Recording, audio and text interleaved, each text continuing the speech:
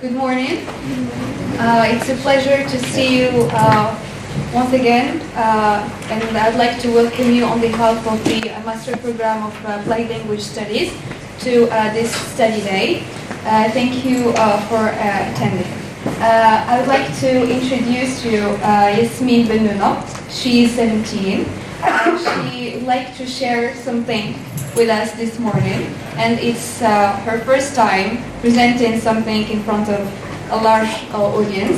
So I'd like you please to encourage her, and thank you, Yasmin. So good morning everyone, I'm Yasmin Bennouna, I'm 17 and I study in the Lycée Val-Valéry of Meknes.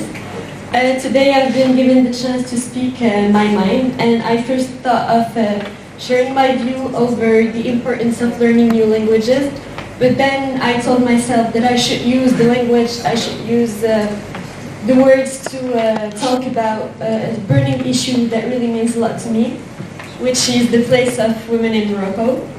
So I became increasingly interested in this subject as I worked on it for 7 months in the context of the school program.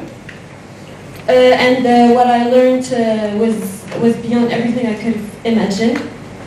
So first of all, by meeting women from different social backgrounds and reading books, I learned that the place of women in Morocco is determined by the interpretation of religion and but mostly traditions.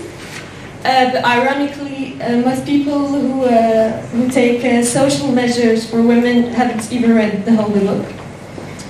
As for the working world, women in the city have more and more access to it, which is far from being the case of women in the countryside. And when it comes to the political world, it is sad to notice that the descendants of women who were courageous enough to fight for freedom of Morocco during the occupation have left the political scene because of the pressures of a patriarchal society. Since today we can only see 9 women out of 39 members of the government. And talking about harassment would take me the whole morning. But let's just say that it's crazy to notice that some men still think that the way a woman dresses, or the fact that she feels as free as a man by using the street gives them the right to call them, or even worse. So in a nutshell, gender inequality is something that is still rooted in our society. And the fact that I stated before should make us aware that we as the future generation who are lucky enough to have had an education should do all that is in our power to make a chance, because having to be twice as good as a man to be considered half as good is pretty unfair. And I personally intend to make a change by always raising my voice against prejudice. Thank you.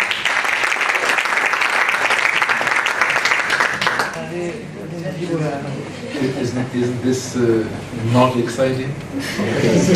Wonderful. I'm sorry. Excessively. Huh? Excessively exciting. Huh? What do you think about her English? Huh? What do you think about her English? Tbarak Allah. What we can say is Tbarak Allah. Yes. And then, of course, she's only 17, as she mentioned, and then her English, I was amazed by the quality of her English, which we cannot sometimes find it among first-year students in the Department of English. And this is really it's a pride. And I'd like to say to the Nunes family back home, okay, نتمنى لك التوفيق إن شاء الله بنتي. ونتمنى this is not your first time, so whenever you prepare and get the first or the last time, but inshallah we'll invite you in the not too distant future. Okay, and then again, big applause to her.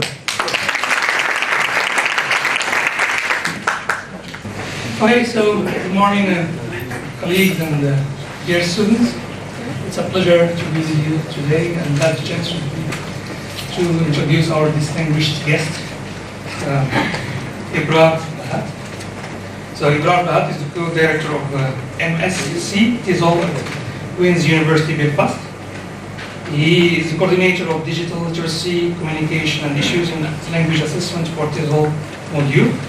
He also contributes to research methods, social research methods, and also supervises doctoral projects on issues related to language education, literacy, and writing. His research interests include applied linguistics, literary studies, and educational research. And also recently has been concerned with digital literacy and writing. So he's also interested in writing practices and knowledge, creating work for academic cross-country higher education. Dr. Ibrar got his PhD from Leeds University for a thesis which investigated the impact of cyberspace on digital media, on literacy practices of adult learning during the writing of his discourse assignment. So he was also employed at the University of Bradford. He coordinated many projects, among which is digital literacy, the PhD projects, digital literacy and language and new media, TESOL language education and applied linguistics. Of course, he has got many publications. The most recent one is academic writing, the dynamics of knowledge creation, and just Google it, digital literacy and epistemology of ignorance. Okay, so he has got many other activities which I think would give him the chance to announce himself. So finally, Mr. Ibrar is a fascinating person actually, and we are so very happy to have him here today. And he's going to talk to us about, I think, examining trust and ignorance online. Sorry, sir. Thank you. Thank you very much for the interview. Hello everybody, Assalamu alaikum and Ramadan Kareem to everybody who's fasting. I will keep it I won't go on for too long. I don't know if it's as interesting as Yasmin, but I'm going to try and keep it to that level of interestingness. It's a research talk, so it's based on some research that I've been doing, but I think and I hope that it's relevant to all of you, because we all access information online in different ways.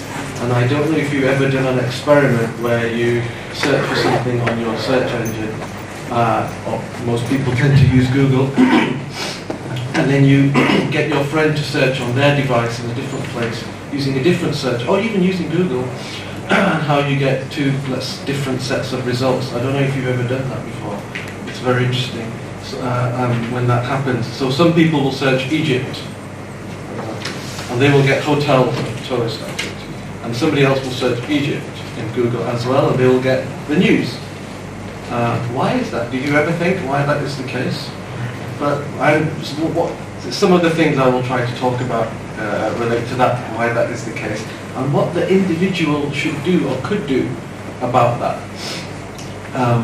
So this is called Digital Literacy, Trust Online and Epistemologies of Ignorance. It's a long word, Epistemologies of Ignorance, long phrase, but I will try to explain that a little bit.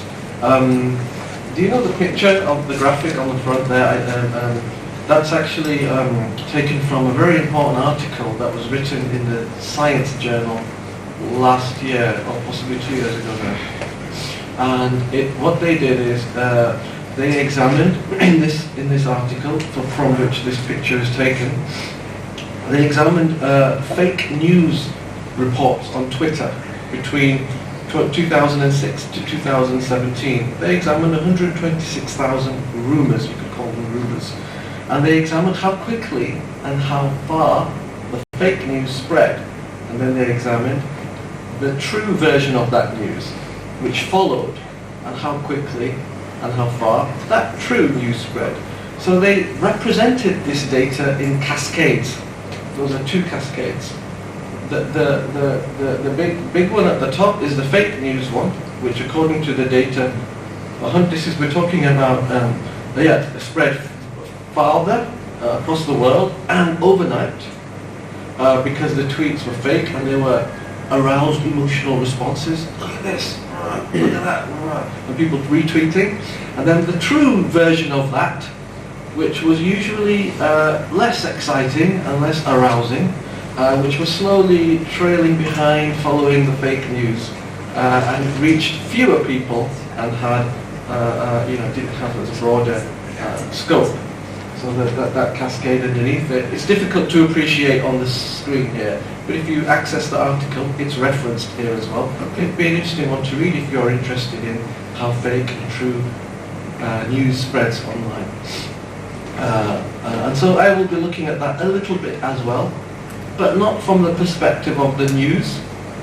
A lot of people talk about fake news and they focus on the fakeness of the news, so fact checking. I don't do that. I decided to look at this differently. I decided to look at the individual person and how they trust what they trust. I believe this is more important, and how they accord with epistemic trust, which means how they make decisions about what is worth knowing, what is true, what is not true, and how they make those decisions based on decisions of credibility, reputation, and popularity.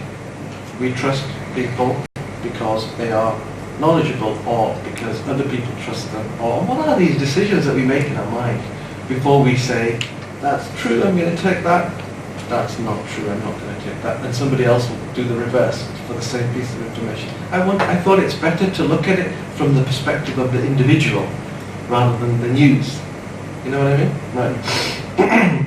So I based this on some research I did in a couple of universities in Northern Ireland, where we discussed with students how they search for information online and how they make decisions about what to use in their course as they're doing their degrees. Okay? And I decided to look at it in this context because students who are undergraduate students are novices, which means they're new in a particular discipline and a knowledge-based community. So that's why I looked at it like that. So I'll be sharing some qualitative data like that. This research is largely quantitative, hence the data representation of mine is qualitative. So I will try to balance that a little bit and share some data around that. But a little bit about me, but he's already mentioned. I have 2 books that I've written. One is on, this represents my work. One is on academics writing, so how academics write. The other one is on my work on how students write. And I also have several articles, but this paper that I'm going to discuss with you today is crystallized in 2 articles that I've written, which are just out this year, and those are the 2 articles there. Some people say, why did I use the word BS in this? That's actually a philosophical term in one of the papers. There's a lie, which is something which is completely untrue, and a liar is somebody who subverts the truth. They push you away from the truth. But somebody who BS's, if you like, is somebody who has no regard for the truth. It's more about them and marketing themselves. So when Burger King says, have it your way, that's their advertising slogan. Is this a lie? Because when you go to Burger King, you have to choose from predefined options. So you're not really having it your way. Well, it's not really a lie. Well, it's not really the truth. So we call it BS, because it's about Burger King promoting themselves. So this term was invented by Harry Frankfurt, who's a philosopher, and he describes it, and I talk about it in that paper. So if you're interested in the philosophy of that. And there is a new journal, a special issue, which I am editing, which is about this, lies and BS online. Because online, sometimes things aren't lies. Sometimes they are lies. Sometimes they're just people promoting something for themselves. So this, difference is worth looking at. So I will be describing a research project in higher education and looking at digital literacy and epistemologies of ignorance. So that's a bit long introduction there. As with any research project, we have to talk about the theory, right? And we have to talk about the theoretical ideas which are guiding this research. Okay? Everybody has theoretical ideas, even if we don't admit it. But it's customary and it's important to describe them first in any dissertation or assignment that you do, which involves research that is necessary. So that's why I would like to talk about that. I adopt what is known as a social practice approach to literacy. When you hear the word literacy, we tend to think about knowledge of reading and writing, don't we? You either have it or you don't. Somebody has literacy, this person doesn't have literacy. I don't look at literacy like this. I accept that there are skills. I look at literacy as a social practice. This is a theoretical perspective which guides my research, okay? A literacy, a social practice approach is about literacy in a social context, what it is. Let me explain. When I used to teach English many years ago, in the beginning of my career in England, I started teaching English to people who had arrived in England with no formal qualifications. Some of them were, quote, illiterate, formally illiterate in their countries of Afghanistan, Iraq, and Eritrea, and Ethiopia. So I thought, okay, what am I going to do with these people? How can I teach them their third, fourth language? They can't even, how do I do this? And then I observed them, formally illiterate, right? Excuse me. And yet, when I observed them in the classroom after the lesson, or between the lessons, I observed them online, selling things on eBay, sorting out their visa applications, buying things on eBay, selling things on eBay, helping other people out. Some of them were religious people. They had very different things with writing which were religious. And I noticed many sophisticated and complex literacy activities in their social life which were not factored into, which were not judged as they were deemed as illiterate. Do you know what I'm saying? And a social practice approach to literacy looks at literacy in the social life of the person, not as a skill that you either have it or you don't. These people were actually very literate. Actually, that's the truth of the matter. It's very hard to buy and sell things on eBay and to give feedback and to help somebody with their visa application. And some religious literacies, whether it's in the church or the mosque, they are thousands of years old and they are very sophisticated, right? So some people, quote unquote, are illiterate. But really, when you examine literacy in their life, they have many interesting and sophisticated activities with maths and with writing that we did not include in our judgment of their literacy. Okay, so this is what a social practice approach does. It says, don't look at literacy as something that you either have it or you don't. Look at it as something that needs to be discovered in the life of the person. So therefore, literacy is very closely connected to knowledge production. Any form of knowledge has a whole set of literacies around it. Academic knowledge production. There are academic literacies: how to write a paper, how to write a conference paper, how to write an abstract, how to do a seminar, how to do PowerPoint. Any act of knowledge production comes with a whole bundle of complex literacies. Religious knowledge production, how to learn the religious text in the madrasa or the school or whatever it might be, and the complex process of passing it on, writing it. In some madrasas in Africa, in like Mauritania, they'll write it on the chalkboard and then wash it off and then drink what they've memorized. Very ancient, traditional practices of literacy. So every form of knowledge production brings with it a form of literacies.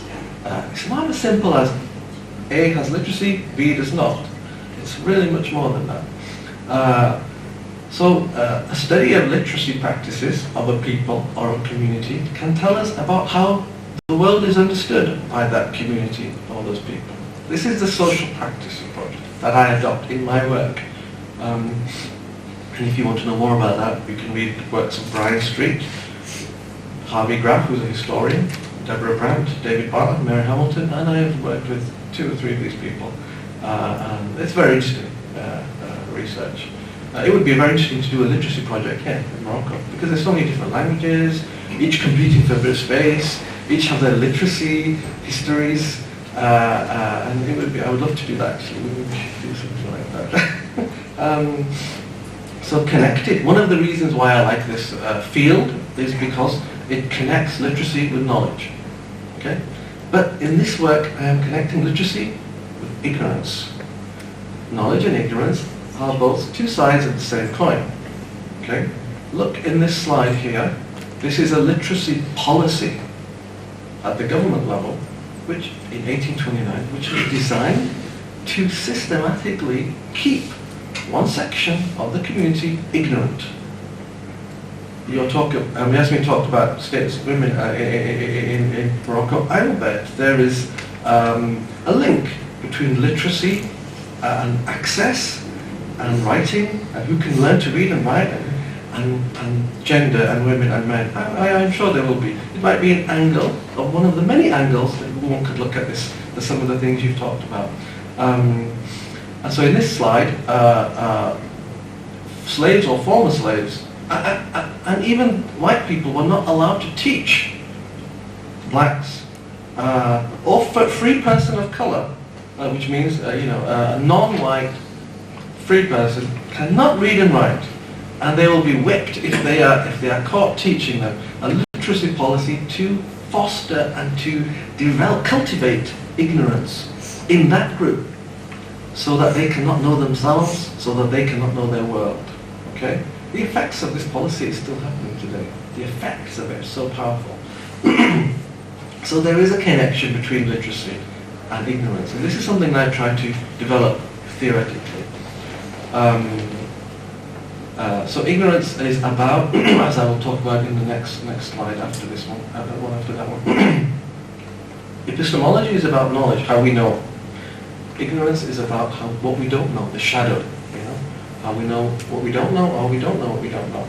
How this comes about. Take, for example, in the 1960s, actually, the research which exposes the dangers of tobacco. This has been around since probably maybe even the 1950s, but definitely the 60s. But it was suppressed by tobacco industries through marketing. So that not you, because you're not old enough for me, but people like my parents and that generation wouldn't know the dangers of tobacco. They never accessed that research to keep them ignorant of it. So there are systems of ignorance governments use, big companies use. Okay. I always feel such a theory. I always think that in mobile phones there's research about it and the dangers of it. That's not, we are being continually deflected from us, so we don't see it, we remain ignorant of it. There is a lot of ignorance online. There is a strong connection between digital literacy and ignorance. If I had, a penny, a pound, for every article I read about fake news, I would be able to fund another ticket to come here. These are just a few of them about how people don't know what they're reading online, if it is true or not true. They need guidance, they need help. So there is a lot of ignorance about how technologies are used and how the information we receive, how it is filtered, and if it is valid, and how we make these decisions. There is a lot of it. So there is a strong case to make to examine digital literacy and online activities and ignorance. So my work tries to bring these two things together.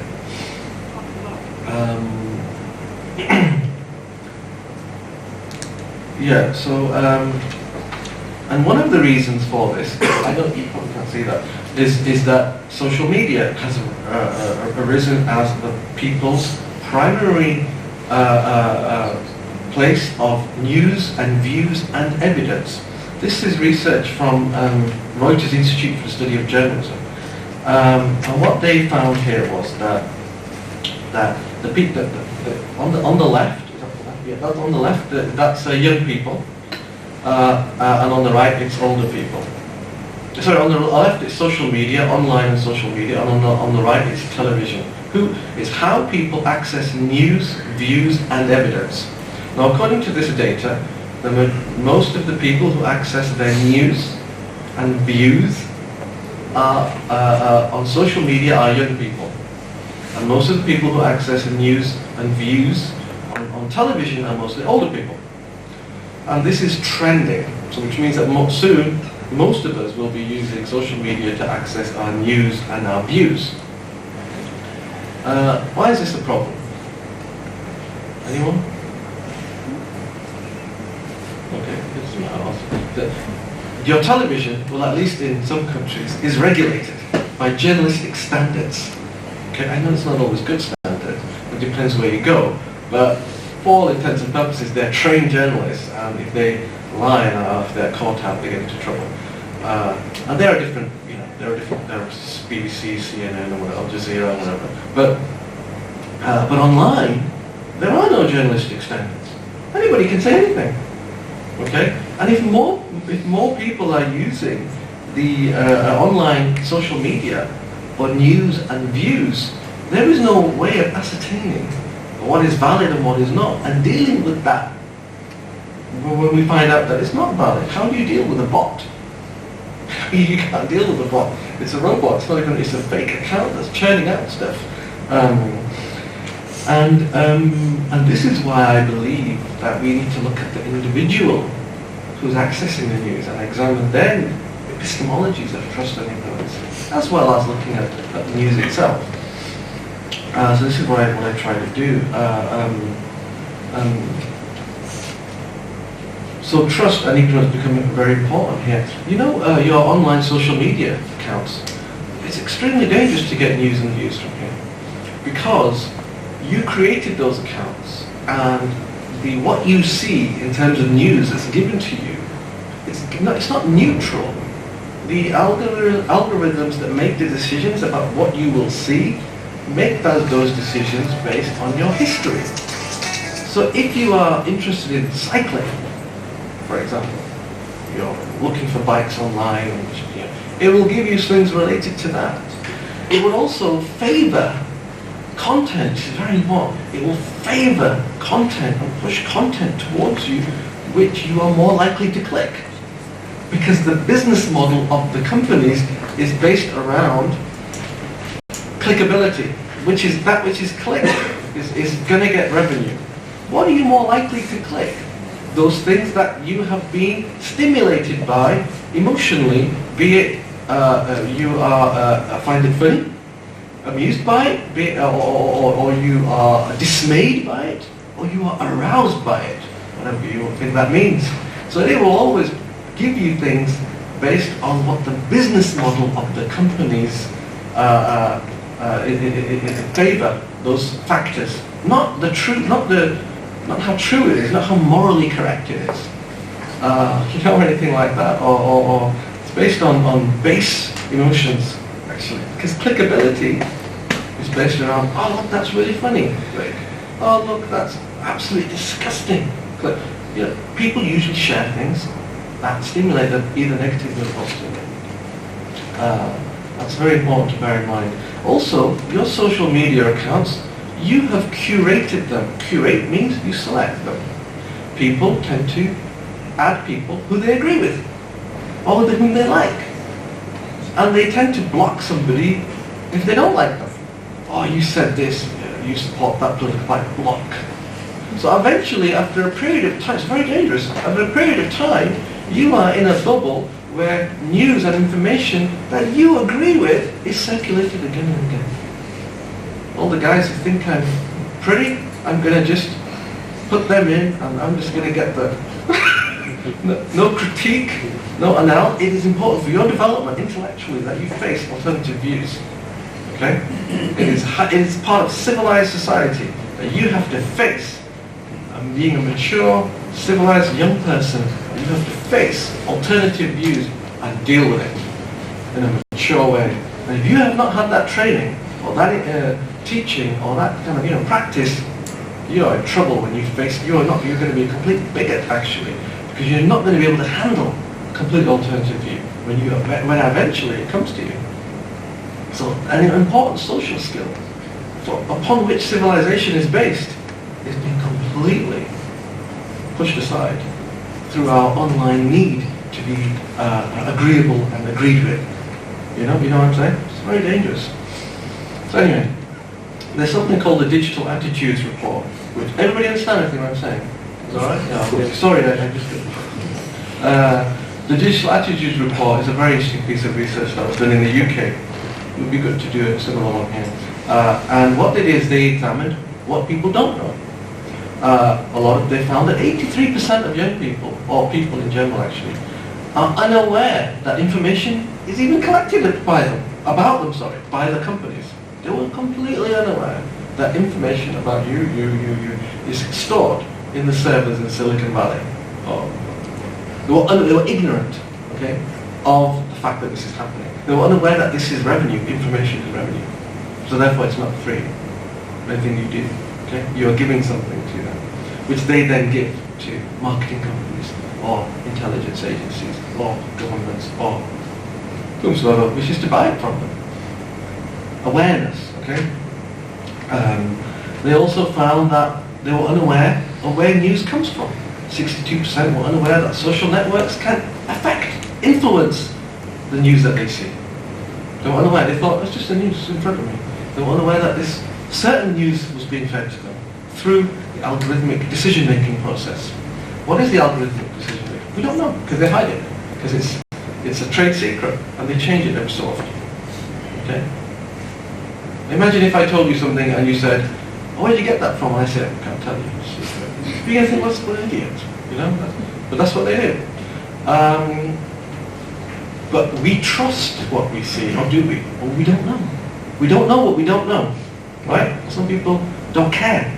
We call this epistemic insouciance. It's a French word. We don't know. If we don't care what we don't know, that's insouciance. If we don't know what we don't know, we just have to create awareness. Some people know, and they just think, what can I do? Well, I won't use Google, I use DuckDuckGo. Who uses DuckDuckGo? I use DuckDuckGo. Another guy over there. Right? I mean, they don't collect data on you. You'll find that your ads and everything are cleaned up after you use DuckDuckGo. Yeah. Also, they didn't know that 24% said they were unaware, that is to say ignorant, of how online services make money. They don't know how Google make money on Facebook. So they're unaware. There's a lot of ignorance, okay? So we have to examine ignorance online. This is a very long introduction to what I was talking about. So I looked at the epistemologies of ignorance. How we know what we don't know, and all the rest of it.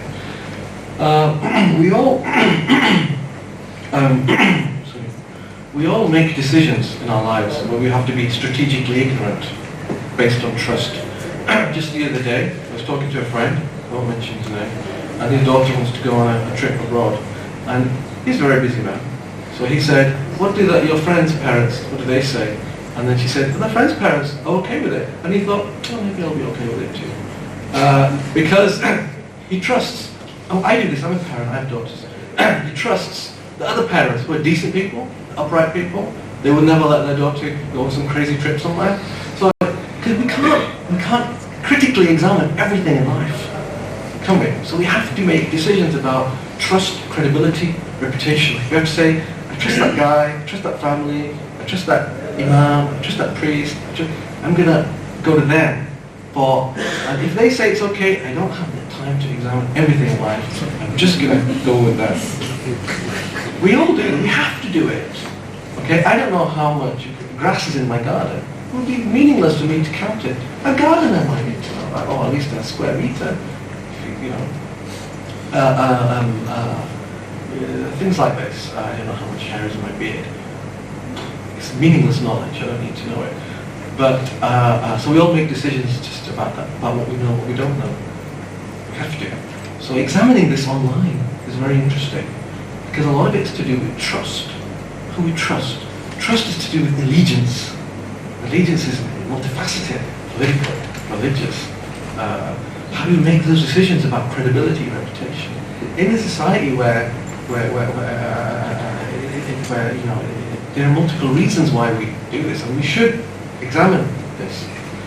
Trust has always been related to truth. If a person doesn't lie, we can trust them.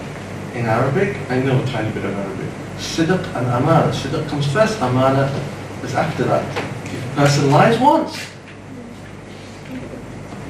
you can't. It's like I cannot trust them again. So there is a connection between, historically, in every civilization in the world, there has been a connection between truth and trust. Trust is the beginning of civilization. Trust comes from truth. Okay? Trust me because I don't lie. This has been the common sort of indirect principle of everywhere, except now. Now it's totally screwed up. A person can lie and you still trust him.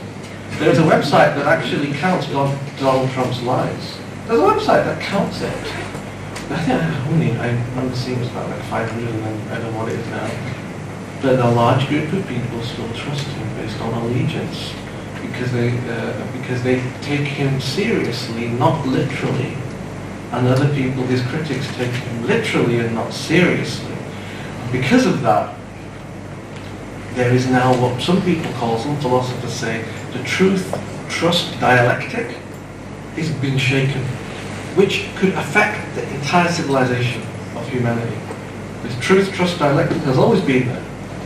And when you shake this, and truth is no longer important as a basis of trust, that's a serious issue philosophically. Philosophers say, once this happens, it's serious morally.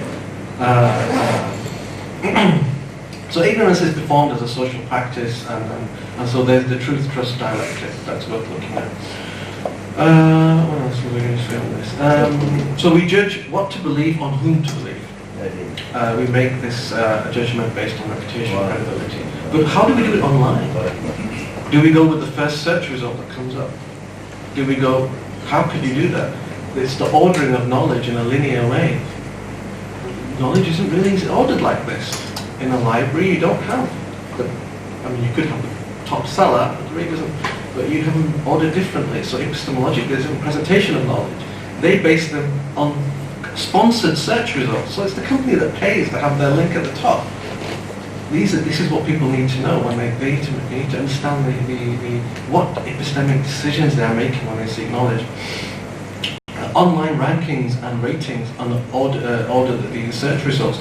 The Pew Internet and American Life project reported recently that 73% of search engine users said that most of the information they receive online is accurate and trustworthy. 73%. They regarded search engines as fair and unbiased sources of information. 73% of people in America said that search engines are fair and they're unbiased. You know, when you wanted to get married before, you bring somebody to your mother, right, or your father, and then they would say, watch out for this one, or that's a good one, she's a good one. Now we have algorithmic match, 20% match, 50% match. So our decision making is being, and our issues of trust are being changed slightly, and we must examine them. And they're being mediated by algorithms which we do not understand or have any control or knowledge of. Okay? The white terrorist who gunned down the group of black churchgoers in Charleston a couple of years ago, before the FBI examined his computers, and they found that he Googled black on white crime, quote unquote, black on white crime, and many times in his Google search results on his computer. And he was subsequently led to, through his Google search results, a series of very racist websites, rather than a more critical account of what this term means, which is a critical account of this term shows that it's an intra-racial phenomenon, not black on white. And he was led down a certain path of inquiry in his information. I don't know if that led to his going into a church and killing him. I don't know. Or maybe Google knew that his search activity is like this because of his other websites, so it gave him that. I don't know, it's a chicken and egg, I don't know. But my point is that this needs to be looked into. People are getting what they want rather than what they need. Okay? Tell me if I go on too long. So this is why I looked at this. So onto the research itself. Right.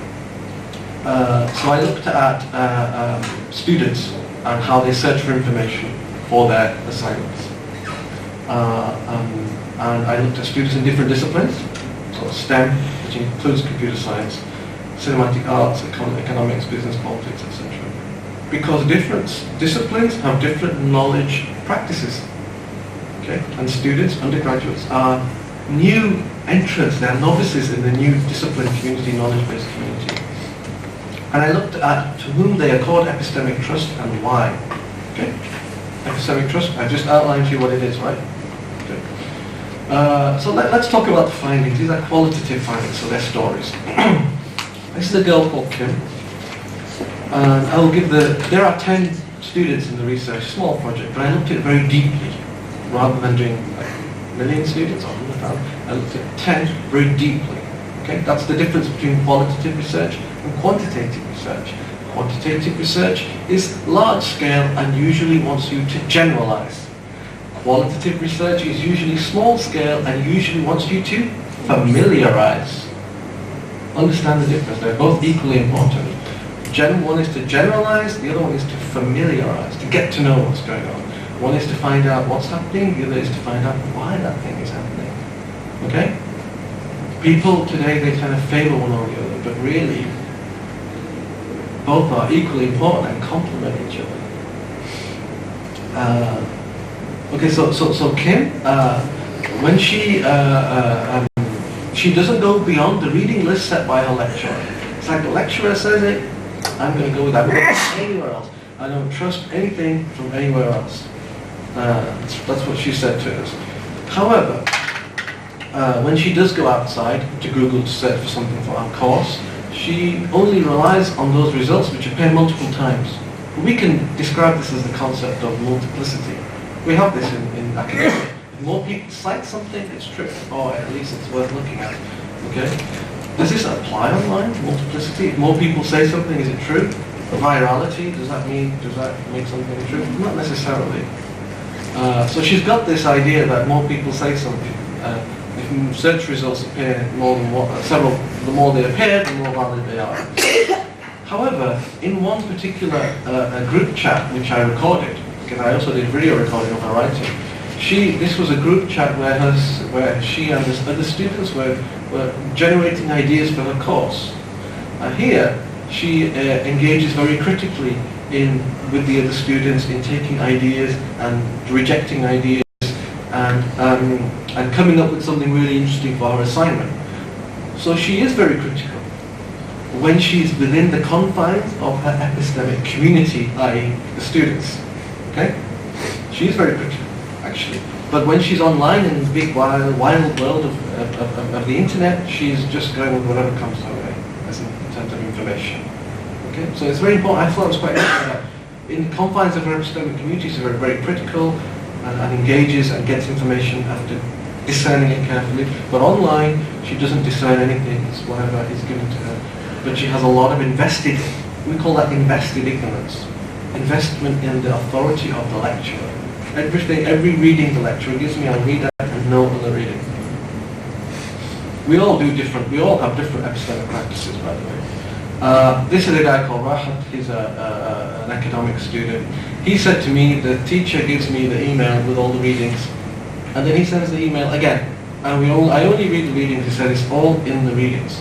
The lecturer has checked all of it. Any lecturers here, do you check everything that you send out? I just have to tell you, I haven't read everything that I give my students. I am making my own invested trust in the quality of the journals that I send, link to them, send them as links, in the quality of those writers. I haven't read everything, but there's an assumption that the student thinks I've read and checked everything. But I am trusting, they are trusting me, I am trusting them, and so we have this chain of trust, epistemic trust, and it's all assumed that the student, the teacher has checked everything. He also types in the title of the essay, and when the search results come up, he goes with the search results that match the title of the essay, right?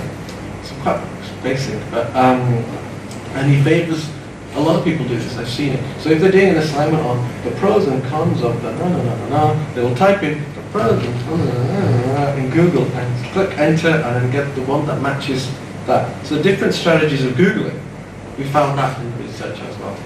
And he only favored the research results which come at the top. He never thought that they're sponsored through sponsorship, parents to so yeah, that's him. Nusrat is a student of medicine. He says, I never use Wikipedia, he's quite confident. He says, I will only look at journal articles in repositories, PubMed, Science Direct, what's the other one? Right. And he only does that. In fact, when he searches on Google, let's say he's searching for a topic like reproductive physiology, he will type in reproductive physiology, PubMed. That will be that's his Googling. He typed PubMed after everything that he Googles. So the other guy typed in the title of the assignment. This guy types in the subject, and then PubMed is a repository, which means it is a website where journal articles are stored. Only journal articles, okay? Because he wants to channel all his search results in academic journals, not blogs or even medical websites or news. No, just so he has such invested trust in the discipline of science and medicine that he only reads those things, nothing else. This is taking the epistemic practices of his discipline a bit too far.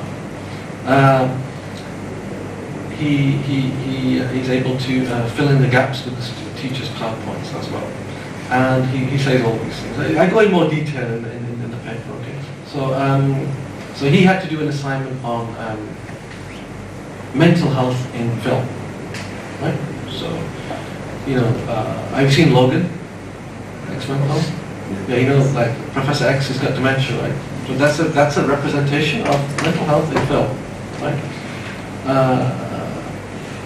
And so he typed in the film and PubMed, and he only looked at articles that had been examined before. So he was trusting those things that have been researched before. Okay? So he trusts other researchers. That's his epistemic strategy. Got it?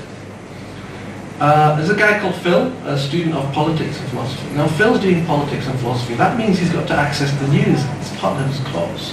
How does he access the news? Well, he started using Twitter, but then the information got too much for him. He couldn't keep up with all the news.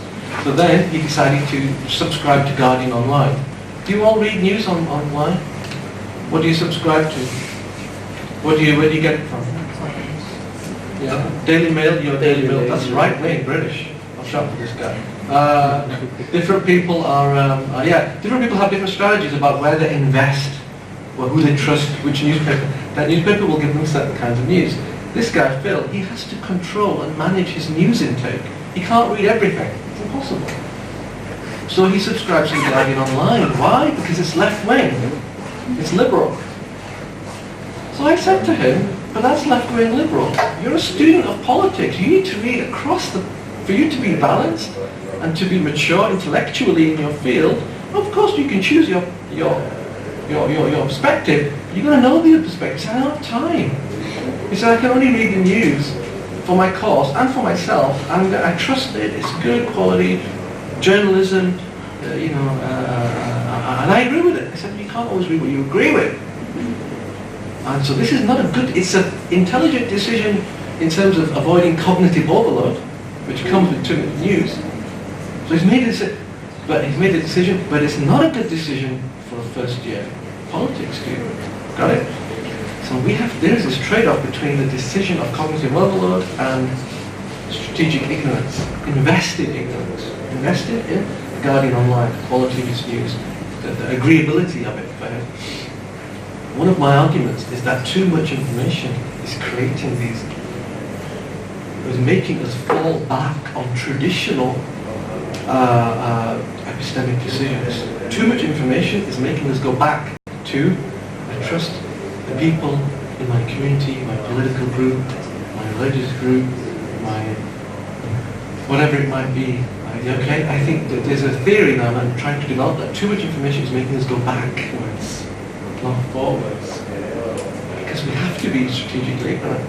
So this is one of the things I'm trying to develop. So, conclusions. What do these practices tell us about ignorance? Well, I've actually been telling you that already as I've been talking. I describe them as ritualized. Digital literacy practices are ritualized based on whom we accord trust and credibility. We have to examine everybody's ritualized practices. Okay? And how and to whom, which actors. Actors meaning human and also non-human. Epistemic trust is accorded in an online practice. The challenge for education is to understand how particular forms of digital literacy have paved the way for the construction of ignorance and requires critically examining how digital literacies emerge in light of epistemologies of ignorance. I've kind of explained that as I've gone. So that's basically the conclusion. And there are many I have a new, so we could look at future work, we could look at in Morocco, anywhere, could look at how young people discern information online in a society which is a democracy and monarchy and a religious Islamic state. There are different, multiple, possibly sometimes conflicting allegiances. How these allegiances emerge, and it's something to look at. How epistemologies of trust are ignorance, and how they emerge and how they are sustained, and how they relate to allegiances and worldviews online. And so those are the references if you are interested. The Science Journal, it's, how do I say that? Bossoi? His name? Bossoi. That's the one with the cascades. And this is a special issue that I'm editing. All the articles are in now, and it will be out there at the end of the year about that. It's very, very good articles in here on many different things to do with lies online and on trust. And that's me. So I hope it was interesting.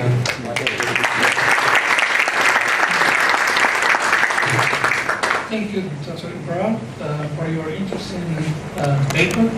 Actually, I really enjoyed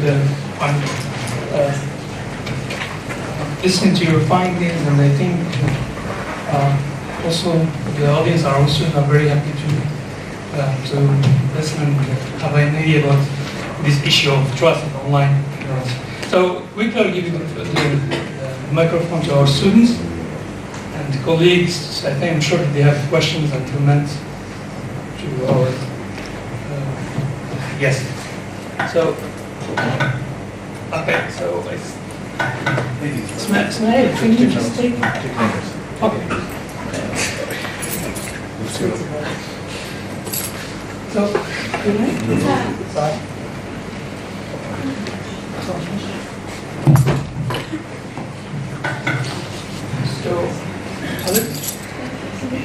So by the way, do you want to take all the questions and answer, or we just take question by question? Are there a lot of questions? We do 2 at a time, 3 at a time, if there are a lot. So we start with 2. Yeah. Okay, we'll do 3 at a time.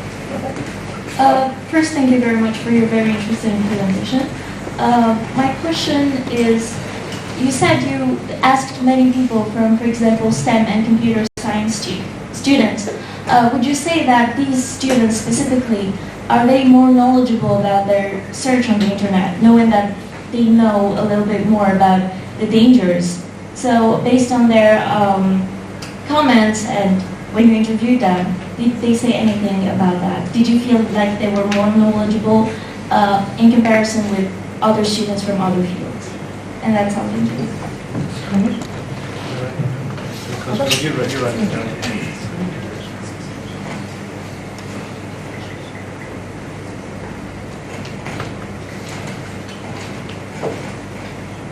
Okay, my next question. Okay, thank you very much. Let me first thank you for this presentation. You made me feel guilty for not willing to come this morning, but hopefully I'm happy to be here. Just to ask you about the origins of those students. I mean, Kim, Phil, Nusrat. It seems like they belong to different origins, different religions. Here it comes to my mind that each religion, they say that there are different mindsets. I mean, there are analytical mindset, let's say general. So or it's not a variable that is included in your research. So that's my question. Thank you.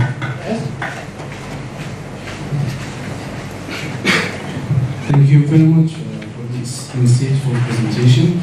I mean, my question is, as we are living in a postmodern era, so we have the artificial intelligence technologies, Silicon Valley, and also something called like virtual reality. So my question is, what is the relationship between these virtual realities and our real realities? So there are 2 different realities in this sense.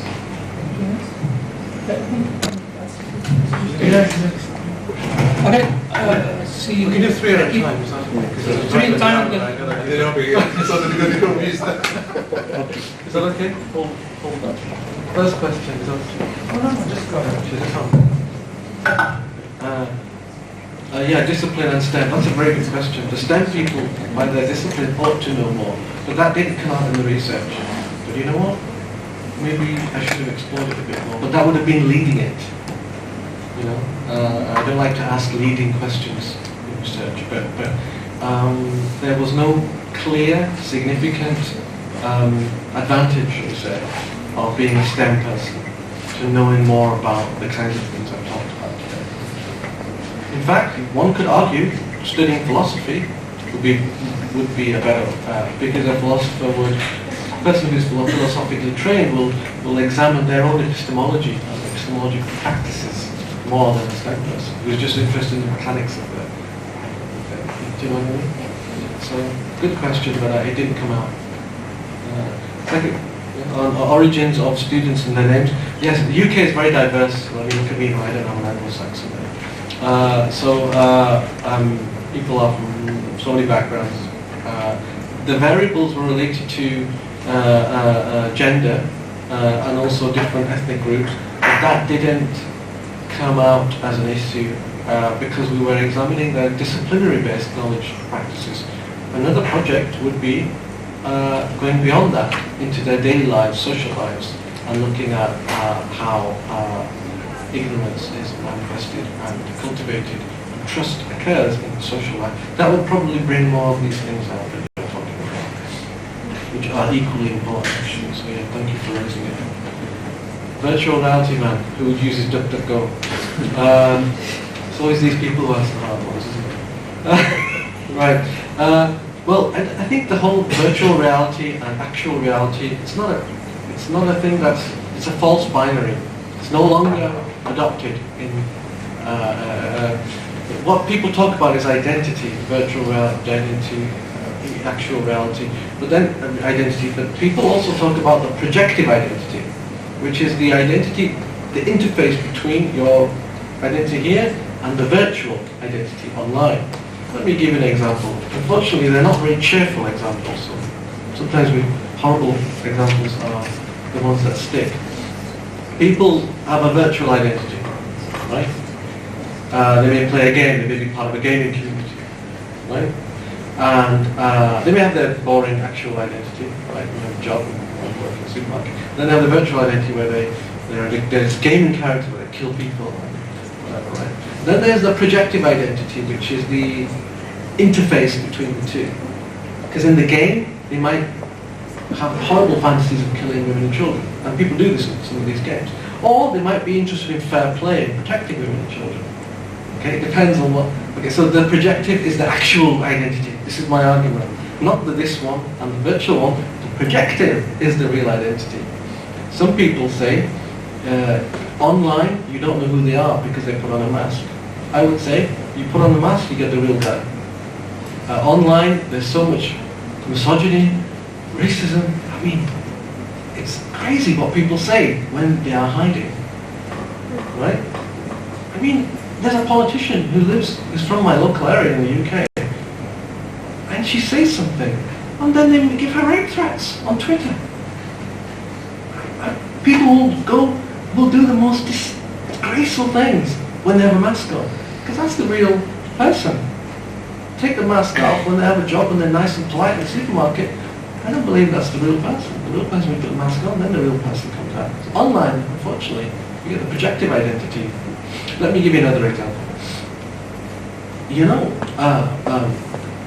know these apps where you, like in China there's the Meitu app, and they have another one in the UK, I forgot what it's called, where you can do a selfie and then change, even like how slim your face is and how the tone, yeah, you can change your So there is the real reality, what you really look like, and there's the virtual. There is an increase now in the number of girls having, and possibly boys too, having cosmetic surgeries so that they can look like the ones that the pictures that they commonly receive and value and valorize online. This is a projective identity.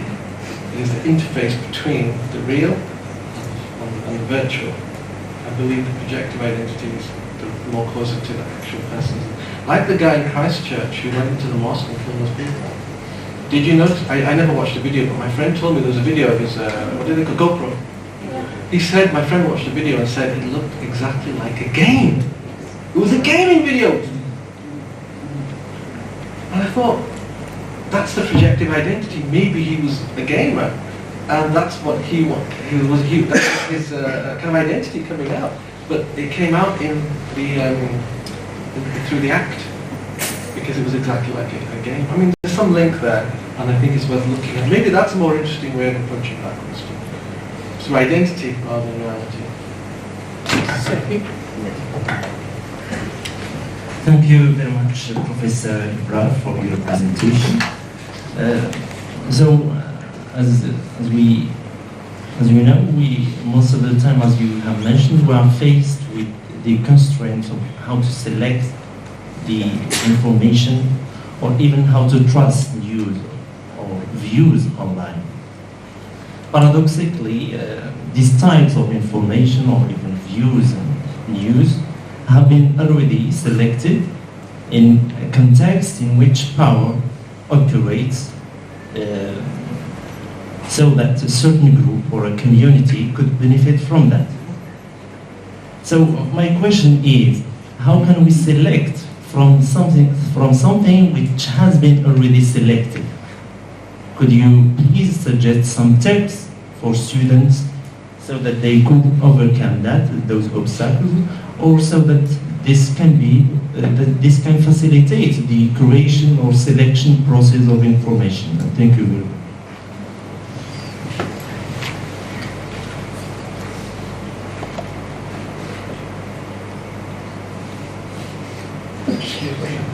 Yeah, anyone? Okay. Thank you very much, Professor Ibra, for your very interesting, insightful presentation. My question is very much related to the question of my colleague. In terms of what you mentioned about trust, can we still trust indexed journals in citing their studies in research?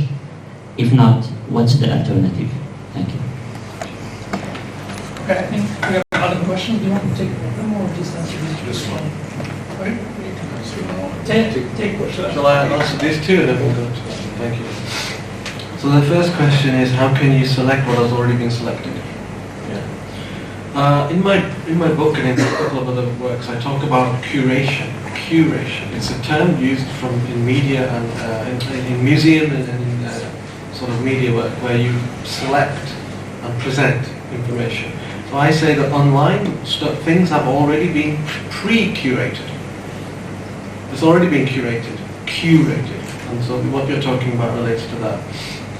I mean, we have to sort of teach some skills here, but also we have to create awareness that it has already been pre-selected.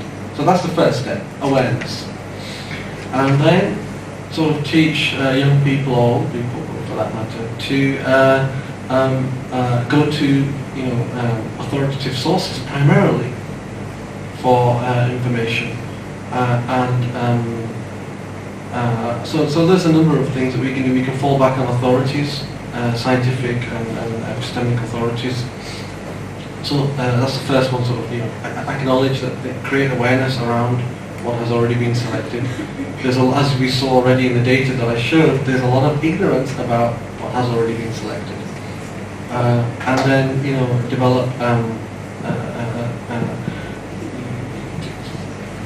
sort of get children to and young people to refer to authorities and things like that.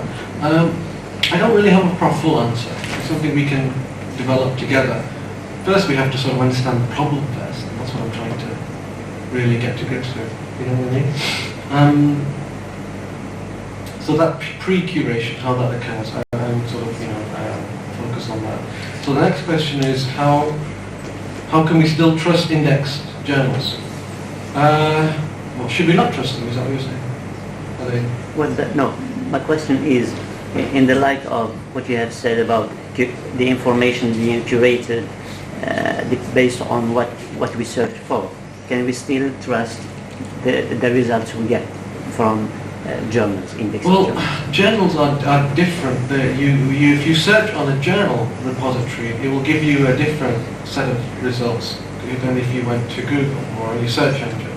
Usually it will give you results that have been cited more because it has its own way of generating what is a better result for you. Yes, I think you can. I mean, I have no reason not to. The academic community still produces good research. Sometimes it's a bit, sometimes it could do with improving. But it's usually people fall back on people they know or people whose work they are already familiar with. So there is familiarity. Okay? I don't. And then there's also connected to that there's the affiliation, which universities have done their research and that sort of thing. So there's multiple indicators. Shad? Well, thank you, Mr. Imran, for the insightful presentation. My question as an EFL teacher is, I know that my students always look for ready-made materials. So they go search for information sometimes in any resources without checking on the authority or the credibility of the source. So,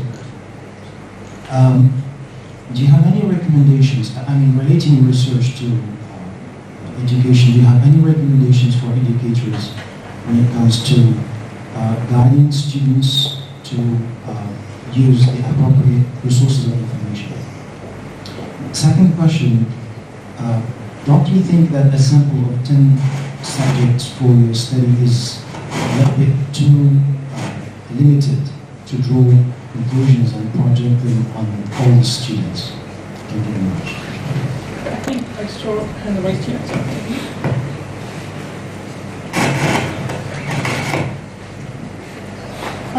Okay, so you said that too much information pushes us to be strategically ignorant. So do you imply, or do you think that this implies that if we didn't have this flood of information, people would actually check out or go to check out news outlets that don't align with views of their own?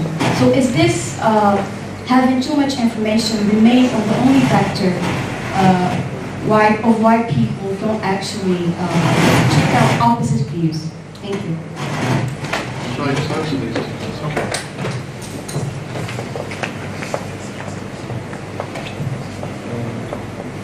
Yeah, the first one I answered it already. I said that qualitative research is designed to familiarize. It's designed to get you to understand why it's happening, not what is happening. Quantitative research is designed to generalize. So I'm not trying to generalize. I've never said that. Okay, so you could even do one case in qualitative research. Erving Goffman, the great sociologist, would do one case and write a whole book on it. In different cases, you have different kinds of cases. You can have a typical case or a telling case. So this is the epistemology of qualitative research, which is a different kind of story that it's trying to tell. Okay?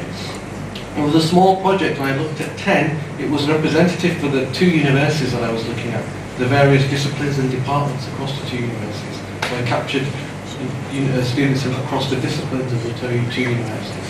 I also did a lot of in-depth. It was very in-depth. So I was learning about the students and getting a lot of data, the video recordings, the multiple interviews. I also used some quantitative data tracking their technology practices as well. So when you are aiming for a deep story as to why this is happening, you can familiarize to some extent, but that's not the aim of the research. Okay?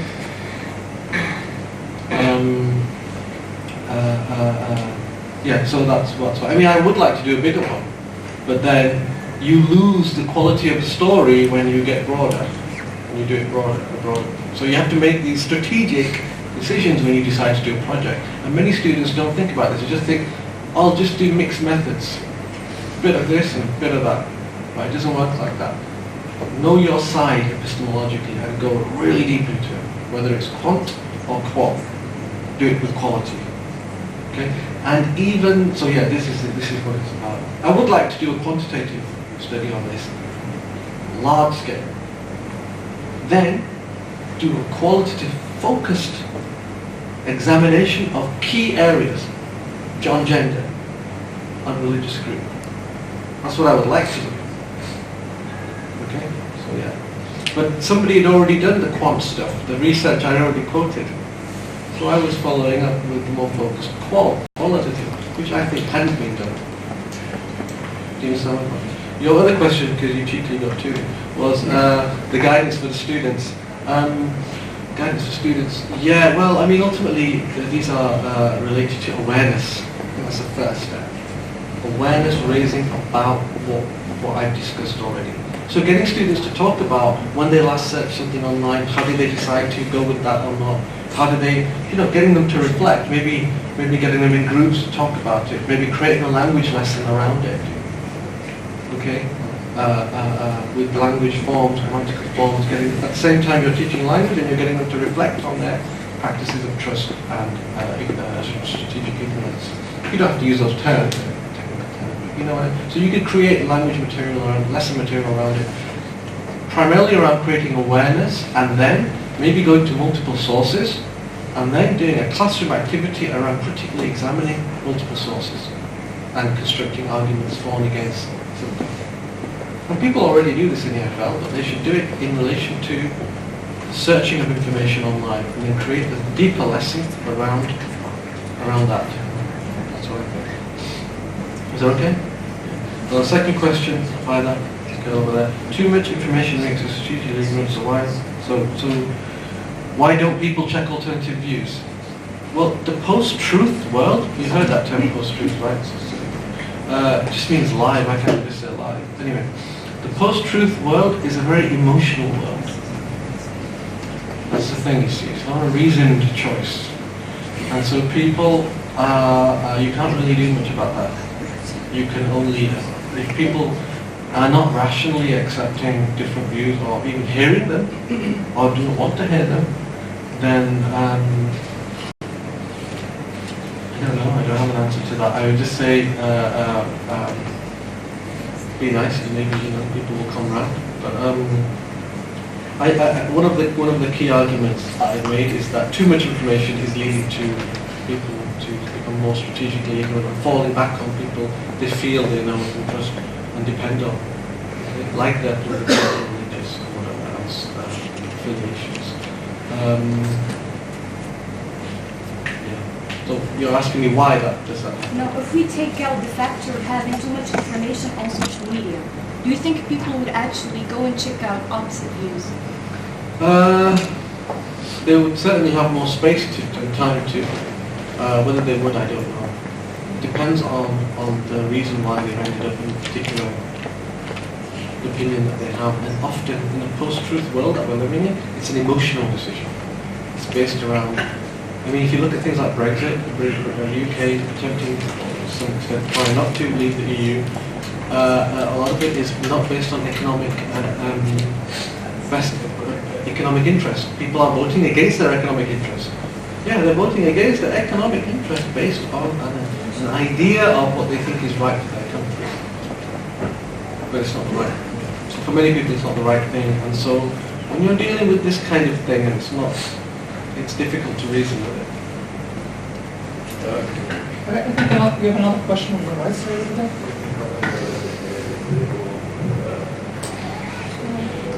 Good morning. Thank you very much, Professor, for your presentation.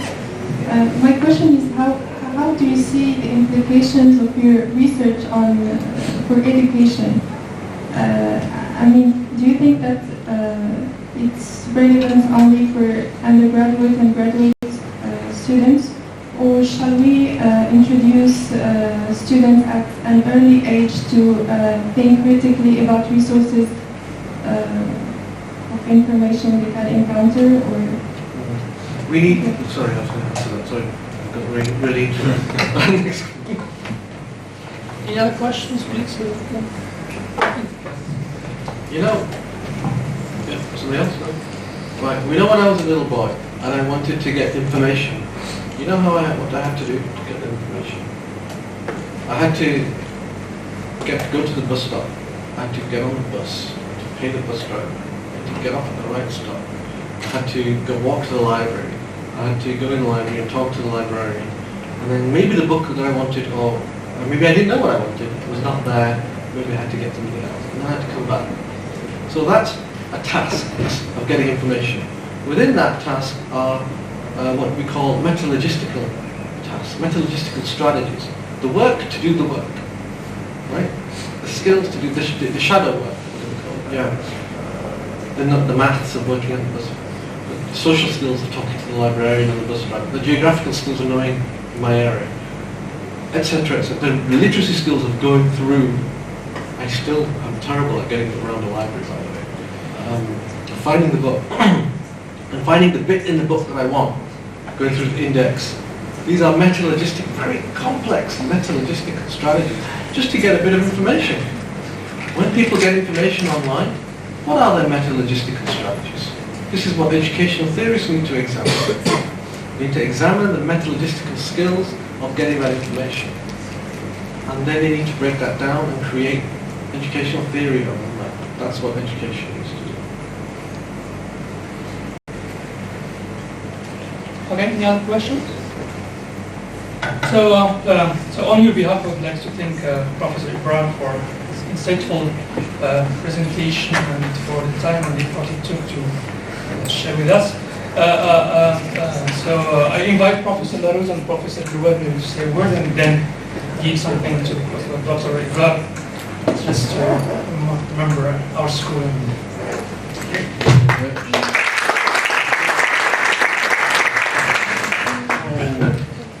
I just want to say a word on behalf of the organizing committee and to Professor. So for the distinguished audience, so Professor Ibrar, you know the name? What the name suggests? No. وَإِنَّا لَبْرَارَ لَفِي نَعِيمٍ. He's a devoted man. He's an intellectual man and a spiritual man as well.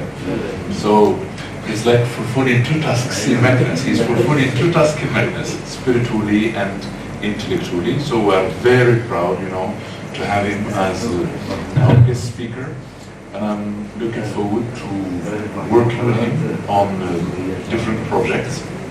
And he started from this digital or the dynamics. Or let's start first with the examining this internet and trust and constructing. And I think we discussed many issues all together. This is the reason why I don't want to jump the gun and talk about it. And inshallah, we'll be talking about other issues in the future. So once again, I'd like to thank you for the trouble you took, to come all the way from Belfast. And I hope it's not, as I said to the lady earlier, it's not the last time, first or last time to visit us, but we'll keep on bombarding you, with emails to invite you to deliver such wonderful presentations. This May.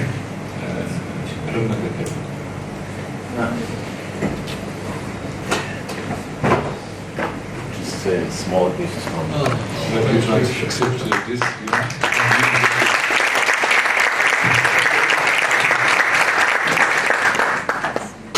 Thank you so much. Okay, thank you once again. Just to remind our audience, students who apply linguistics of language studies are organizing a study day, and we invite you to attend the event immediately after this. Thank you so much. Thank you once again.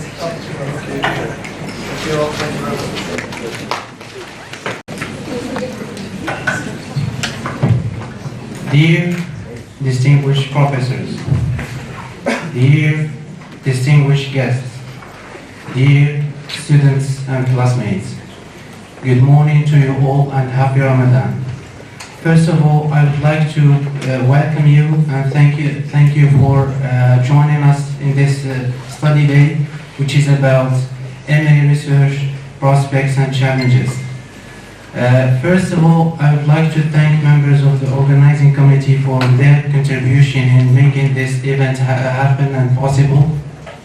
I would like to extend my warm gratitude to our dear professors for their guidance, supervision, and continuous support during the process of conducting research. I'm honored to serve as a moderator in this first panel, which is going to be delivered by 4 classmates. They are going to be talking about their MA research challenges, ups and downs they have been facing. And without further ado, I would like to remind the panelists that the time allotted to each presentation is 20 minutes. So the first presenter in this panel is Mr. Mzhoudi Mohammed. His presentation is entitled Needs Analysis Approach to Syllabus Design at Tertiary Education, a Descriptive Account. Mr. Mzhoudi, the floor is yours. Okay, thanks, Mr. Moderator. Good afternoon, everybody. On behalf of the organizing committee, we'd like to roll out the red carpet for everybody here today. Thanks for coming. So over the upcoming, as you see on the screen, this is the title of my presentation. So over the upcoming 20 minutes or so, I will be giving a brief account of the needs analysis project that is being underway. So in order not to get lost, this is our roadmap. So I have divided my presentation into 4 main parts. The first part I'm going to talk, it's going to be an introduction, wherein I'm going to talk about the rationale of the study, the purpose, the significance of the study, research questions, hypotheses, and the theoretical framework adopted. Next, I will move on to talking a little bit about the lit review, how I conducted lit review, which scholars and landmarks in the field that did I consult, how did I organize that huge body of literature. Moving on, I will be talking about methodology, the way, the process that I followed to come up with answers to the research questions. And last, I will be debriefing the challenges that I faced as a researcher. As an introduction, English language, as you may know, nobody can deny that language instruction has received more attention than ever in recent years. This has pushed many institutions to come up with language courses to prepare students for academic studies and to get them ready for future jobs. However, the language program suggested they vary a lot in terms of efficiency and effectiveness. For a single reason, they are not based on students' needs. Many researchers have stated the importance of needs analysis as a key aspect of designing and devising any language program. So when needs analysis is underestimated, we may have a problem. The kind of problem we may have has to do with content and the methodology, the what to teach and how to teach. And if needs analysis is not in attendance, there will be a mismatch between the course objectives and student needs and wants. And this, sadly enough, has been the story of the Moroccan University. The Moroccan University, the Common Core program, by definition, is the obligatory courses students are obliged to take over 4 semesters, was imposed in a top-down fashion on students.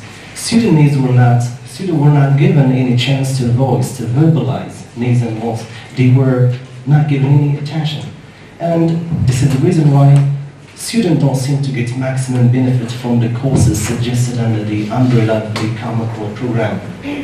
So there is evidence. A recent report by the Ministry of Education.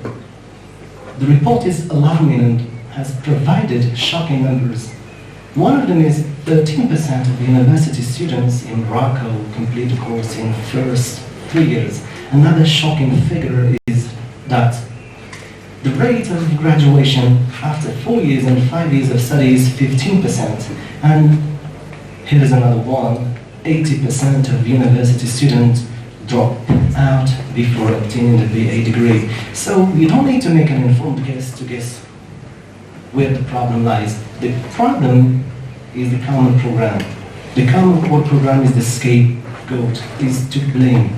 There is something wrong about this Common Core program, something that we need to do something about. So the purpose of the study is to improve the design of the existing Common Core program and the ultimate goal is to come up to what they call in needs analysis, negotiated syllabus. A syllabus where students are given the opportunity to vocalize their needs and wants. So you may have noticed needs analysis is an unavoidable choice whenever we talk about syllabus design. The objectives of study, there are three objectives. The first of which is to identify students' language needs, investigate the opinions and the perceptions of university teachers, disciplinary teachers regarding the Common Core, and last we come up to draw a conclusion, draw a kind of on what aspect do teachers and students converge or diverge. That's the ultimate goal. So given the necessity of determining student needs, the findings of the study will be used as a basis for three main aspects. First, to raise awareness, to get much insight into student needs and want. This would help to modify the existing Common Core program, and this will provide university teachers with the assistance and the help needed in so far as course selection. Using a mixed method approach, I have posed 4 questions, 2 quantity and 2 quality. There is the kind of parallelism between them, and the first of which, what are undergrad students' language needs vis-a-vis regarding the existing Common Core. The second of which, how do they perceive the existing Common Core. Concerning qualitative questions, what are the disciplinary teachers' perceptions about the existing Common Core, and how can the current existing Common Core be improved so that we could meet student needs in precise terms. In line with the type of research, I'm conducting a descriptive research, so there is no need for hypotheses. I'm not interested in testing any variables, so there will be no hypotheses testing. My interest is to provide a descriptive account of the characteristics, the patterns, the attitudes of the sample and the population. Speaking of the theoretical framework, I use it deeply. I employed Dudley and Evans' 1998 theoretical framework for 2 main reasons. The first of which is the model is very comprehensive. It sheds light on the main stages of needs analysis, ranging from needs analysis, course design, evaluation, and it states the what to teach and the how to teach when we make use of needs analysis. This paves the way for me to talk about literature review. As a researcher, I did my best to, and I invested a lot of effort to use landmarks, scholars in the field, and while drafting the literature review, I did my best to make the literature review like a panel, a debate between different scholars to assess the different quotations and citations. And the techniques that I employed to organize the literature review, I use etymology, chronology, geography, and advancements. So this mix of techniques helped me to divide the literature review into 3 main aspects. First, the key concepts, theoretical studies, and empirical studies. Moving on to talk about the methodology I employed. First of all is the research paths. It's descriptive. I'm interested in describing, in portraying, in coming up with a profile of student needs.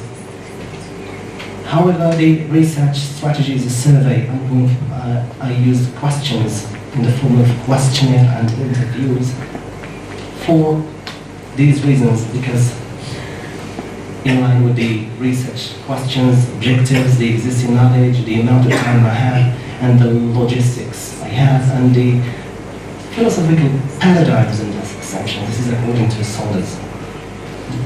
Speaking of research choices, you may know there are 2 types of research. We can go for a mono method or multi-method. By choice, I opted for a mixed method study, which by definition is the collection and analysis of quantity and quality data at the same time or one after the other. Speaking of the design, I chose the conversion to parallel design. wherein I simultaneously collected and analyzed two different types of data from questionnaire and an interview. Then I compared the data in order to interpret, do they converge, is there any contrast or comparison similarity between the two data sets? And the purpose is to get different but complementary data from teachers and students because they are the main stakeholders. They are the two faces of the same coin. The reasons why I have a limited amount of time, about 3 months, to do research, and I insist on having core value between the two data sets. And the instrument I use helped me to generate an extensive data. This is why I went for a conversion parallel design. This is a flowchart. This is how I conducted my research. 4 steps. At stage 1, I designed quantitative strand and qualitative strand instruments to collect data, questionnaire, and interview. Then I went on data analysis, the second stage, and this is the most important stage, which is the third stage. It's the point of the interface, wherein I merged the data, I combined the two data sets. This is to come up to the interpretation in order to generate this, to generate a taxonomy list of students' language needs. Regarding data collection, the questionnaire, why I use the questionnaire? Because it's a major tool in needs analysis. In every study, needs analysis study, people make use of questionnaire. It's cost effective. It enabled me to reach a large sample of people in a short period of time, and it allows itself to different statistical analysis techniques. The questionnaire consists of 4 constructs, including 15 items. The revolve around 4 demographic information, the Common Core program, reasons, expectations from the course, does the Common Core meet students' needs or what or not, Common Core program experience in terms of utility, usefulness, and complexity the course is suggested, and the last item is which modification students deem desirable for each course. Which course should we keep it and which should be modified based on feedback from students and teachers. Coming up to interviews, I use the structured interview. I use 2 different types of interviews, one-on-one and email interviews. This is to get incisive information and to compare responses and to guarantee, to distance myself from the data, to guarantee some objectivity. And I opted for email interview because the fast execution, okay, they are generated in electronic format, you don't need to transcribe so it's a time-saving device. Once I got feedback from my supervisor, Mr. LaRusa, I went to pilot the instruments. I piloted the instrument questionnaire with 7 students, and I used PERPS sampling to target, because the individuals, participants that I chose meet certain criteria. 3 university teachers and 7 students, and the purpose behind the pilot study is to determine the feasibility of the study, to ensure, promote reliability and validity of the instruments, and to detect if there are any problems prior to the main study, and to check something which is very important, the time required to fill in the questionnaire. Sampling, I opted for convenience sampling. Why? Because it is accessibility, awareness, and availability at a given time. These are the reasons that I quoted from Sanders in 2009. So for the questionnaire, the population is about 900. The sample is 120 participants. The reasons why I chose them, because it's they have been exposed to all the courses, and we can say that they have some linguistic proficiency. They can discuss things, they know what they do. Concerning the interview, I singled out 12 participants. The population is about 33 disciplinary teacher. The sample is 12 participants. I divided them into full-time, part-time teachers. This is And again, I divided them. I made sure that there is no gender imbalance between the two, and the criteria is the ease and availability of the university teacher. Coming to data collection, I administered the questionnaire on April the 19th, before I give the objective, the significance, the time needed. Okay, this has to do, I'm gonna, and I made sure there are no boxes left unchecked. Interview, I did the same. I provided interviewees with the interview schedule, informed consent, request, and interview questions. Coming to data analysis, I made use of two different data analysis software packages. SPSS, because it allows me to conduct some statistical techniques, and InVivo to connect the dots, to make connections between ideas.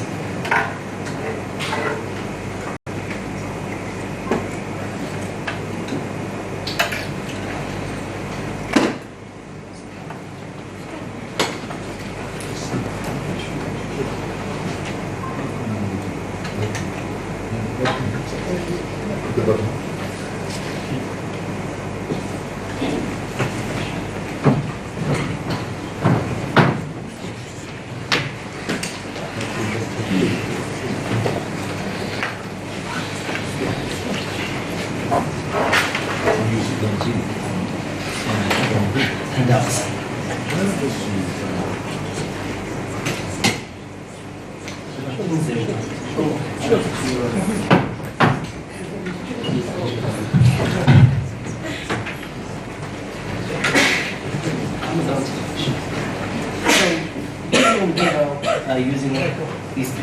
Using SPSS, I'm interested in measures of central tendency, measures of dispersion by the sample. This is the good part.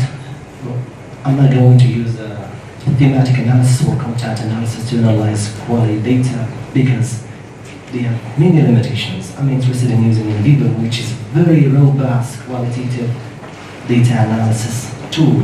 Okay, I'm interested in generating 4 aspects: word clouds, word trees, relationship between ideas, and comparison diagrams. I'm going to compare teachers, opinions and perceptions, and conversions diagrams. On what level do they converge and on what levels do they diverge? I'm going to make an example. This is one of my interview questions was, which instructional courses do students mostly complain about? University teachers gave different answers, and using the answers and using InVivo, I managed to develop this. As you can see, composition is the course that most students complain about. So InVivo helps you to come up with a graphic display of data and helps you interpret data.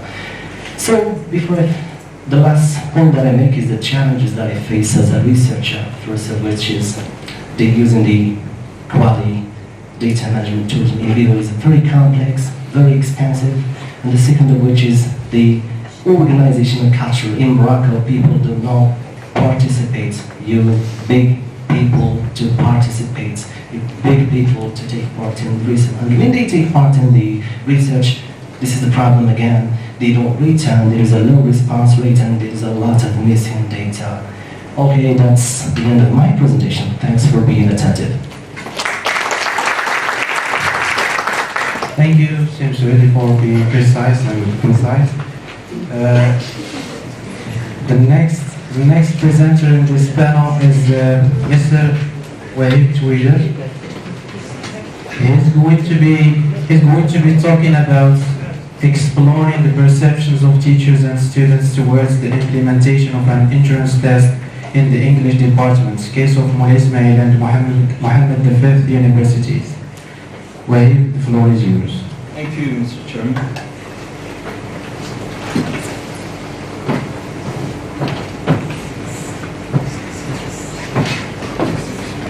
Thank you, dear audience, for bearing with us during this day, and thank you, Mr. Chairman, for giving me the floor. Well, after the formulation of the whole idea, I thought of this apparently long, full of words title to be the superb close title that I can manage to have, and it's about the perceptions or the attitudes of teachers and students towards the implementation of entrance tests in the English department. So I took my BA in Mohammed V University, in which I had to sit for and pass an entrance test in order to gain a seat in the English department, whereas it is not the case in many other Moroccan universities, so I had this idea of investigating this matter. I started off with a general introduction in which I talked about the philosophical worldview that I have opted for, which is pragmatism. And I adopted this philosophical worldview because of the imminence of operating and merging two available approaches that are qualitative and quantitative. And I have stated the research problem blatantly and clearly in the introduction, alongside with the research questions and hypotheses.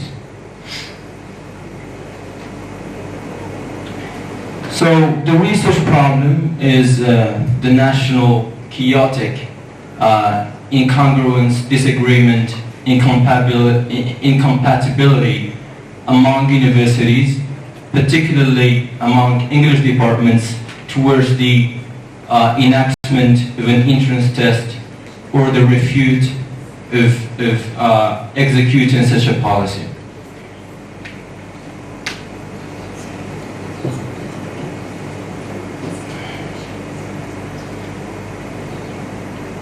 So, at the onset of the research, I had concerned myself with two main questions that are: what are the attitudes of teachers and students towards the implementation of entrance tests in Moulay Ismail University? And the second question has to do with the implementation of entrance tests in Mohammed V University.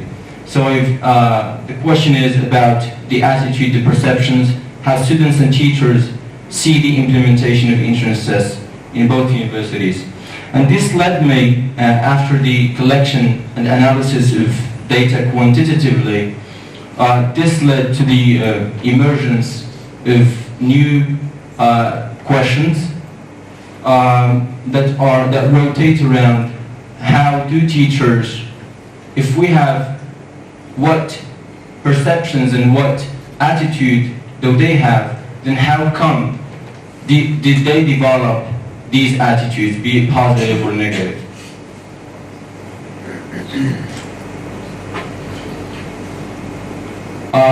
So I have 4 research hypotheses. The first one goes as teachers have a positive attitude towards the implementation of an entrance test in Moulay Ismail University, and teachers in Mohammed V University also have a positive attitude towards the enactment of this test, whereas students in Moulay Ismail University, in Mohammed V University, have a positive attitude towards the implementation of this test. Opposingly, I assumed, because I believe that any hypothesis must be inspired by the literature. And one of the motivation of this study, as I will proceed with my presentation, is the dearth that I have found, the dearth of literature and the scarcity of studies conducted in this regard.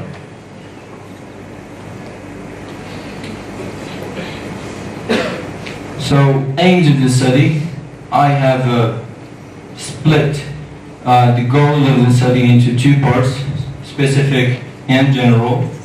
So the study is, first of all, an attempt, an endeavor to investigate the attitude of teachers and students towards the implementation of entrance tests in in Moulay Ismail and Mohammed V universities. And the second goal has to do with general making, decision making. So the general objective of this paper is to establish the agreement or congruence among heads of the department towards having one decision, one national decision, either the enactment of this entrance test or the debunking of this test. So as I mentioned earlier, it is indeed attention-striking that I have faced a shortage of studies that have been conducted to demonstrate the extent to which the enforcement of entrance tests in the Moroccan English departments is important. And that didn't downgrade my motivation to carry on with the study, but rather has contributed to the awake of this motivation to conduct this study and try to have potential solutions to this problem. So the first chapter is vehicled by readings through which the literature about the topic is reviewed. Of course, it is the phase that permits the researcher to give credit to other figures and other contributors. And it also sets the opportunity to discover other scholars falling back on designs and approaches to handle such topics.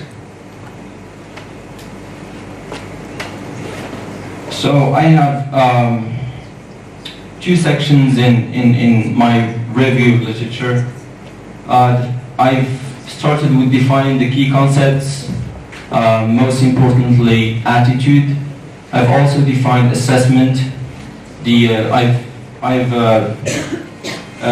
pointed out types of assessment: formative, summative, interim, benchmark assessment. And I also made I've made a distinction between assessment and evaluation. Second of all, I've opted for significance of testing, through which I developed, or I had the opportunity to version what merit-based testing is, what placement test is, and what other tests are, and the importance of this entrance test in our country, in our universities, and precisely in the English departments.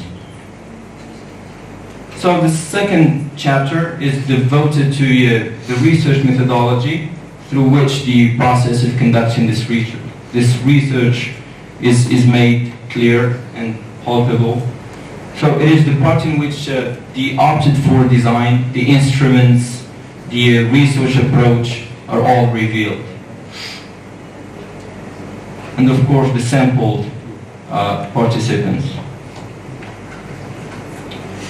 So the research approach, making use of one approach would definitely relegate the reliability of my findings in this paper. So I had to make use of the two approaches, the quantitative and the qualitative approaches.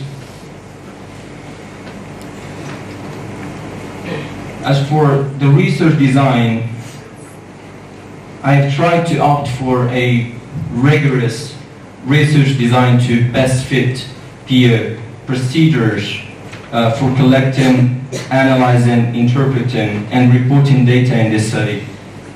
And of course, it has not been a haphazard or it has been deliberate to, what is the word for select? The word used to get it synonymous with select. Curate. All right. So conducting a mixed methods research would undoubtedly stipulate the researcher to abide by the available designs that this approach offers. And I have found it suitable for my research and for the process of the research to go for the embedded design, in which I have nested the qualitative approach within a large amount of the quantitative approach.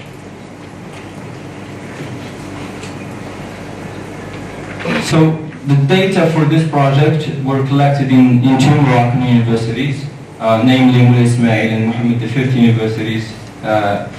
So the former was selected for its access-free integration of students into the department, whereas Mohammed V University was selected for its inexorableness or eminence of implementing this entrance test.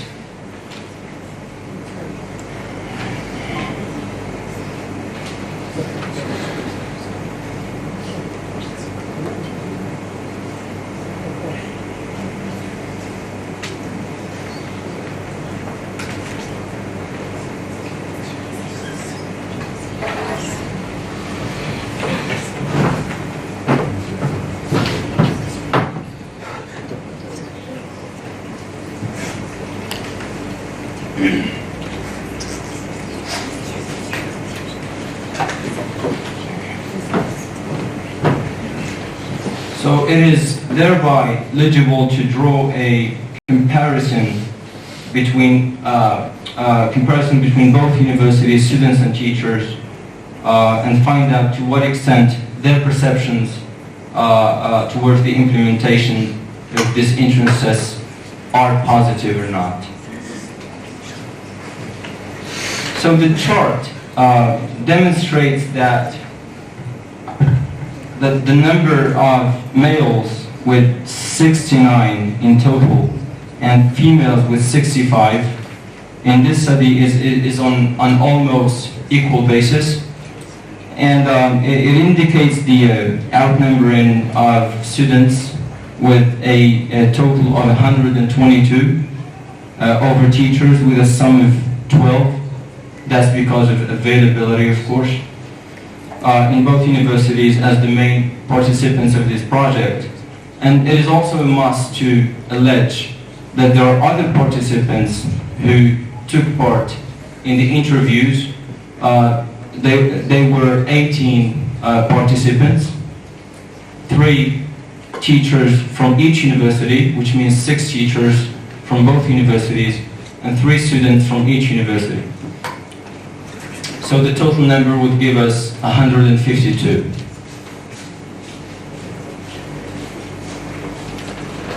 So first rating, selecting non-random convenience sampling is extrapolated from the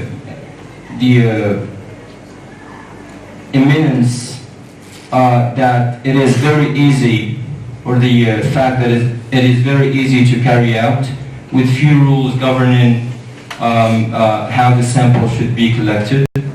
And of course, the relative cost and time required to carry out convenience sampling is much easier to have control over. So I had, as research methods, as in my instruments, I had a survey questionnaire, an interview questionnaire, survey questionnaire that represents the quantitative approach, and the other that stands for the qualitative approach. In the questionnaire, I have close-ended questions, whereas in the interview, I had open-ended questions to go more in depth with the answers of the respondents. So the questionnaire operated in this study encapsulates a range of 29 questions, 13 of which are forwarded to teachers, whereas 16 are dispatched among the participated students in both universities. All questions are closed-ended, in the survey questionnaire. And this goes back, of course, to the first concern of the inquirer, of the researcher, when the questions were about what the attitudes are, not how the attitudes have been formed. So the objective, as I said, what students and teachers' perceptions towards the implementation of entrance tests in the Moroccan English departments are. So the questionnaire covers 3 parts that stem their roots from attitude-oriented literature, if we can say so, and more precisely from Eisen's and Fishbein's 3 components of attitude: affective, or what they call the ABC model, the affective, the behavioral, and the cognitive. And those were sectioned in Appendix 1 and Appendix 2 in the survey questionnaires.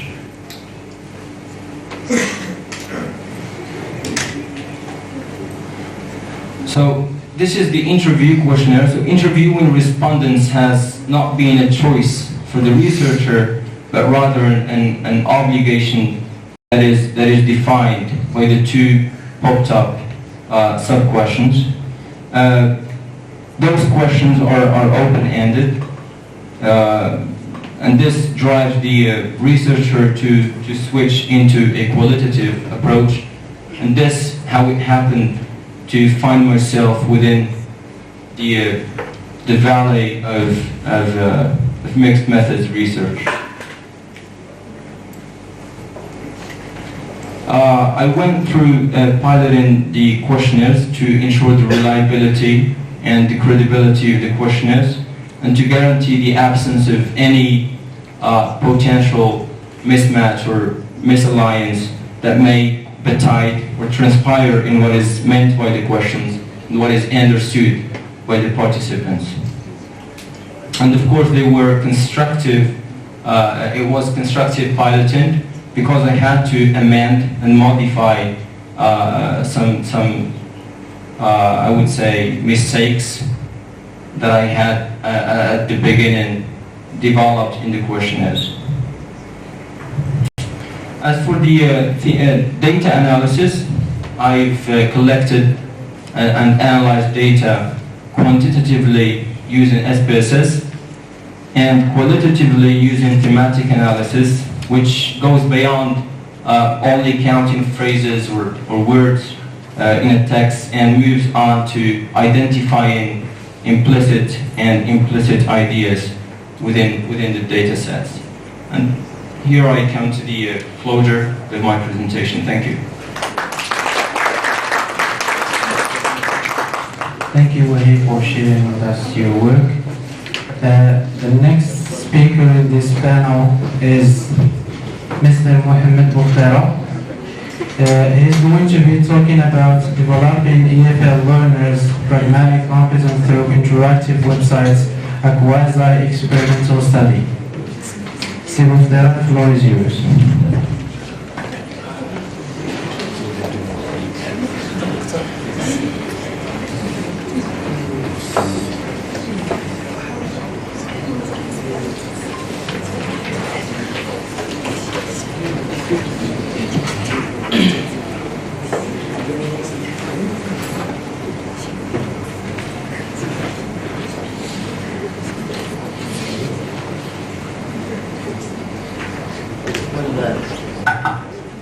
Good afternoon. Well, this is the title of my research paper, Developing English as a Foreign Language Learners' Pragmatic Competence Through Interactive Website, a Quasi-Experimental Study.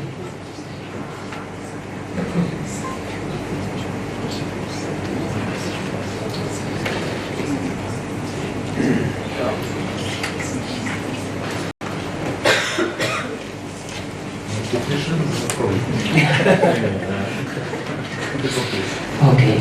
Well, as you know, the field of language teaching and learning has witnessed a shift in trend due to the recent changes in the world caused by globalization and so many other factors. So this led to the development of new theories, models, new ways of learning language, new spaces for practicing the language, and all these were attempts to keep up with the requirements of students and people around the world. And one of these requirements is the ability to communicate successfully and with people from different cultural backgrounds. Okay? And in order to do so, to communicate successfully in cross-cultural and cross-linguistic situations, pragmatic competence is a very crucial component to learn and master. So this research paper will uncover how technology, specifically interactive websites, can contribute to the development of the pragmatic competence of English as a foreign language learners. And they shall elucidate what I mean by interactive website. I'd like to start with a definition of pragmatic competence. I like this definition because it captures the essence of what is meant by pragmatic competence. So, the ability to communicate your intended message with all its nuances in any socio-cultural context and to interpret the message of your interlocutor as it was intended. Well, the keywords here are to communicate your intended message, and at the same time to interpret your interlocutor's intended message in whatever situation you find yourself in. Because when learners are unaware of the pragmatic norms of target language, they may transfer from their L1 and interpret the pragmatic behavior of the target language using their, let's say, first cultural perspective. And a mismatch in the pragmatic norms, of course, may lead to miscommunication, lack of success in achieving communicative goals and expressing or presenting oneself in desired ways. Well, the statement of the problem, as I said, the recent changes brought about by globalization, the advance of technology, and the quantum leap forward that this field, technology, has taken in terms of communication and education.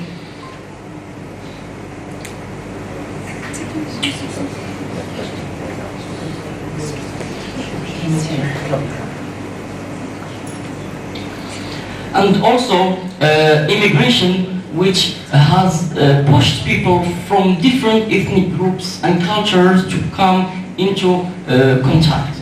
All this implies that there is an urgent need for being interculturally communicative competent. And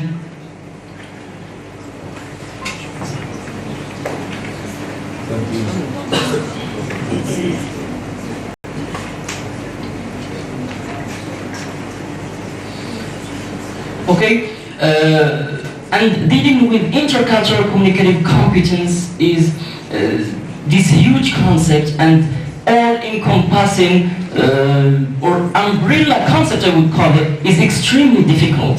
So resorting to pragmatic competence comes on the grounds that it is measurable.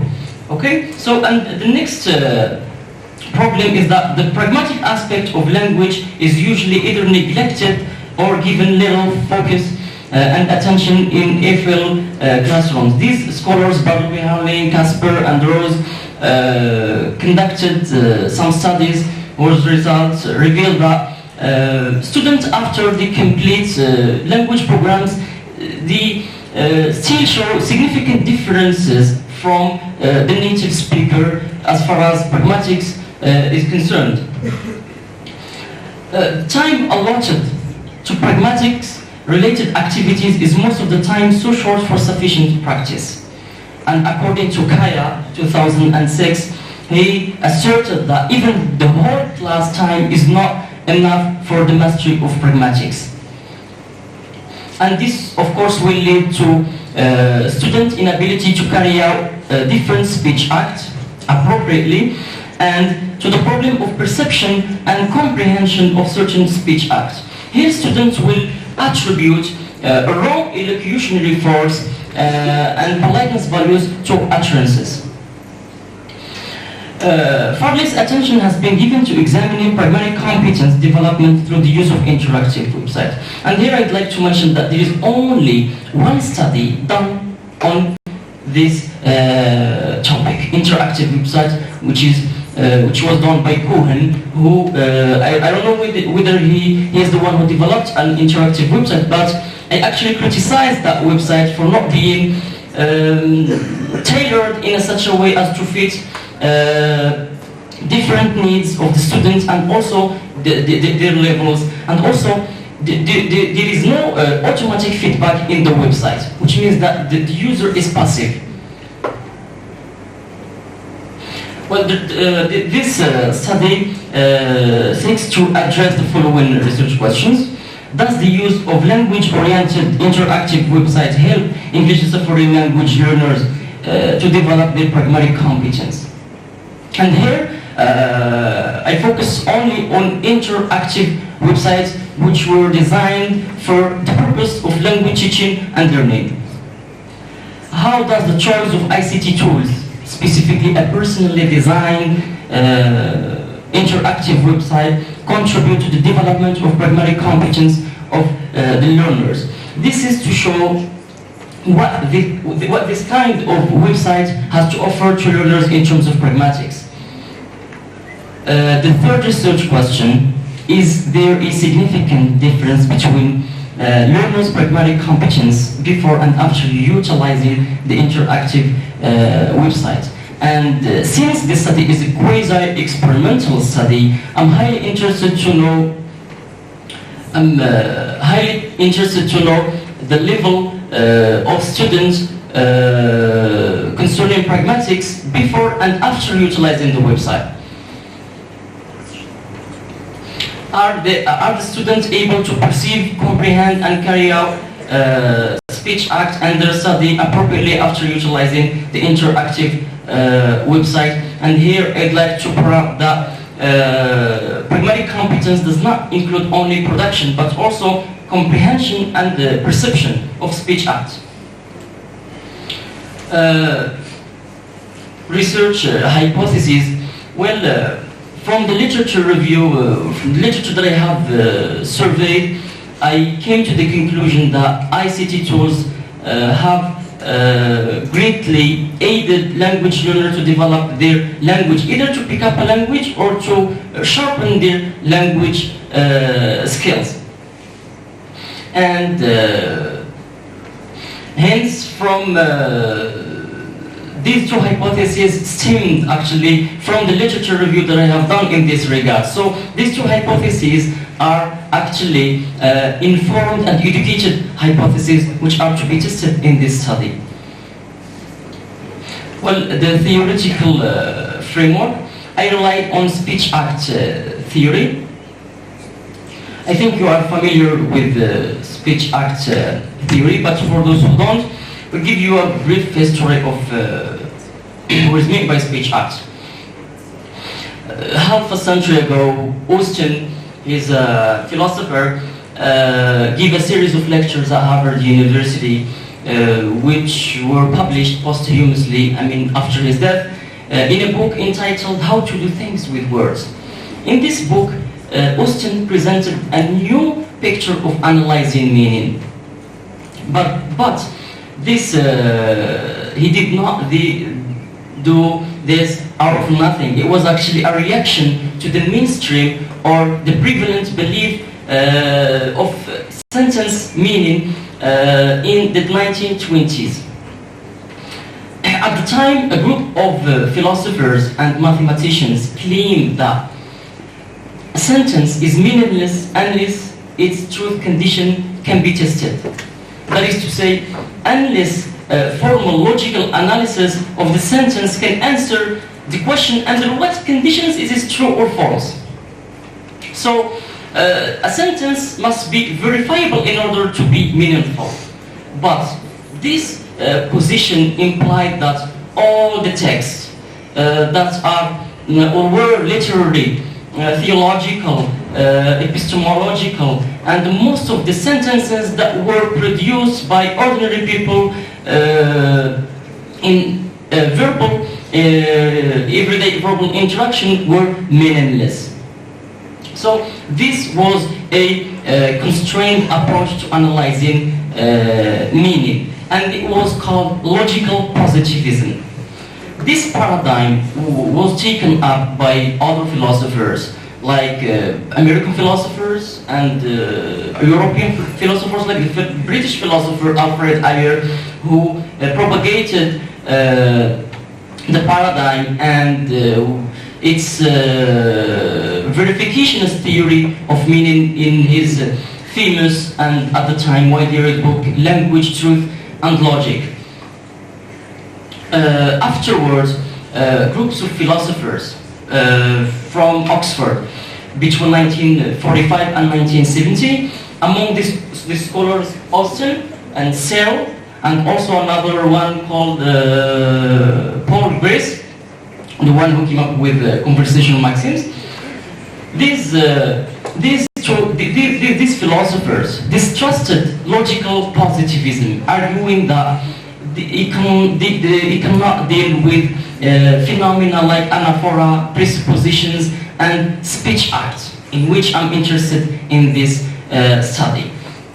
So this study was narrowed to include only one speech act, which is request, and it actually belongs to the group according to cells, to directives, and the rationale behind using this request is actually twofold. First, it is frequently used in our daily everyday language. Segundo, it is a plethora of studies have been conducted in this regard, which actually on this specific speech act, which actually helped this study. The second theory that I adopted, which there is actually a logical link between speech act theory and politeness theory, by Brown and Levinson. Brown and Levinson assume that all members of a society are concerned about their faith. Okay, I have to go directly to methodology. Well, the purpose statement, the purpose of this quantitative quasi-experimental study is to determine if interactive website will improve the pragmatic competence of Moroccan English as a foreign language students at middle school in Azro. It is purely quantitative, and the participants of the study are the middle school students from Azro. I'd like to thank Mr. Moussaoudi for making his students available for the experiment. He has actually 6 classes. And after a careful discussion with him, I could select 2 classes which have approximately the same characteristics as far as gender, socio-economic composition, the level are concerned. And this implies that for sure it is a convenience sampling. A quasi-experimental study. Why I have chosen quasi-experimental study and not true experiment? Well, it would be unethical and impractical to, for example, to divide students in a class into, to randomly assign them to control group and experimental group, and asking a group not to attend the class in the period of treatment. So this is unethical. This study used pre-test, treatment, and post-test. This is the instrument. It is actually, it consists of 3 pages. The first page, there is a space where the students are required to write their full name, and also they are presented with 5 sets. Each set consists of multiple choices, asking students to identify the most polite request, and hence measuring their perception ability. In the second page, which is comprehension, students are provided with a situation, a description of a situation, and then provided with 3 multiple choices to identify which one they see appropriate in each situation, and hence measuring the comprehension ability. Production ability, which actually a discourse completion test. I also give them a brief description and then a small conversation with blank slot to be filled, okay, with the appropriate request strategy. The methodology is discourse completion, the research instrument, as you have seen, is discourse completion and multiple choice test. It is the test is measuring 3 dimensions: production, comprehension, and perception. And the treatment is actually a personally designed website. I use this programming languages, HTML, hypertext markup language. It is a programming language used for the structure of the website. CSS, cascading style sheet. It is used for the design, for colors, and for the layout. And also JavaScript. There is no whenever you see interaction in the website, JavaScript is part of it. And jQuery and Ajax are extensions of JavaScript. They are the library of JavaScript. Well, the website consists of 2 sections. The first section is pragmalinguistic activities section. The second one is socio-pragmatic activities section. In the pragmalinguistic section, I equip the students with the linguistic tools, how to construct a request using like verb, subject, object, etc. The socio-pragmatic activities section shows the students what to say, in what context, with whom, how, and where and when. So this is actually the website that I have designed. This is only the header. This icon, and it actually is not uploaded on the server. It is only in my local host, in my local server. And these are some of the activities, but they are not completed. As you see, there is interaction, but I cannot show you the interaction because these are only screenshots. For example, I made use of notice and hypothesis by Swain. So the website is research-based. For example, if you move the cursor over a sentence, each corresponding structure in the explanation also got colored with the same color. And when students fail to understand, for example, a given structure, they can click on that small feature and the window will pop up explaining in Arabic and in English. And there is no harm to explain in Arabic, as long as actually Vivian Cook asserted that even if you ban the use of Arabic, it is actually inseparable in the user's mind. These are actually another activity. I provided them with 3 videos.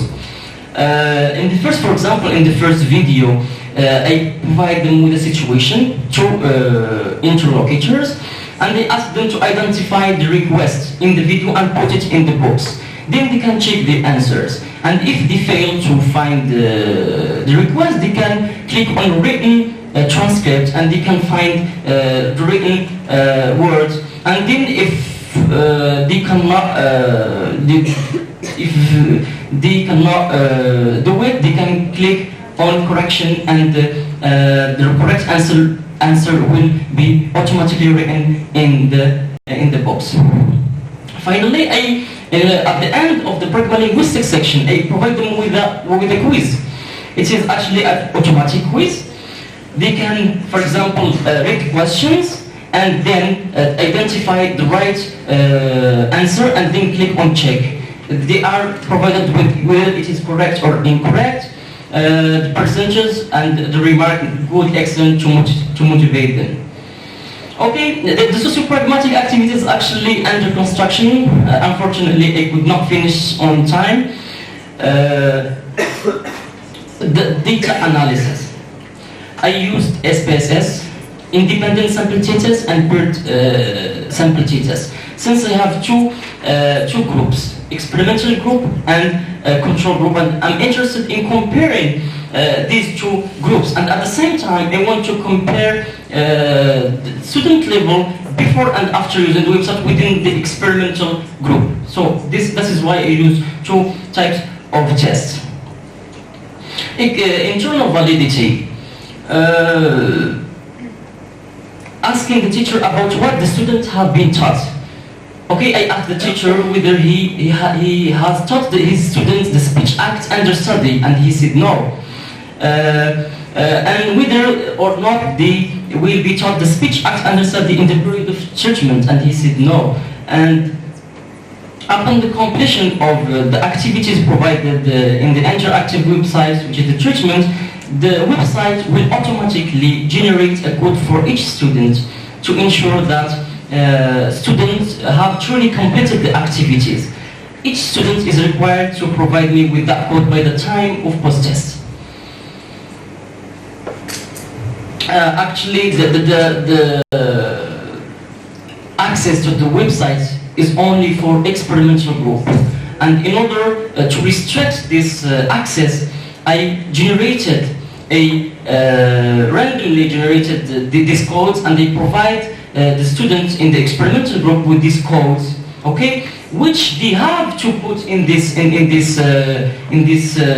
box, okay. So they are required to put the code in order to have access. If you don't have the code, you don't have access.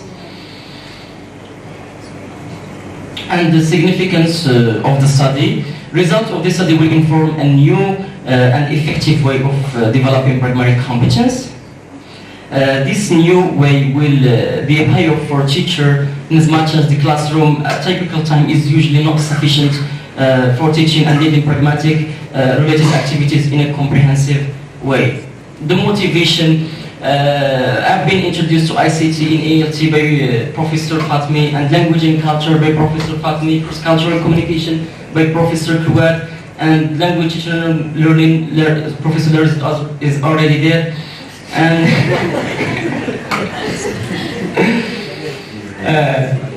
I've been also interested in computer science, and thank you for your attention.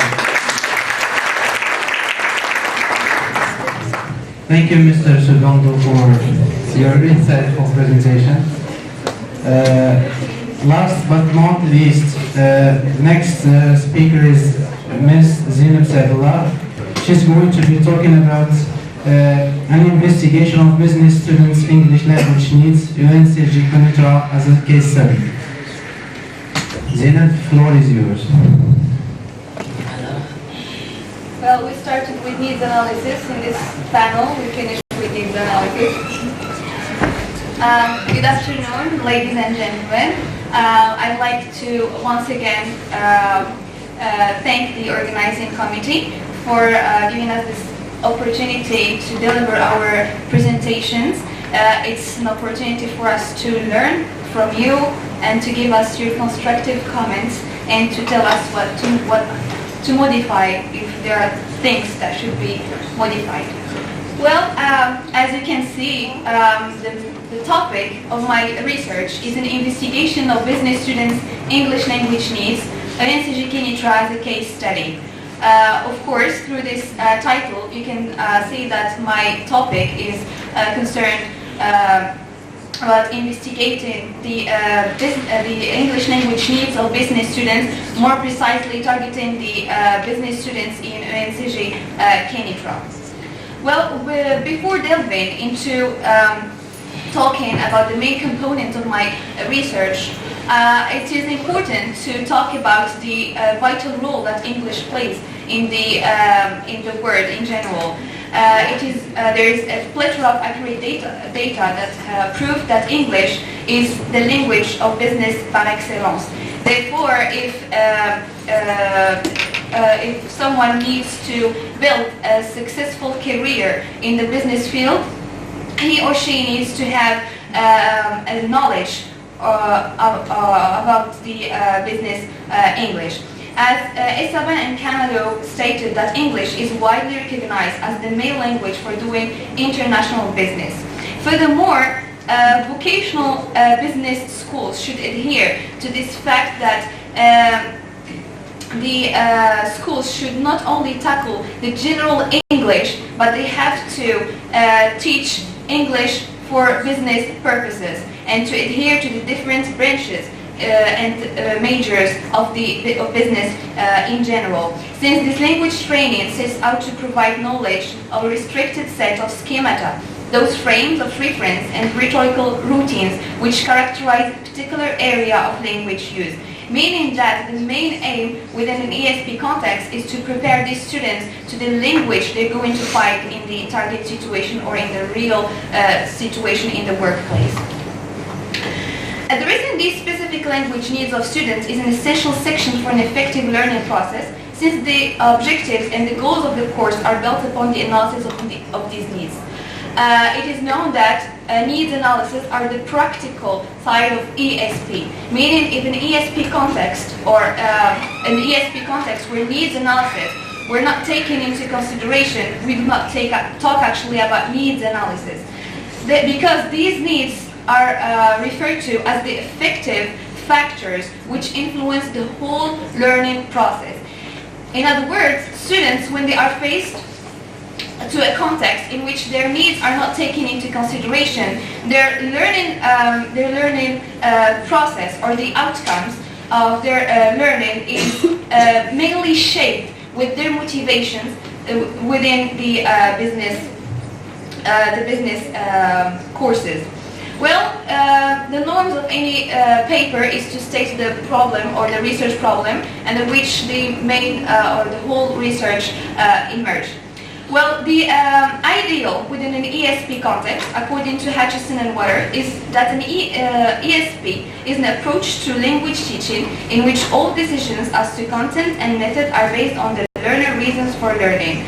Therefore, that an ESP context, we should conduct needs analysis based on the analysis of these needs, the content as well as the methods of teaching are going to be based regarding the analysis. And one of the approaches of needs analysis as stated by Moonbeam's 1978 is that needs analysis focused on identifying the specific function of language in the social context of the target situation. Meaning that in an ESP context, the main focus is not only analyzing the perceived needs of business students or students in general, but also to pave the way or to tackle the needs of the target situation in order to demystify or to an extent bridge the gap between what is actually needed in the workplace and what should be taught within the ESP courses. And since we're talking about business English in general, we should call or talk about the how business English courses should be specifically tackled. According to Bridger, the content of business English courses should be based around the learner's current or future professional background, specialist vocabulary, practicing communication skills required in the professional world, as well as training style and content-based training, which may be cultural management or professional content. In other words, in a business, specifically in a business English course, the instructor or the teacher should take into consideration to not only tackle the jargon or the vocabulary of the business field, but also to draw attention on the different actually practical skills these business students needs to acquire in order to face the real workplace. Therefore, it is of paramount importance to design the courses taught in a business school more precisely, since I'm talking about ENCG, École Nationale de Commerce et de Gestion, National School of Commerce and Management, based on the analysis drawn from the target situations and learner needs. However, since I've been talking about the ideal, the problem of the actual problem or the reality we're facing in Morocco is that there are certain deficiencies. In this problem, I would like to share with you what happened in order to depict actually these main two problems. At the beginning, my research problem was a dearth in the research or in the literature review concerning our Moroccan context. But I've been a part of a discussion of business students. They were discussing these the business English problems they have concerning the language taught in their schools. And one of the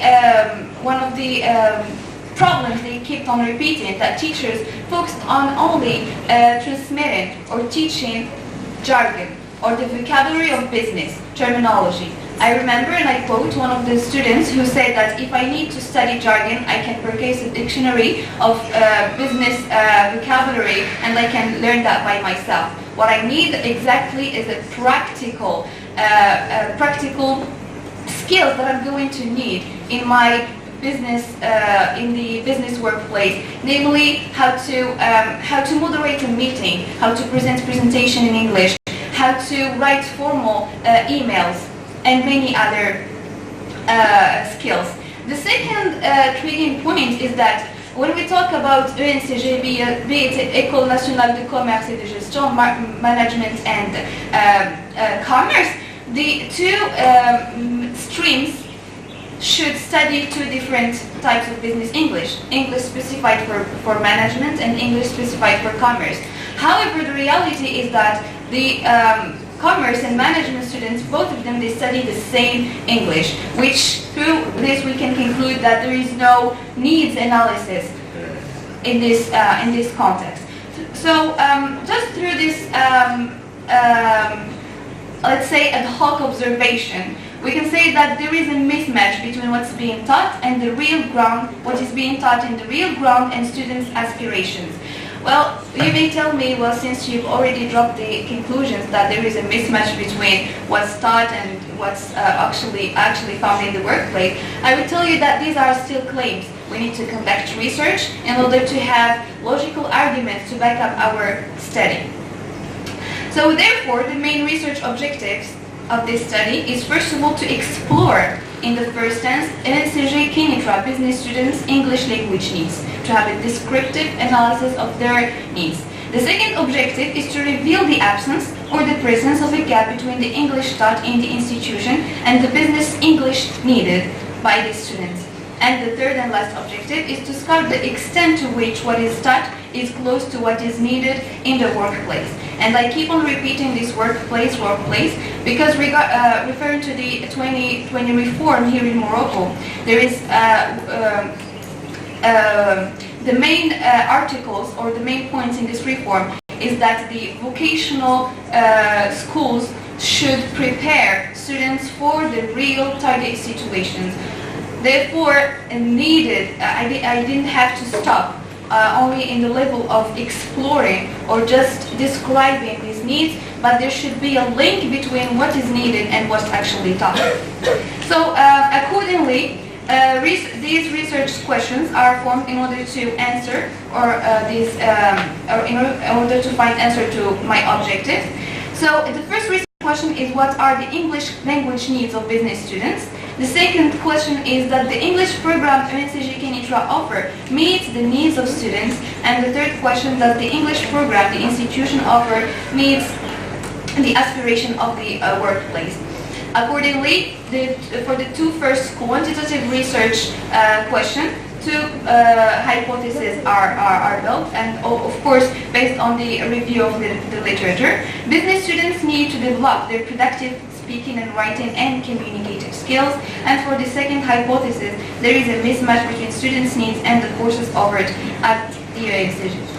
This is for the introduction to the study. As for the review of the literature, this is the outline I'm working on or in this study. The outline starts with the definition of the key concepts. Just through the title, we can depict the main key concept that should be defined: ESP, needs analysis, business English, and here I specify more precisely English of commerce and English of management, since they are the ones more related to my study, approaches to needs analysis. Of course, we need a theoretical framework under which we will build our study. Teaching method of business English, and I'll come back later why this section is included in this review of literature. And finally, research studies in needs analysis, which presents the empirical study of needs analysis. And then we move to methodology. Methodology, in order to actually answer the research question and to meet the objective of this research, both quantitative and qualitative research approaches are adopted for the purpose of answering the research questions. According to Creswell, if one adopts the mixed method haphazardly without even arguments for this for their choice, their findings will actually weakness their study rather than strengthen them.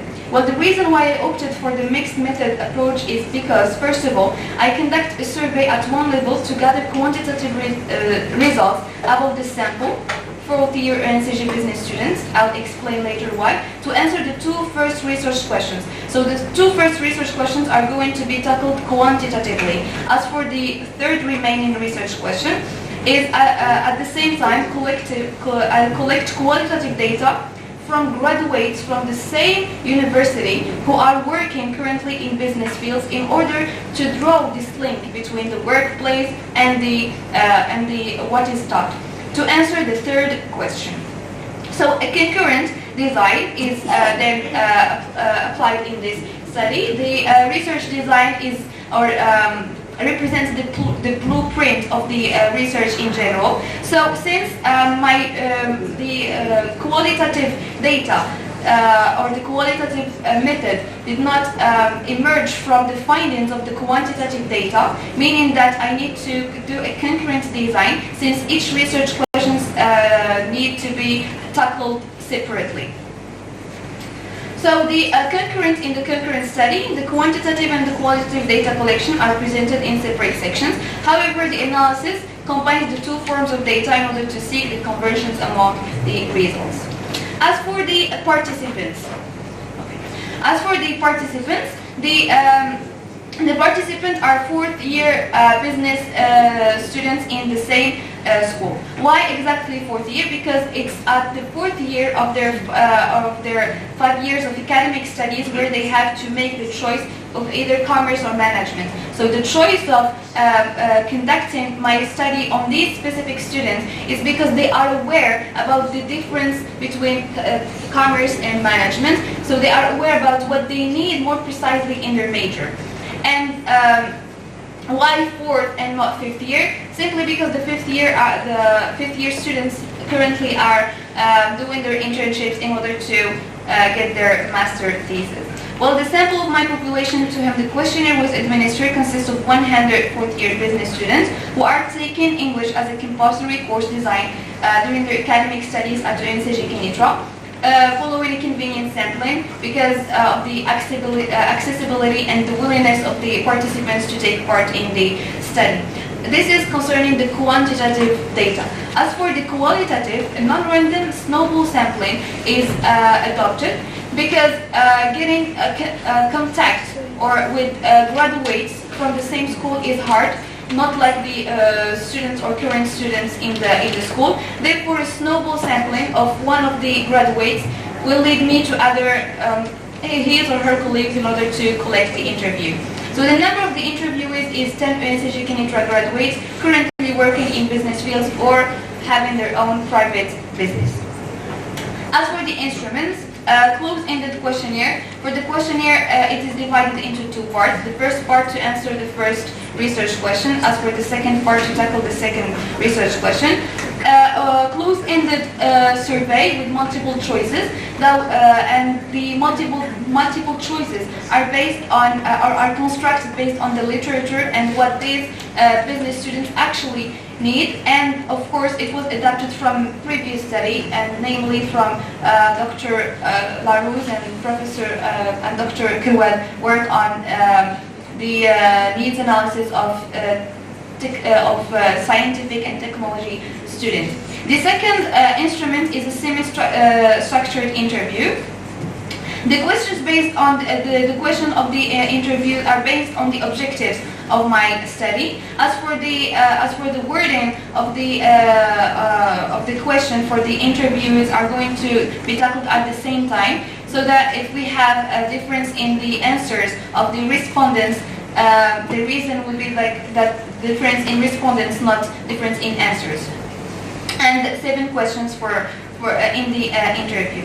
As for the data analysis of the quantitative data, for the first phase, since it proves to be part of the descriptive approach of the study, the data analysis process is in the first part of study relies on the SPSS statistics software in order to get the descriptive analysis of the business of the English language needs.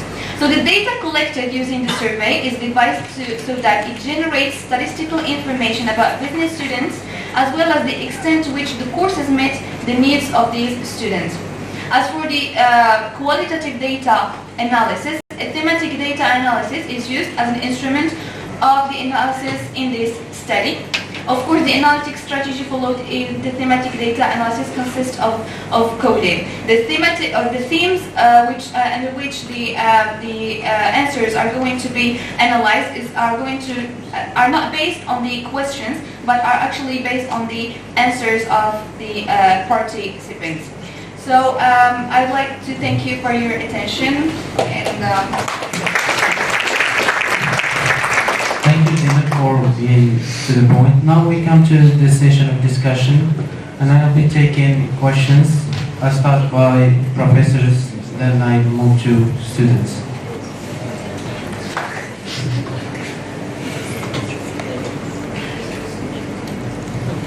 Yes.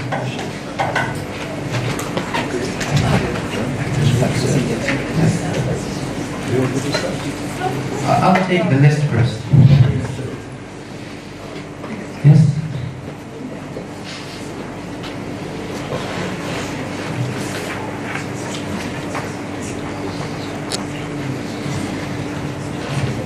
If there are no questions, just a comment on the presentations, that would be satisfying.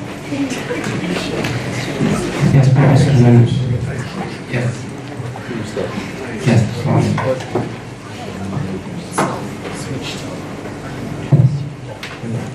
Hi everybody. But I just want to say how impressed I am at the quality of your presentations. These are actually better than my master's student presentations. I'm really, I just texted my colleague in the university and I said, I would swap my lot for these guys any day.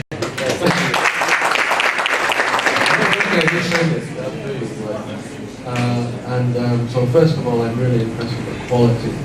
Good research is rigorous research. It's a very strange word, rigor they use it. And it means something which is tight, watertight. Can you please switch on the mic? Is it on? Yes. Oh, I want to provide that. It's clear and watertight, meaning that it's transparent, which means that every step, at every stage, we know what you did. You outlined that very well. We don't know what you're going to find exactly because you're not at that stage yet. I was waiting for it. So you got us involved and then you backed out at the last minute. I was like, so yeah. But I was really impressed with the rigor. For me, it's very important when I'm examining a master's dissertation. Is the theory clear? Does the person understand the theory? You did that well. Is the methodology clear? Step by step, is everything clear? The decisions you made, the methodological decisions, you did that as well. The next thing is how you organize a literature review, and you did that as well. You've got principles behind that. The next stage, which we don't know yet because you are still doing it, is does your analysis live up to the data? Do your findings illuminate your theory, and does your theory illuminate your findings? That is a coherent dissertation. Okay? Some people they have an awesome literature review, and then and a great theory, but they didn't use that theory correctly in the analysis, and they kind of it went down at the end. And some people rush their literature review and the theory, and they do a great analysis. But they have to speak to each other, those two parts. Okay? And that's just my advice on that. Okay, I'd like first to thank the organizing committee, and I'm not surprised, Mr. Amro, because they have been trained, to first to organize such events, but at the same time they have been exposed, to 2 modules related to research methodology. Let's say, in the master program, it's like for 1 year and a half. Which means you should have you should have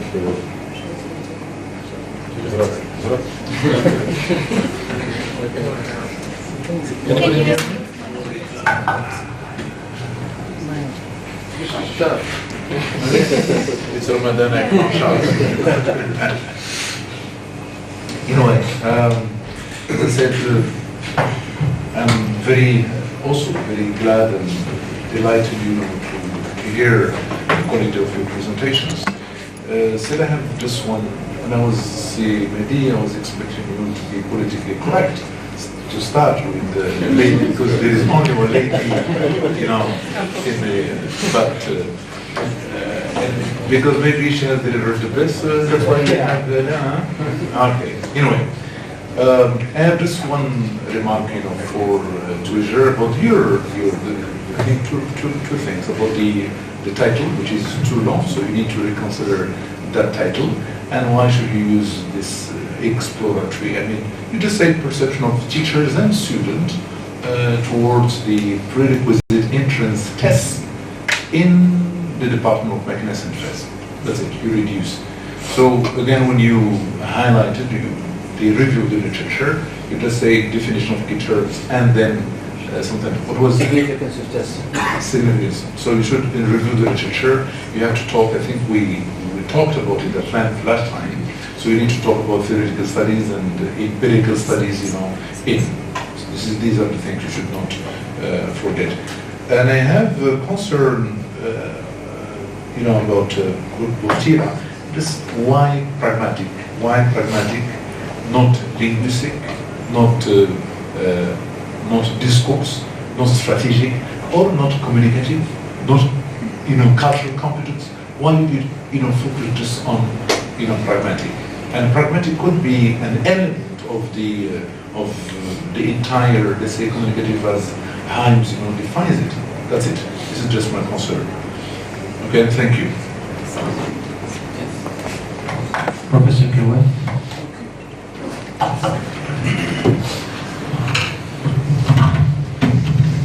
Thank you, Cindy. I'd like first to congratulate you on this day. And I think our witness here from Belfast who was impressed by, of course, the quality of your research, and this is a very good thing. I have some comments, some common comments. As far as the slides are concerned, I think that you need to update your references. I think the latest reference was in 2015 by Zenit. Otherwise, most of your references dates back to 90s, 80s, some okay, but another comment which is part of Ms. Verdi's presentation, you talked about the Ministry of Education report, and based on some statistics, you came up with a strong statement and, let's say, conclusion, which I don't think whether we can, at an early age in your introduction, said that the Common Core program is to blame. This is, I think, it needs empirical studies to see whether this Common Core program is going to be blamed or not. So I think you need to avoid strong statements at the very beginning or during your research before coming to the findings and conclusions. For Wahid, I would go to your sampling. I think you came up with a total number of 120. Total number? Yeah. 152. 152. With a number of teachers that is not really, I could say, representative. Of course. And also you need to differentiate between students' attitudes and teachers' attitudes, then maybe you can see whether they match or not. But the number of teachers is, I think, is not enough, and you still have time to catch up and look for more, I think, teachers. For both their pragmatics, I said, why not linguistics, why not? You chose one of the most difficult aspects to acquire in language, which is pragmatics. And you focus on speech acts. Designing your own activities. Don't you think that you need, at this stage, and maybe Ibra would agree with me, a native speaker to guide you? Because when it comes to pragmatics, requesting different ways of responding to requests based on interlocutors whom you are talking to, situations, contexts, etc. You may sometimes hear a response from a native that you never heard before, or you never came across in even a textbook. So maybe you need, and it's easy to find a native speaker, especially when you're analyzing the responses from your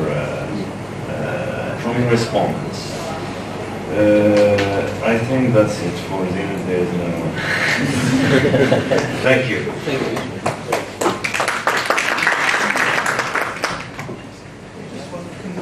Yes. Actually, I have nothing to say except that I just want to congratulate you on the quality of work that you have presented. You have done everything by yourself, and then you were excellent during all stages of the master program, and we wish you the best of luck. Thanks.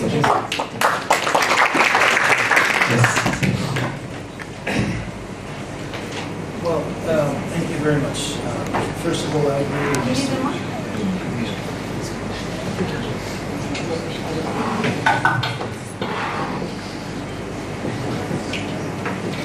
Thank you again. I agree with Mr. Dibrar on the quality of your research. And it just puts much load on our shoulders, first year students. We know what's waiting for us. Then just have a question for Mr. Msaoudi. You gave a shocking statistic on the percentage of students who managed to make it, or managed to finish their undergrad studies in only 3 years, and you said it's only 13% of the students. So my question is this deficiency attributed to that problem of needs analysis in higher education, or maybe it dates back to students' incompetencies in middle school and high school? Do we have to apply that needs analysis approach only in higher education because you talked about academic English for academic purposes, or maybe we need to conduct needs analysis also for EGP context, which is in the middle school and high school context? Or is it true that needs analysis is a property only for ESP context? And thank you very much. Yes, thank you. Okay. Yes.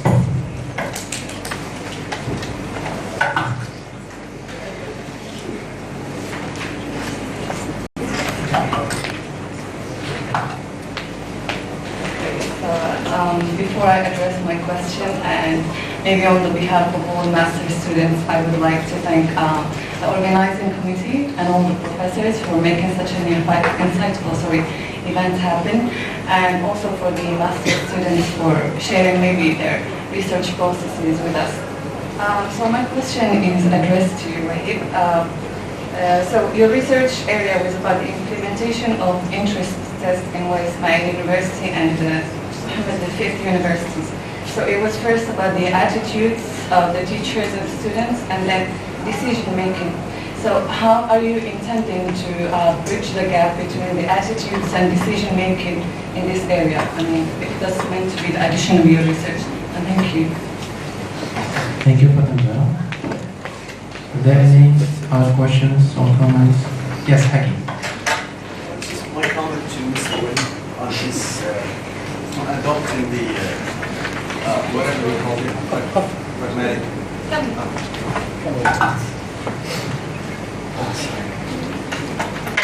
Thank you all. Thank you all.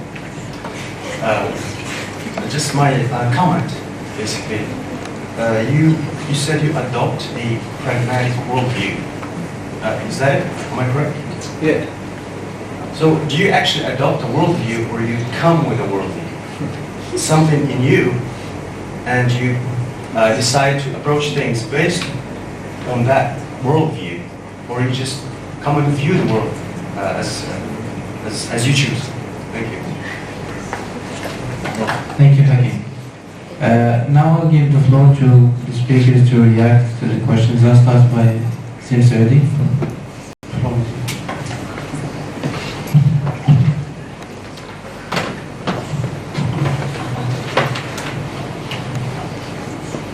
Okay.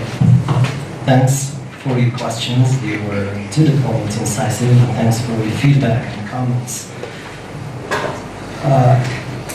First, we'll provide a reply to Mr. Kawat's question. I think the Ministry of Education is a reliable source to basically know.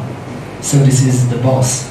And when the boss says that the machine is out of order, you have to believe him. It's something that we have to take for granted, I think. So it's a report credible. It's conducted by famous companies, survey companies.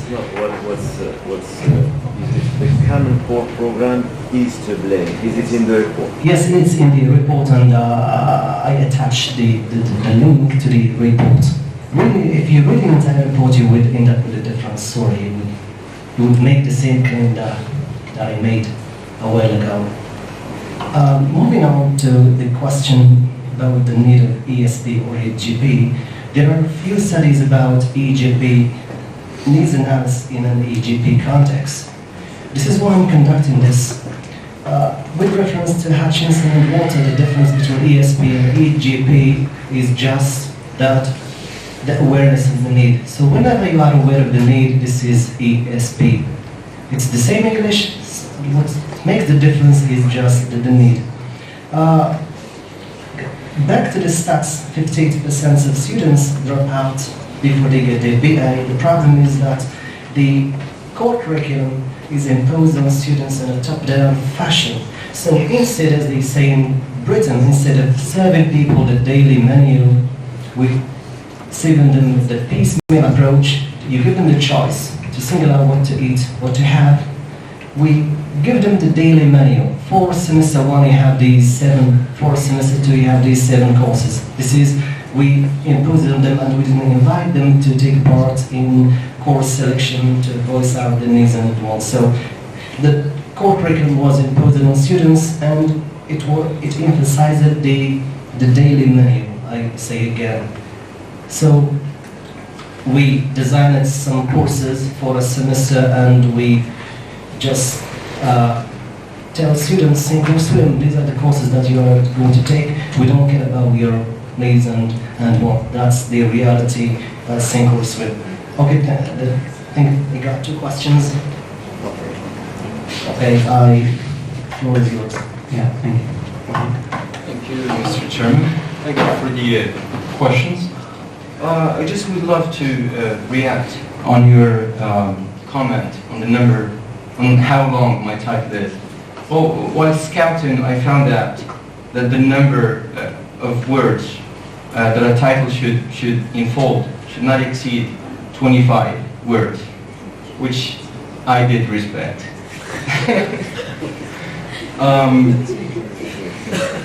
As for the literature, I've talked about the significance of testing, and I've defined some key concepts. And as I mentioned earlier, in the catalyst behind conducting this research, it is the dearth of studies conducted in this regard that made me carry on with this research, and it is the dearth of this study that made me fall short of options or rubrics to jot down in my literature review. Yeah. Excuse me, before I forgot one question. Related to this is you expressed from the outset that a student in Moulay Ismail University will have negative attitude towards the implementation of entrance exams in our school. And I think, to my mind, you should not state this at the beginning. This is what we have to find out. I mean, at the University of Rabat, you said that they will have positive. Why the students at Moulay Ismail will have negative? No, we cannot postulate this from the outset. This is what you need to find out. Well, actually, this is the goal of hypothesizing. It's to... why do you say negative from the start? Why not positive? So Moulay Ismail, you also will have positive, and then when you conduct your study, then you have to find out. It's so because... start with negative. Yeah. Or have two, positive and negative. Then, well, I actually assume... after your study, we'll see which one is... Yeah. I actually assume that since Moulay Ismail University students have already free access to the English department, they're not going to be positive about the implementation entrance test. I mean, that's hypothesizing, that's making speculations. Thank you.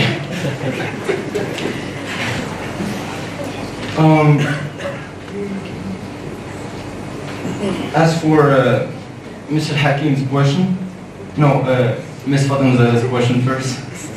Yeah, I've divided the goal of my research into specific and general.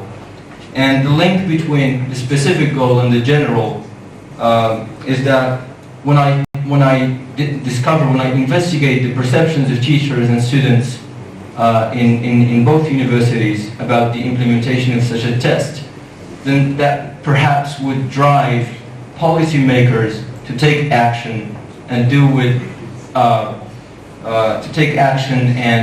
if the results were positive, then probably they should implement or enact this entrance test. If they're negative, then they're just gonna let it slide. And that's the connection between the specific and the general goal. As for Mr. Hakim's question, did I come with the philosophical worldview, or actually I'm not granted the position to come up with my own philosophical worldview.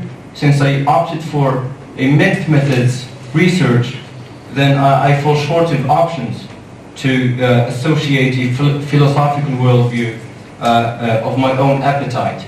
So since it is a mixed methods research, it is by default pragmatic worldview. Thank you.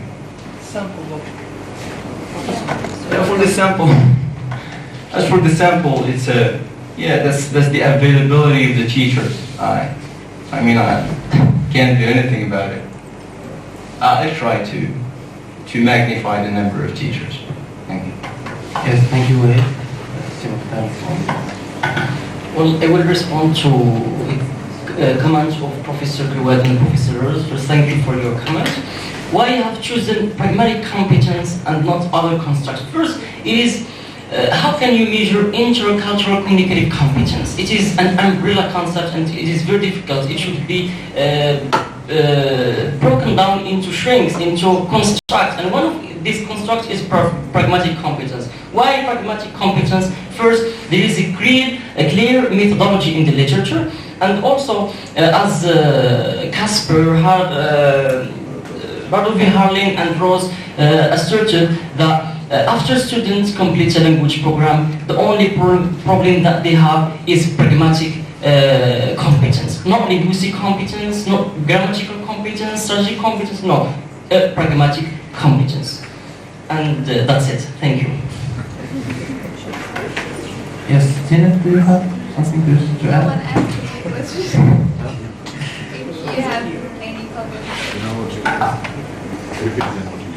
Except because it was so good. Oh, thank you. Thank you so much. Yes, so I'd like to thank you for your time and patience, and see you in 10 minutes with the second panel. Thank you.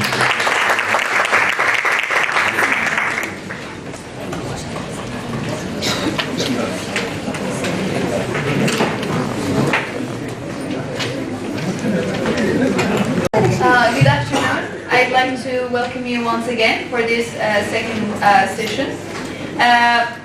Without much further ado, I'll give talk to our first speaker, Ismail Sweri, who is going to talk about the attitude and motivational orientation of economic students towards learning English in faculty of economics in Meknes. The floor is yours, Ismail. Thank you, moderator. And first of all, I would like to extend my gratitude and thanks to everyone for coming out and make this event a success story. So, as the title indicates, motivation and attitudes are considered as substantial psychological constructs in explaining both the process and outcomes of second and foreign language learning. No one can deny the fact that motivation plays a prominent role in everything, not only in the activity of learning whatever language, be it second or foreign, but in every activity, motivation plays a prominent role. So this study is a corollary of a story between me and friends who graduated in the Faculty of Economics. After coming to small conversations with them, they expressed their disappointment about the fact that the incorporation of the English course on the curriculum, and particularly in the Faculty of Economics, is considered to be of secondary importance, even though that many scholars have acknowledged the fact that English has become the language of not only education but in economics, and it has been spread around worldwide for economic reasons. So this made me or resulted in to question actually the presence of English in the Faculty of Economics. So I decided to investigate the students' attitudes, their perspectives about the incorporation of the English course in their faculty, which is the Faculty of Economics, and how they see the importance of English in bolstering their professional life and developing the linguistic skills that will enable them to cope with the challenges of the workplace and the global market. So, as an outline for this presentation, I'll start, this is an introduction by the way, and I'll start by the objectives of this research, then the formulated questions that this study is trying to answer, and the hypotheses based on these researches, and the rationale behind this study.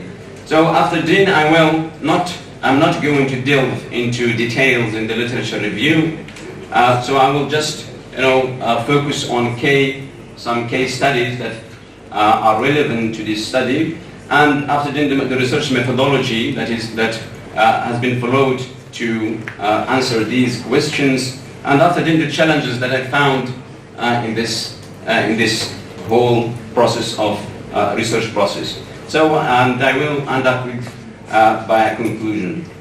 So this study is based on, or the objectives of this research study The first one is to describe the economic students' attitudes toward English as an international language, and I will explain exactly why international language and not just foreign language.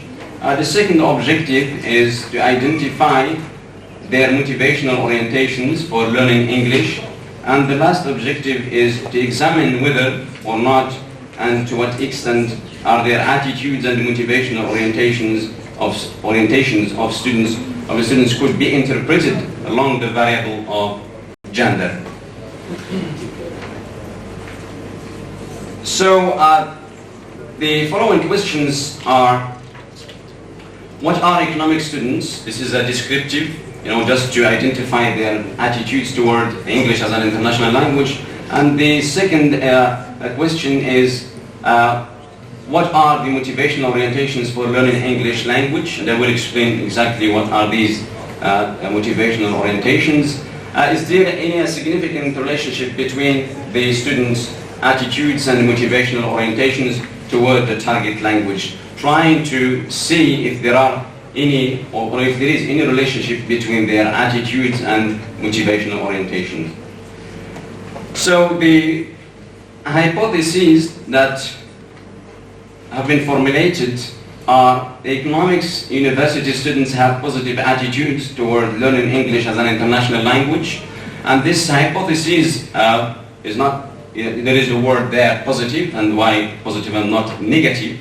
So positive because this idea of language, that it has become the language of economy, has become a must and not a choice for all the students. And if they want to compete in the global market, or to open the horizons for their opportunities, to get a good job, they should have positive attitudes. And I will explain this when I arrive to the theoretical framework that explains the relationship between motivation and attitudes. The second hypothesis is that economic students are instrumentally motivated in learning English language, and I will explain this. So there is no significant, and I will explain this, why instrumentally and not other orientation like integratively or even intrinsically. There is no significant, this is the null hypothesis, there is no significant relationship between students' attitudes and motivational orientations toward learning English. So moving to the rationale of this, behind this study, why I conducted the reasons, actually there are two reasons. The first one is, in 2005, a professor of English in the Faculty of Economics, and I'm sure some professors here know him, Mustafa bin Zahrawi, he's teaching now English in the Faculty of Economics. He he conducted a survey, needs analysis survey, to identify the economic students' needs, what you want to learn, the English needs. So one of his interesting findings is that he found that the majority of students have positive attitudes toward learning the English language, and they said, quoting some of the interviews he made with students, they said that the value that is given to English in the Faculty of Economics, is still undermined. So I decided, to conduct another study and to see if their attitudes, because at that time the students actually, to be precise, in 2005, before I think the reform of the higher education, the students were used to study English in 4 semesters. Now they are studying English only in the 2nd semester, 1 semester.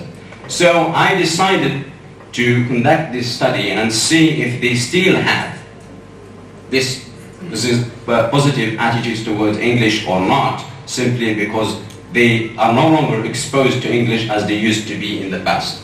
So the second reason is that there is a shortage of studies on this area, specifically in the context, in the Moroccan context, about LT motivation and the orientations. What are the motivational orientations of students? What the reasons for learning the English? So moving to the literature review, just to start with some definitions, Mayer 1993, these are defines attitudes as a favorable or unfavorable evaluative reaction towards something or someone exhibited in one belief, feeling, or intended behavior. So the attitudes can be favorable, means positive, or unfavorable, negative, towards something. And when attitudes are favorable, it is hypothesized that students become more motivated to learn a language. Otherwise, compared to having negative attitudes towards something, it means that you become demotivated to do the action, whatever it is, either learning English or doing any activity. LT motivation refers, according to Gardner 1985, to the combination of effort plus desire to achieve the goal of learning the language plus favorable attitudes toward learning the language. So as you can see here, even attitudes has been studied, or the concept of attitude has been studied, separately in many studies. Gardner considers the concept as an integral component in motivation, plus desire and effort. So if a researcher wants to measure motivation, he has to focus on the efforts, the motivational intensity, and whether the students have a desire or willing to study and to know something, and plus favorable attitudes to persist. It means persist with and expand their efforts to learn the language. One of the prevalent models in this area of research is Gardner's socio-educational model. And I'm sure many of the students know these orientations, integrative and instrumental. It has been developed, or it was developed by Gardner and Lambert, two psychological scholars in Canada. And this model has shaped the whole debate on motivation for more than 2 decades. So it is very important in explaining the relationship between attitudes and motivation.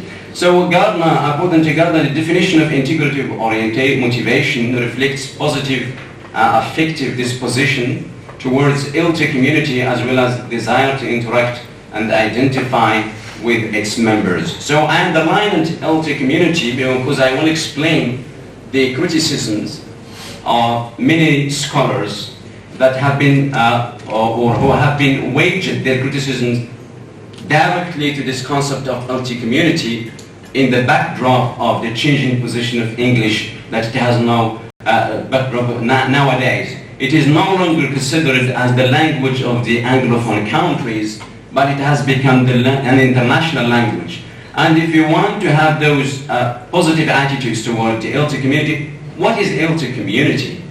We are talking about English as an international language. So many criticisms that have been waged to this model focused on this LT community, and one of them is, I think, as Shohami, 2009, has said that there is no LT community at all, either UK or USA, but there is an international community.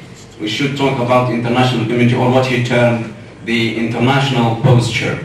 It means that students do not look to integrate, but they see themselves as members of the international community.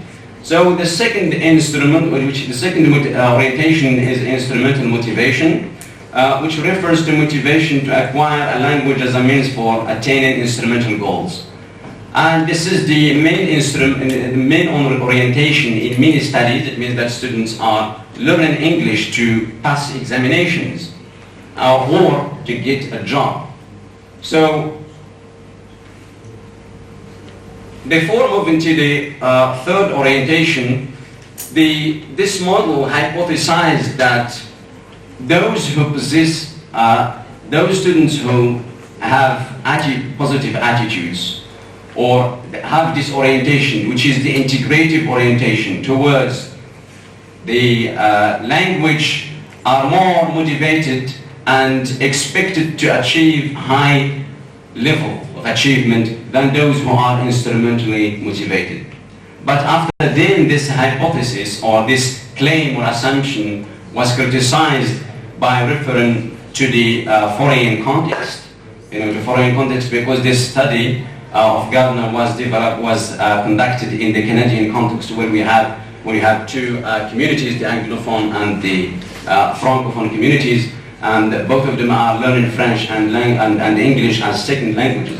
So they have to have these positive attitudes to get interaction and input, and thereby be motivated and achieve high level of achievement in each language. So in the foreign language, there is this ILTA community. Foreign language is just chat. This is with someone who lives in England, but there is no such interaction and input. So this is one of the backdrops and the weaknesses of this model. Thereafter then, another scholar, which is Noels, came and his associates came with another orientation, which is intrinsic motivation. And this intrinsic motivation was based on a theory, which is self-determination theory, which simply postulates that human motivation should not be reduced to these two orientations, integrative and instrumental, but learners or humans in general can learn something because they were intrinsically motivated. They enjoy, there is satisfaction, the pleasure in what they do, and not they want a reward or something. So, the research methodology. So I decided to, as I said before about stating the problem, decided to see which orientation is more dominant among students and whether they have the positive attitudes toward learning the English.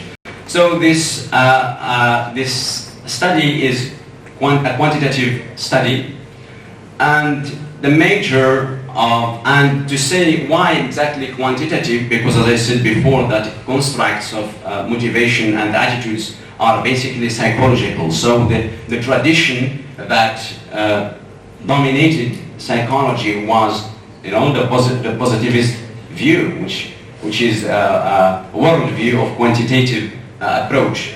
So both of the attitudes and motivation were researched or were dealt with as quantitative constructs and not qualitative.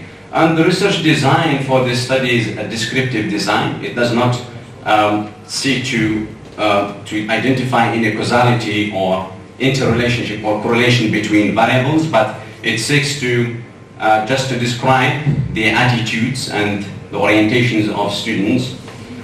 So one of the advantages of this, as I said, of this design is that it establishes associations, not causality between variables. The participants are first-year undergraduate students enrolled at the Department of Economics at the School of Law and Economics in McNass. Why the first year? Because the students who are studying English in the second semester, so they were targeted. They were targeted for this study. The sample size composed of 100 students.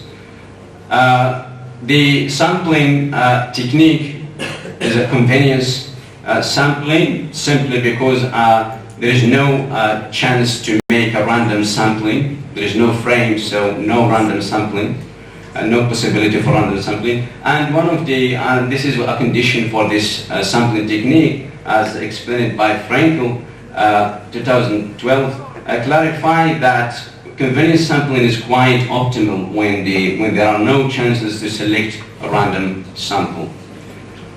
The instrument of data collection is a structured questionnaire, which was adopted, or which was based on two pioneers questionnaire in the field, Robert Gardner and Zoltan Dornay, who are active in this field of research. And the questionnaire targeted four variables. We have these broad variables, attitudes and motivation, and within attitudes we have components which are attitudes towards the learning, towards the English language first, and attitudes towards the learning situation. This learning situation, why including this component? Because it will give, it will yield results or findings that project students' evaluative reactions of the current situation of English in their faculty by stating their opinions and perspectives. So it is a kind of bottom-up approach to the current state of English in the Faculty of Economics by giving voice to the students to say what they perceive and what they know and what they want and how they see the English in their Faculty of Economics.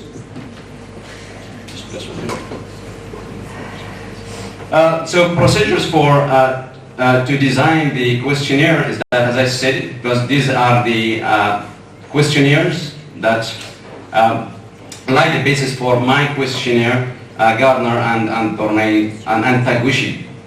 So as I said, these are the targeted constructs, and I covered this.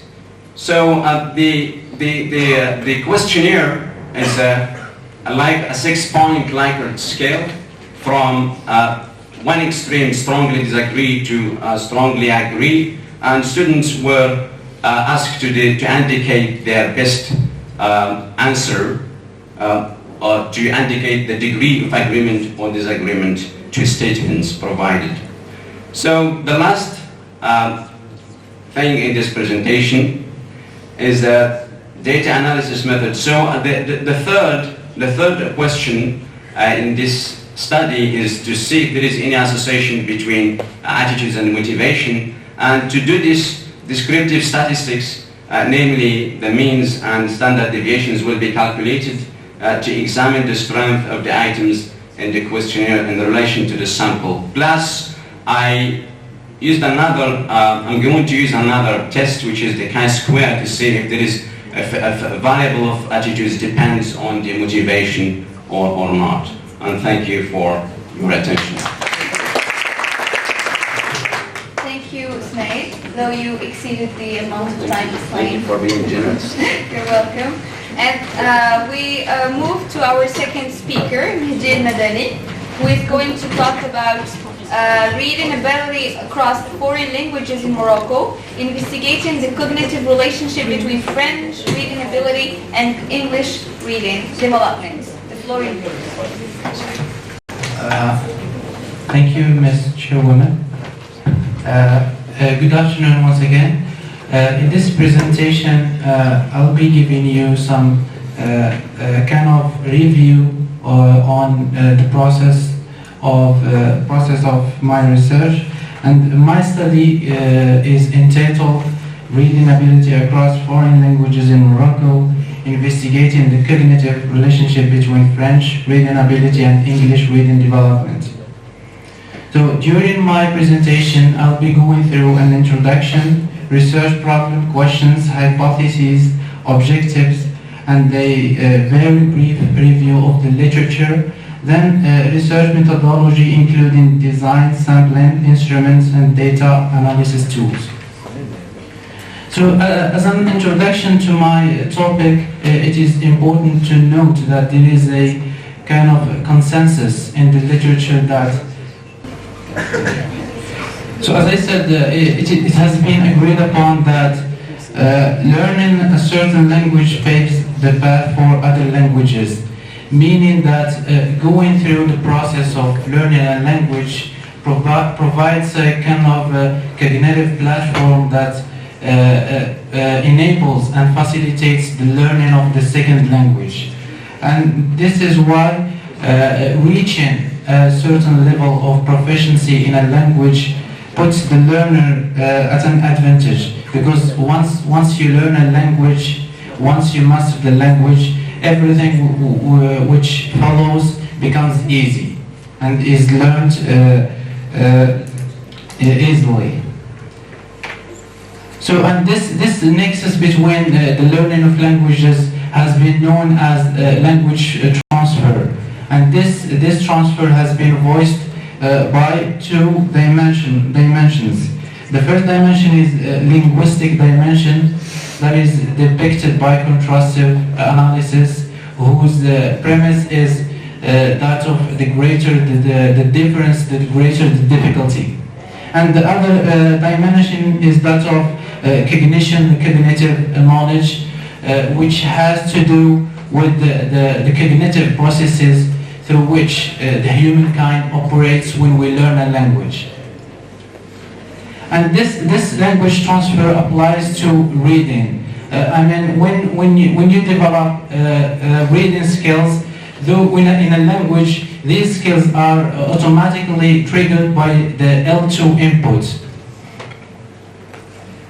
And this reading link between languages provides a kind of paves the ground for the research problem in this study. Developing good L1 reading ability paves the path for learners to become good L2 readers.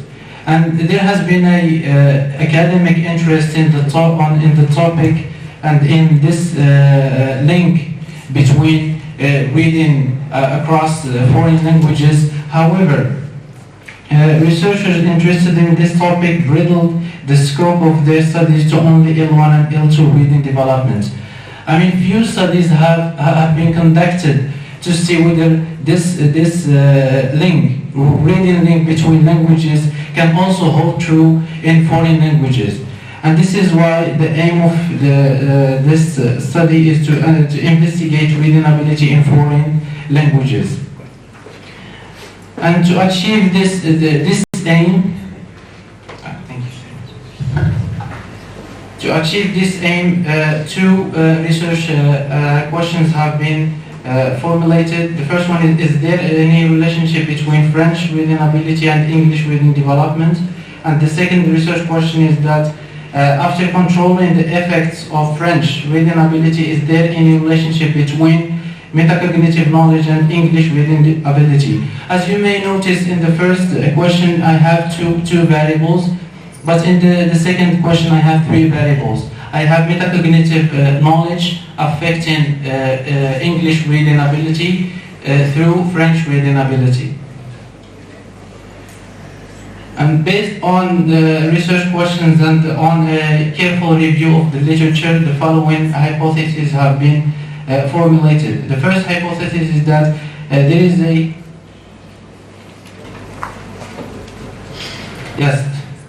the first hypothesis is there is a relationship between French reading ability and English reading development.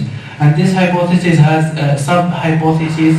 The first one is learners with good French reading skills are supposed to be good English readers, and learners with poor French reading skills are supposed to be poor English readers. The second directional hypothesis is metacognitive knowledge indirectly influences English reading development via French reading ability. So the objectives of my study are as the following. This study aims at investigating the interrelationship of learners' reading ability in French and English as foreign languages in Morocco. It is also meant to spot the specific areas that are likely to hold common reading features in both languages, meaning that if you are good at paraphrasing, for example, in French, does that mean that you will be good at paraphrasing in English? It is also meant to highlight the French reading skills that are not triggered by input in the process of English reading development. And the last objective is to demystify the nexus between metacognitive awareness of reading skills and its manifestation when a learner is confronted with a reading comprehension task in English.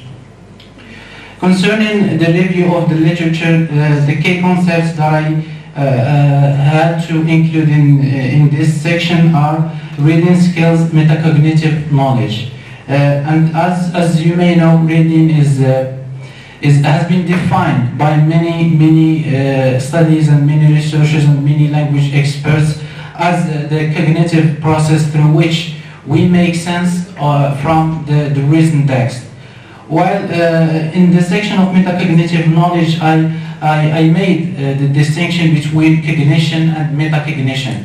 For cognition, it entails the knowledge we know, while metacognition means our awareness of that certain knowledge.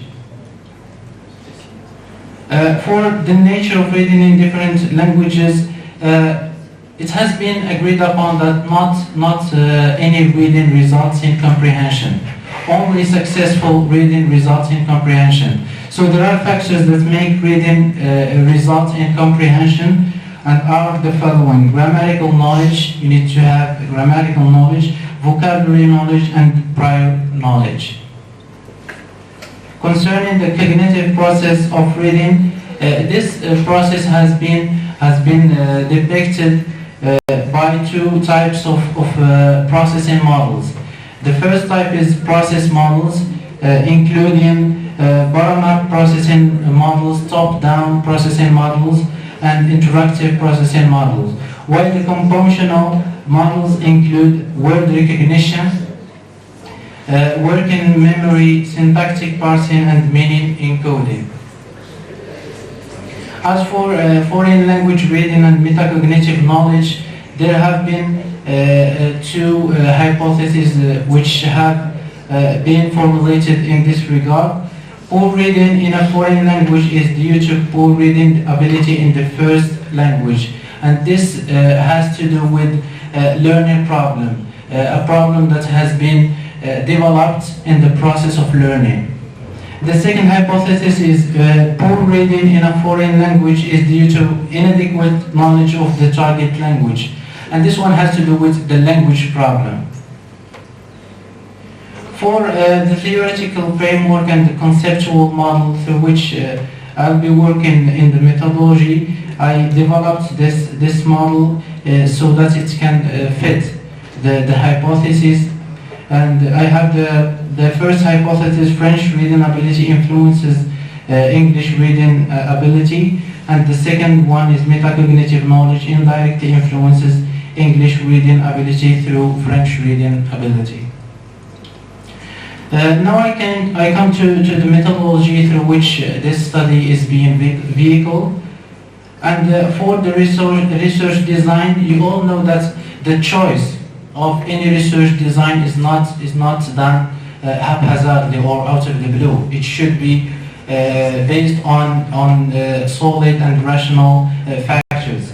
For the factors that dictate the choice of my research design, I have, since I'm seeking the correlation between English and French reading ability, and since this study is seeking the indirect impact metacognitive awareness has on English reading ability, and I'll be measuring reading ability and metacognitive knowledge. So these factors suggest that this study adopts a quantitative cross-sectional correlational design. For the target population, it includes freshman university students from English departments at the School of Arts and the Humanities in Meknes. And the choice of the sampling, I opted for the non-random convenience sampling based on the accessibility and the availability of the participants. For the instruments, I made use of reading comprehension tests in English and French. The English test was devised by myself based on many reading comprehension exams administered by professors in the department, while the French test was adapted from a collection of high school reading comprehension exams and revised by experienced French teachers. For the raters, I already contacted some teachers of French, and they are willing to correct the tests with me.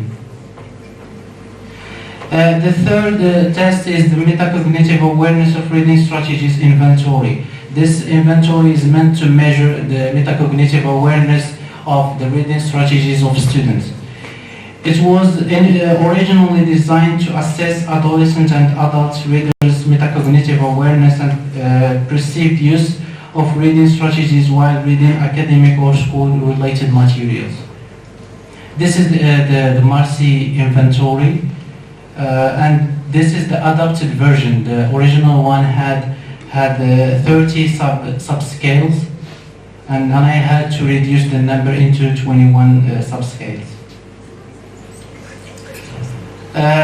When it comes to measuring concepts in research, we should have what is called indicators that are supposed to measure this concept. And the first concept in my study is reading ability in French and English, and the indicators that will be measuring this concept are the following: choosing a title, vocabulary, true or false questions, direct questions, paraphrasing, summarizing, and outlining. For the concept of metacognitive awareness of reading strategies, I have 3 indicators: global reading strategies, problem-solving strategies, and support reading strategies. The last thing in my presentation is about data analysis.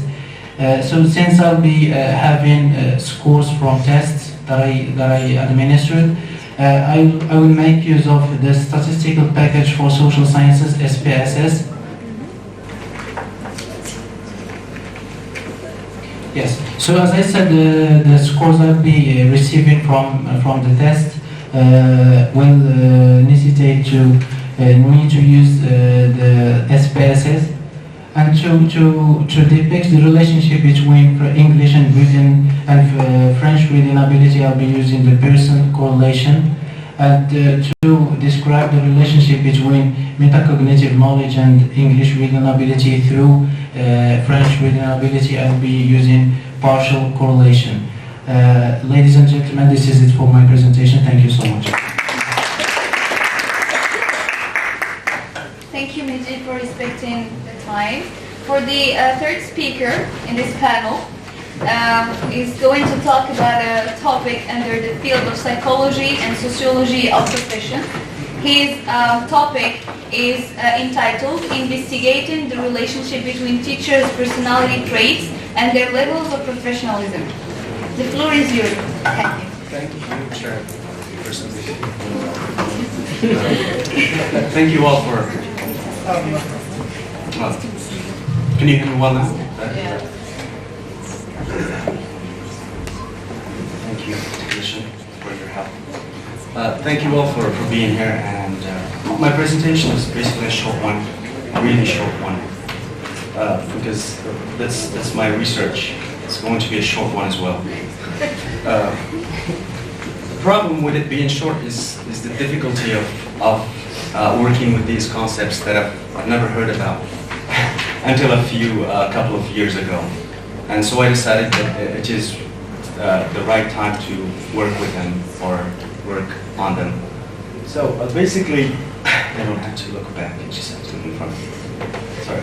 Investigating the relationship between teachers' personality traits and their attitudinal levels of professionalism in the context of Moroccan state high schools. So what the title shows, this is basically the title of my presentation. I don't want it to be necessarily the title of my research, because I'm going to probably modify it. So basically it shows the 2 variables that I'm going to be working on: personality traits and attitudinal levels of professionalism. So I'll just give you a tiny outline for this presentation.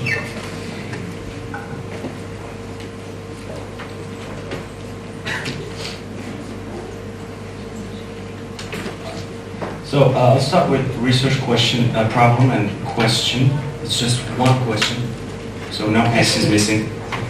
Sources for reviewing the literature. I've already done the review, so I'm just going to talk about some resources. Hypotheses, methodology, design, sampling respondents, and respondents' data collection instruments.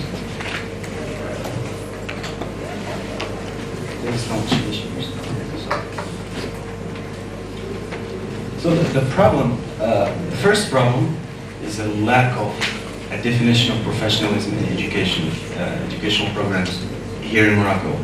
I'm not sure if it's safe to say that, but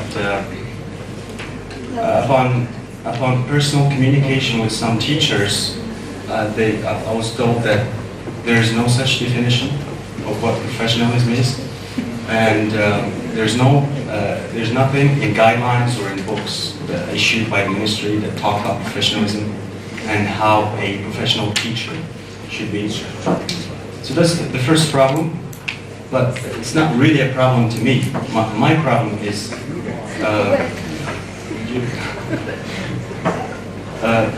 the second problem is lack or no research that relates attributes of personality to aspects of professionalism. I've done some Googling, and I didn't come across a title of a research that relates the two concepts. So I may say that there is no research that has been conducted about this, and I kind of hoped there is, but there isn't. So the third problem is the practice theory gap, or what I like to call the curse, practice theory curse. I've tried to do some teaching, and all that I've known about in theory is totally different from what happens in the classroom. It seems that your laptop doesn't like my research. We can use another laptop. I think probably. Sorry about the technical difficulties. So I was talking about the theory gap, theory-practice gap. So most of us would agree that a good teacher is one who has the knowledge and the skill to impart that knowledge into students' minds. But I don't think that's all, because for me, according to my judgment, to my experience, when I was a child, ever since I was a child, is that a good teacher, my judgment of a good teacher was basically also based on how they were as persons, as people. So that really gave me the idea of working on personality. So the research question.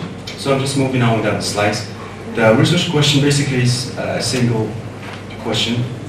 It looks simple, but it's big. Is there any relationship between a teacher's personality traits and their levels, their attitudinal levels of professionalism? So the question starts with, is there? It's an existential question, basically, which does not assume the absence nor the existence of a relationship. So I try to play safe and not assuming that there is any relationship. And that's actually my objective, to find answer to this question. So when I say attitudinal levels, it's totally different from working on levels of professionalism. Because professionalism basically, as has been defined somewhere and in different places, is a behavior. So I didn't think that I had the ability to judge behavior, to observe behavior, and to measure behavior. So I went for something which is more or less accessible to us novice researchers, which is working on attitudes. And thank God there are many cool theories. I like to call them cool because they provided me with rationale for working on attitudes, namely the TRA, the Theory of Reasoned Action, and the Theory of Planned Behavior by Eisen and Fishbein. These are theories that account for the link between attitude and behavior and perception. It's the next thing.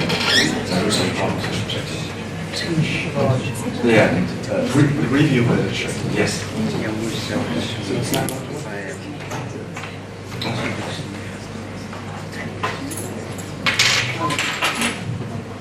So for the review, I really had no idea where to begin, especially with psychology. There has been a lot of work on it ever since I think for over 100 years. Psychology has been with us, and personality psychology as well as a distinctive, fully fledged branch of psychology which talks only about personality, and there's just a lot. So in my review of literature on this particular concept, I didn't want to go critical, I didn't want to go synthetic, I didn't want to go analytical, I just wanted to understand it for myself. So the things that actually appear in my review of literature on personality are the things that I was able to read and to understand, the things that would benefit my research objective. For professionalism basically it's not a new concept. I think most of us have heard of it at one point or another. Being professional, this man is professional, this work is professional. It has been discussed widely in the sociology professions. That's another fully fledged branch of sociology. So, as it happens, there's no single definition that people agree on. Because for the layman,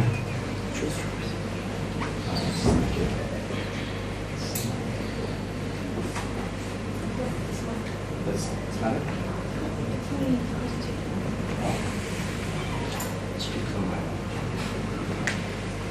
So we're basically here.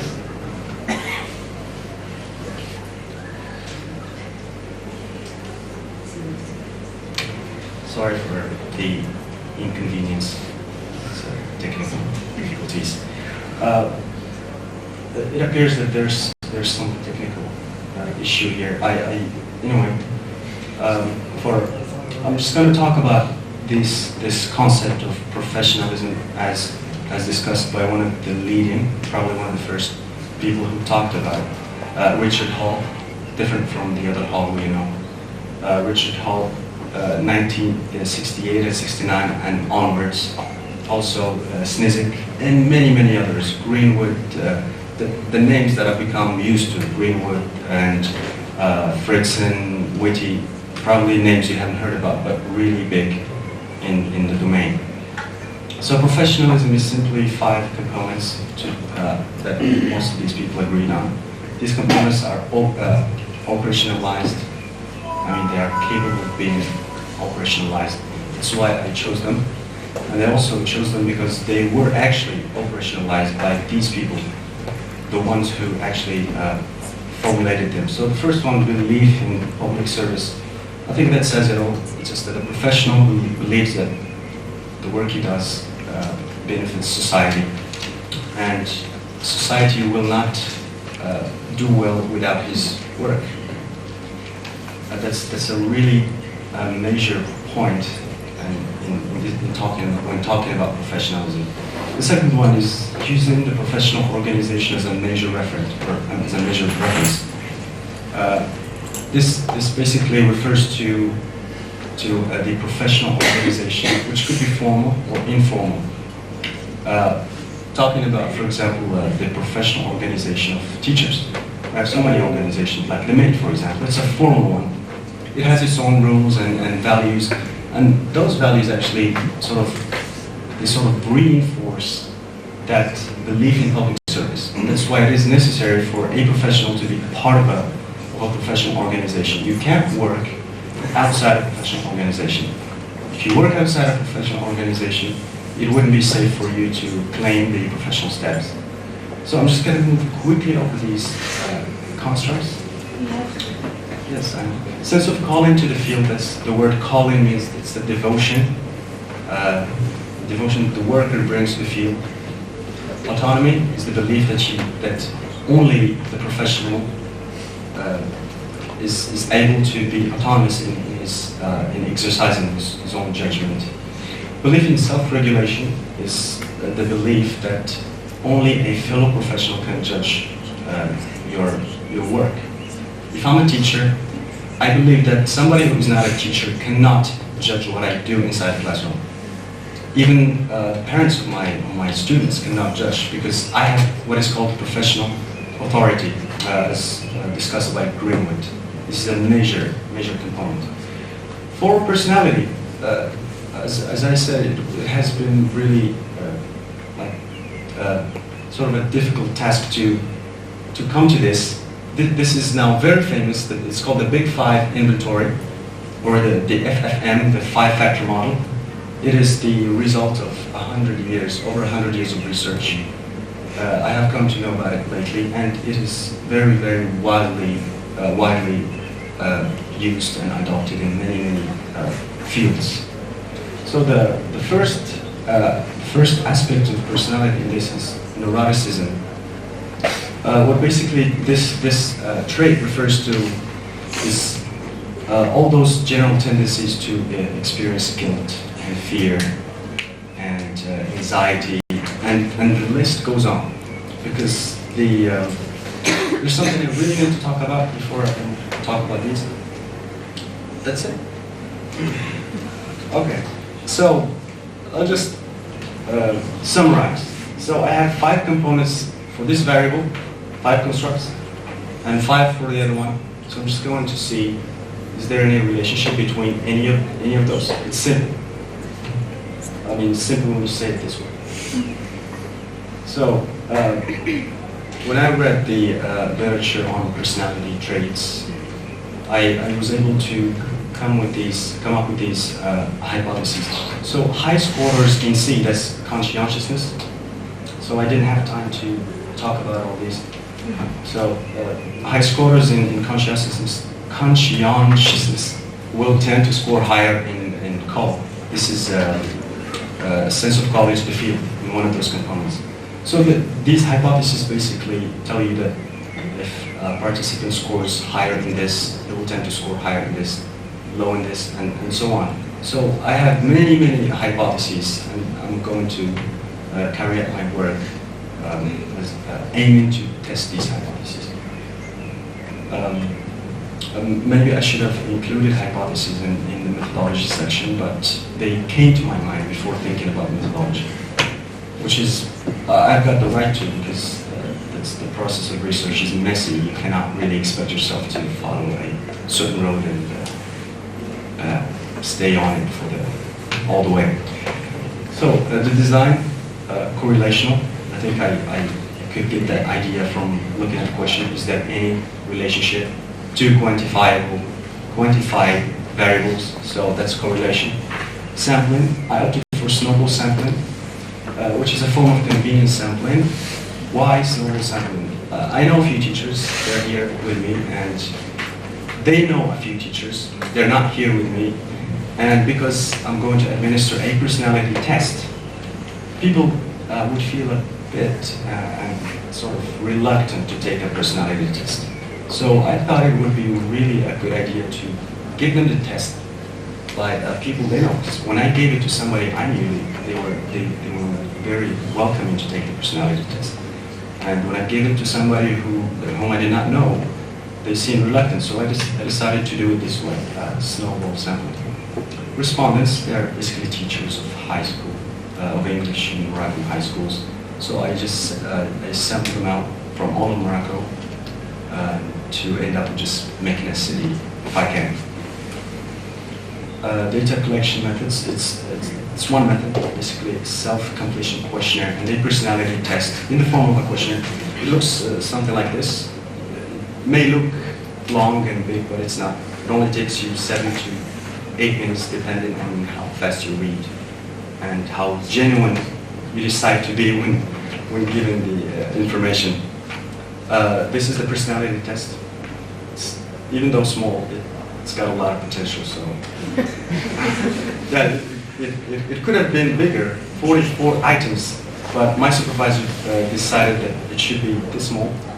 And there's a reliability test and validity have been carried out on this particular test, and it showed really good reliability sort of coefficients. I believe that's it for now. More will come. Thank you, Hakim. That was indeed a short presentation, but very informative. you introduced us to some new concepts in the psychological fields. In the same vein of new concepts, Munia is going to tackle the issue of eco-linguistics, which is a new concept within the applied linguistics multidisciplinary field. So her topic is, the title of her topic is an eco-linguistic and semiotic analysis of environmental in Moroccan English secondary textbook. The floor is yours. Thank you, Zina. Okay. Thank you, Zineb. Waiting for to get my presentation ready, I would like first to thank I would like to extend my warm thanks to our distinguished professors and to my very dear colleagues and friends for making this day happen. I am very delightful to be here among you to deliver my presentation or to give you an insight into my thesis, my master thesis.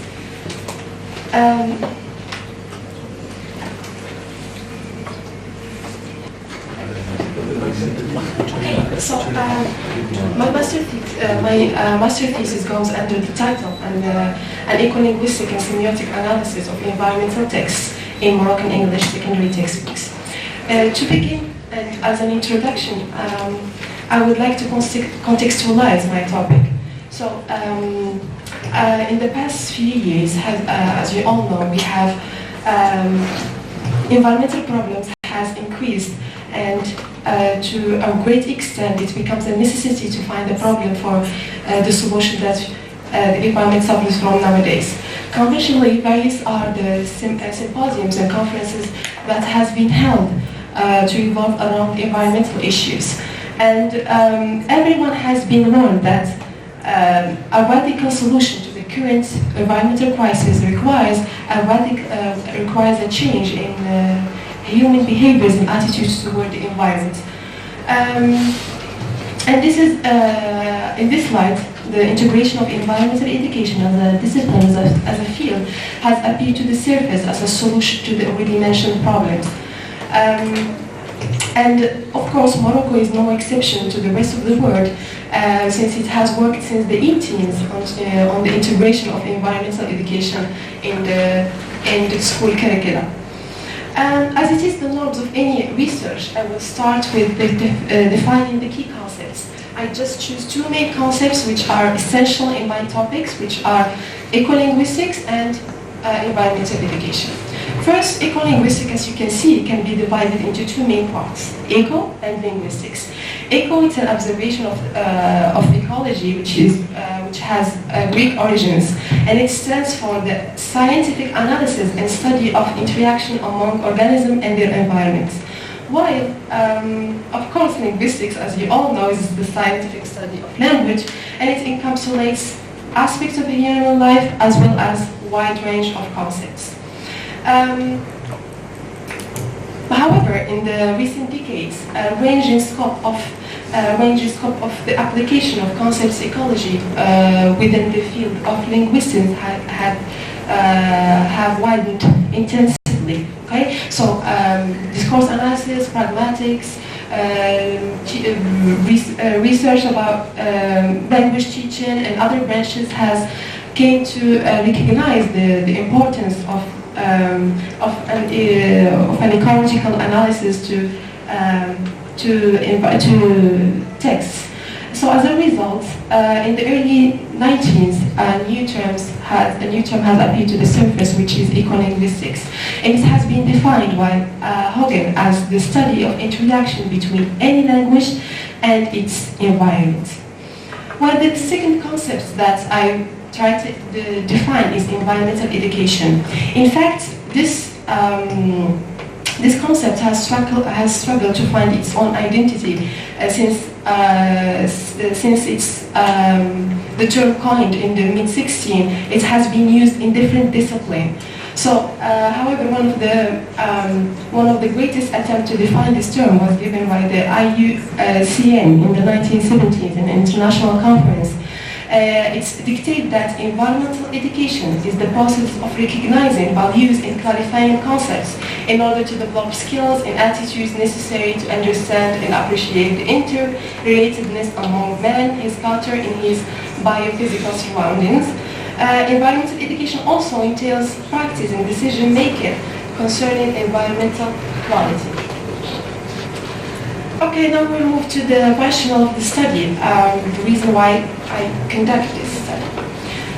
It is assumed, or it has been assumed, that learners, mainly high school students, develop a positive behavior towards the environment thanks to the integration of environmental education in school curricula, and more particularly in English textbooks. However, this has never been the case in Morocco. These statements, I know you will tell me this is a strong statement to add without any references, but during the review of literature I came across a lot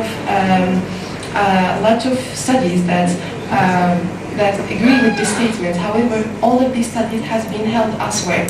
So this trigger, also this statement has been based on my personal observation as a high school student, because I noticed that my students have a negative attitude and behavior toward their surroundings and toward the environment in general. So to support this claim, this question suggests itself, or I have found myself obliged to ask this question. Does environmental education have an effect on students' behavior? Right. So this is like, and as you can see, it's like this question is what triggered the research problem in on my topic. So to further elaborate on the research problem, of course, we have the idea, which says that environmental education fosters a positive behavior among high school students. But the reality doesn't reflect this claim, because despite the great interest in environmental education programs in curricula, secondary school students' behavior indicate that efforts are still modest and insufficient. So the aim of this study, or the objective, is to investigate or to analyze the representation of environmental education in Moroccan textbook with the aim of investigating or of assuring textbook effectiveness. In other words, we can say that the problem here is that there is a mismatch between the looked for end product and the intended demonstration of environmental education. So there is a mismatch between what environmental education comes to change, or as its objective, and the end product. So in relation to a research problem, one main question was raised in the current study, which is how is environmental education linguistically and semiotically presented in Moroccan English secondary textbooks? This major question embodies three sub-questions, or I try to answer this question by divided into three main questions, which are what is the degree of focus devoted to environmental education in Moroccan secondary textbooks? Do topics and images included in Moroccan secondary textbooks share a global or local interest? And finally, what is the frequency of presence of passive voice, nominalization, and transitive verbs, and what role do they play in the representation of environmental education? I think the question that pops into your mind right now is why I have chosen these grammatical or these linguistic features. To answer your question, I will refer you to Halliday's, which said that the use of certain linguistic features can actually shape the reality. So we can see how powerful a certain structure has on the meaning or on the message that you want to send. Also, the reason behind choosing this particular linguistic feature, which are nominalization and passive voice and transitive verbs, because all of them, they foster the absence of agency. That's about it. Okay, so now let's move to the research hypothesis. Research hypotheses emanating from the question that I mentioned earlier are the following. The first hypothesis is that environmental education is largely presented in Moroccan textbooks, and of course this hypothesis was made based on my review of literature and seeing that a lot of research and scholars has mentioned that it is highly significant, so basically I assume that it will be given it will be largely presented in the textbooks. The second hypothesis is topics addressed in Moroccan English secondary textbooks are of global interest. And finally, passive voice, nominalization, and metaphor play an influential role in the presentation of environmental education. Now we move to the outline that I opt for in my review of literature. Of course, we have the definition of key concepts, and then objectives of environmental education, and then I will talk about evaluating an environmental education programs, how it can be evaluated, because this is the first research question that I tackled, and then the design of Moroccan textbooks and ecolinguistic discourse analysis, types of ecolinguistic discourse, and Halliday's functional meaning, because I will use it to analyze my finding, the data collected. Then I will talk about semiotic analysis, and more particularly about I will mention the Butler hype theory that I will choose to analyze the images that I opt for. Okay, now I would like to turn your attention to the methodology that I will adopt in my research. So the research design I adopted for mixed method because it's what will help me to answer the research question, and more particularly explanatory sequential design. I opt for this design because I started with collecting and analyzing data quantitatively, and the emergence of a second questions pushed the research to collect data qualitatively. That's basically the reason why, and also because it is this design is self-contained in a framework, in a sense that you conduct this phase. Once you're done with it, then you move to this next phase. Then I moved to the setting and participant.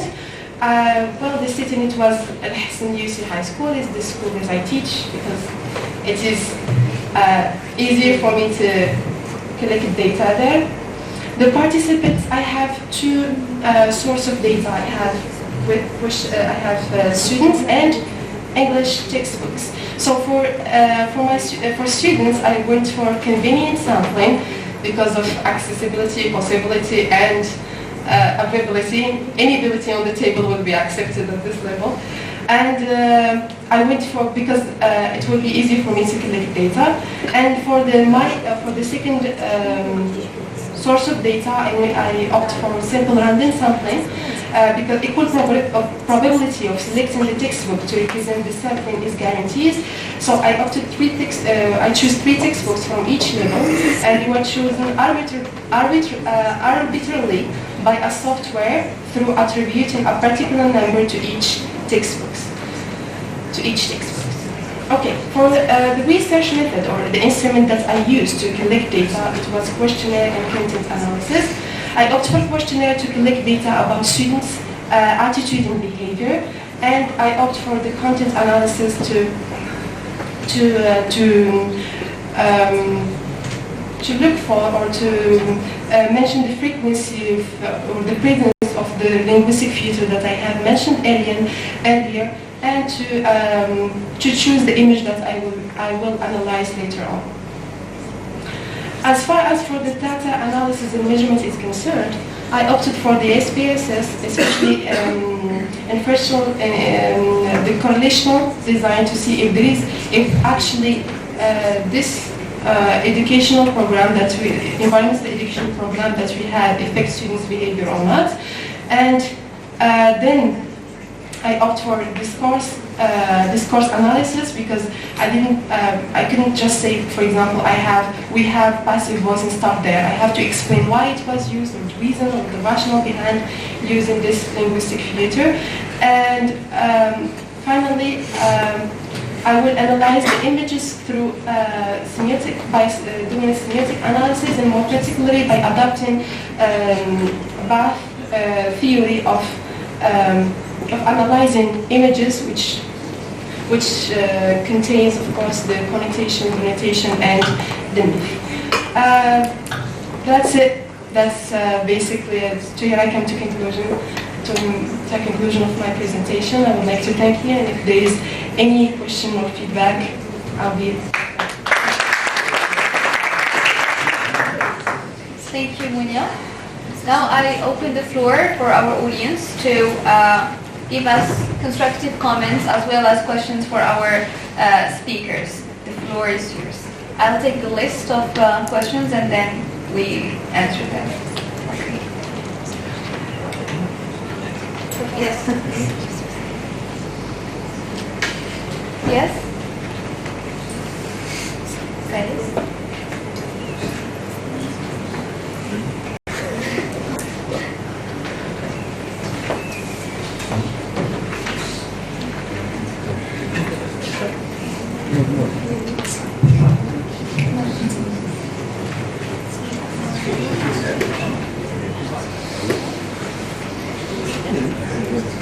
Any other contributors?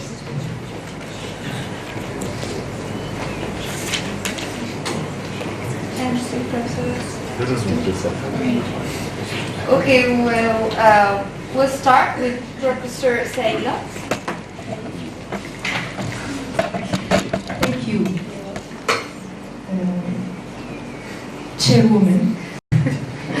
Okay, good afternoon again. I would like to first reiterate congratulating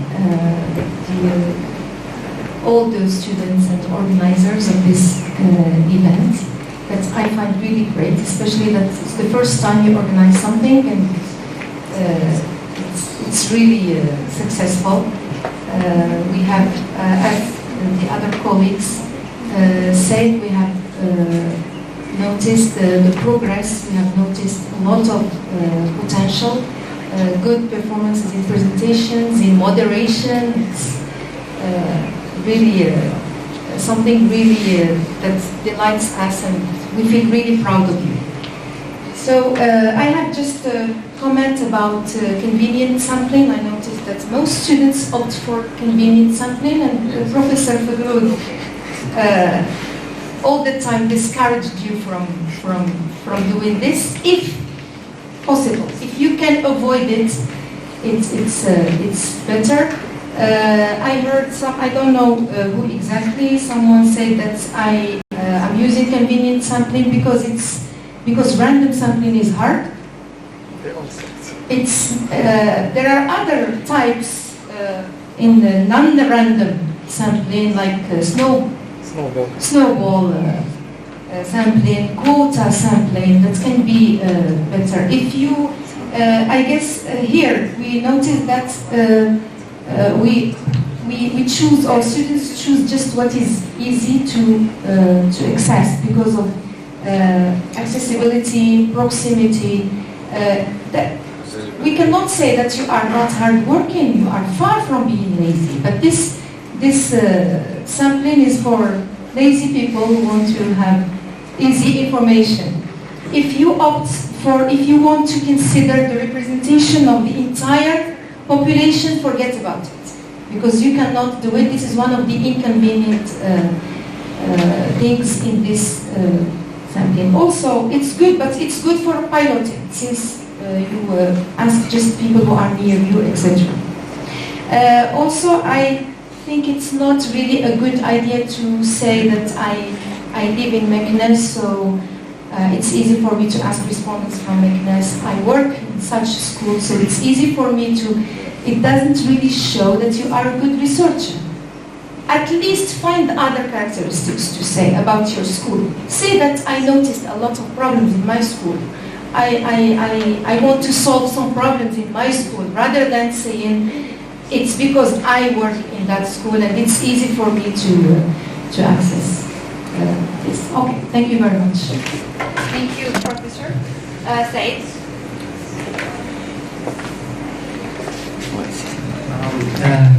Good afternoon. Thank you all of you for making it such a successful study day. Well, my question goes to Sismai. You've talked about including descriptive statistics and chi-square. You have categorical variables, don't you? Yes. Okay, so one of the presentations in the international conference stated that in categorical variables, we can use pyramid correlation. Why can't you, for example, use this pyramid correlation? Thank you very much.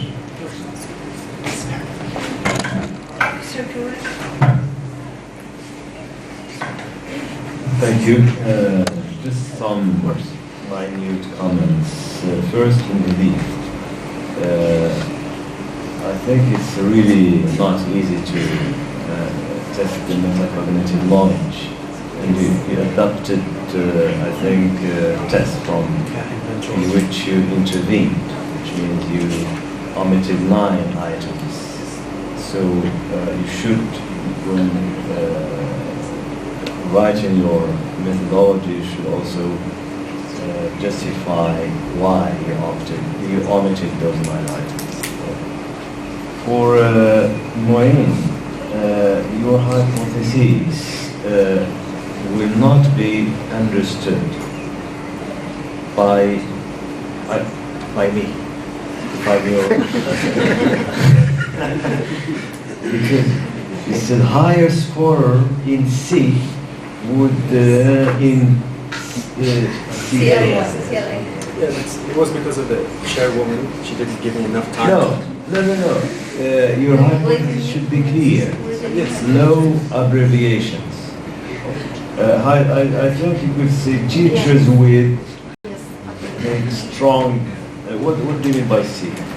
Conscientiousness. With it's a construct.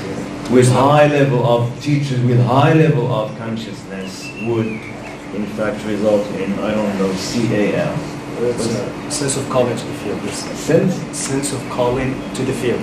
It's a construct in the other. So I think hypotheses should be clear, well stated, simple and clear, so as to be understood by your reader. Otherwise, for Munya, textbooks and the relationship between, I think, eco-linguistics. How is it first depicted in textbooks? Yes, environment, and then its impact on learners' behavior. Shall I answer you now? Huh?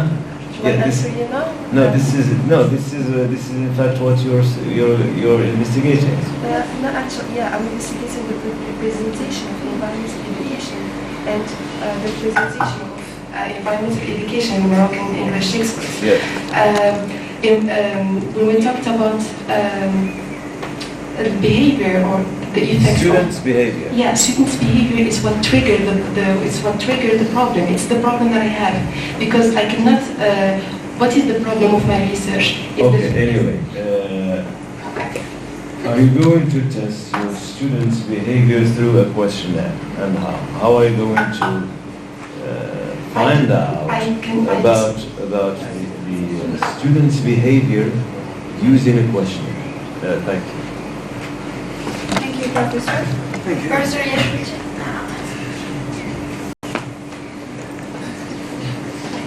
Okay, well, congratulations once again on your wonderful work. Just one small remark to Ismail. I think your design is exploratory rather than descriptive, because you are exploring the attitude, not describing the attitude of your respondent. And now I give the floor to our guest speaker. Wait. Yeah. I had a question about yours, which I really liked. I thought it was putting packing a lot into this. You didn't tell me it was a master's. I thought it was a PhD. Something to consider there. That's what occurred to me. And I've noticed it with some of the other presentations that there's a lot of data, a lot of multi-method. It's very important that how the data are combined, how the story is told, and how the one set of data complements another is very important. And that's something that I think just advise. Maybe when you get around to answering, you can describe how you will bring those data sets together. Thank you. Marwa?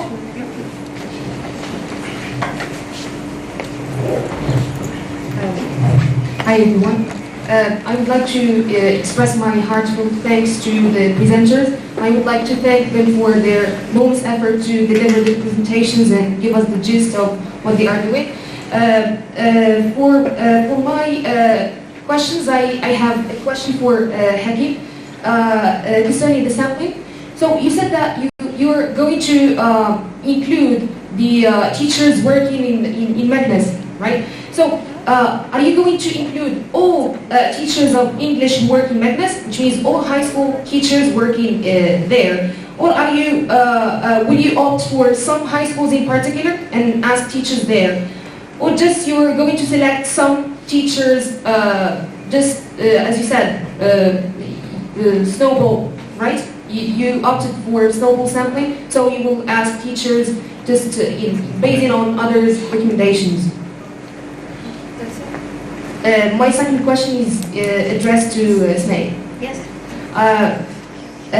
Just I have a question concerning the questionnaire. So your questionnaire is addressed to university students per se, right? Do you have any other questionnaire for teachers of English working at this university, or just students who are concerned with this study? Thank you. Thank you, Marwa. Ayub? Good morning, everyone. So my question goes to Mr. Mehdi. I just want some clarification by what do you mean by the indirect impact of metacognition knowledge on reading ability, especially this indirect. And the second one is the use of L1. What do you mean by L1 when you're referring to English department? Is it their L1? French, is it their L1? Because you were referring to L1 a lot. I'm not convinced. What do you mean by L1? Also for Mr. Ismail, you said that you will opt for descriptive statistics, but you also said that you will use chi-square. Though we know that chi-square is part of inferential. Could you please elaborate on this? Thank you. Thank you, Ayub. Hanzala?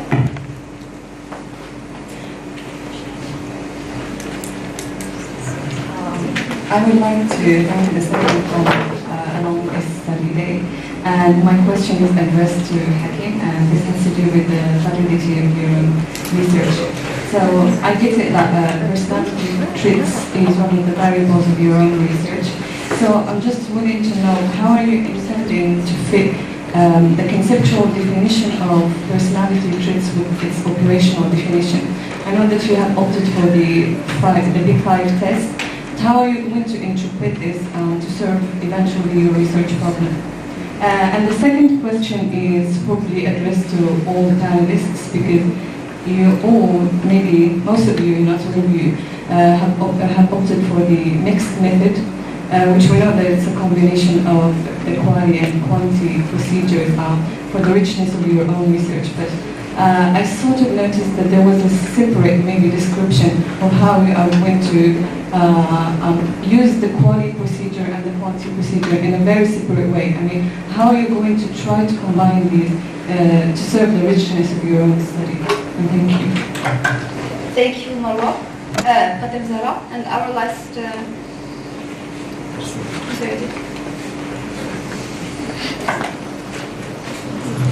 Hopefully it's not a question, it's a comment in the shape of an answer.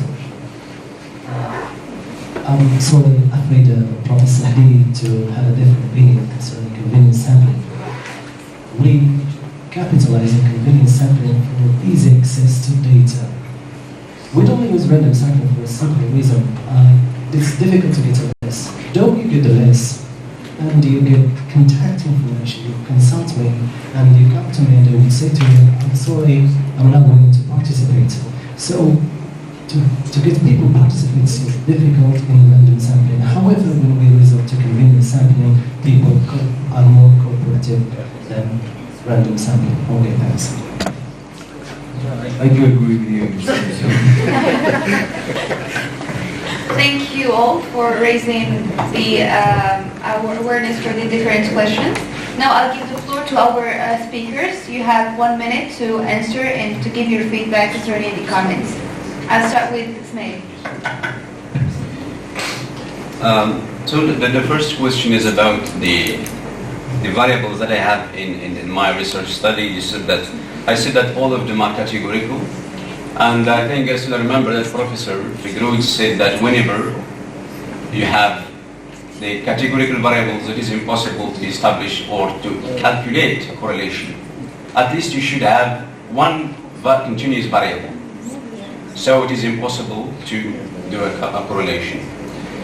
For the second, exploring about the design, the descriptive, I found, to my knowledge, I found that exploratory and descriptive are sometimes used interchangeably, and with even the cross-sectional design.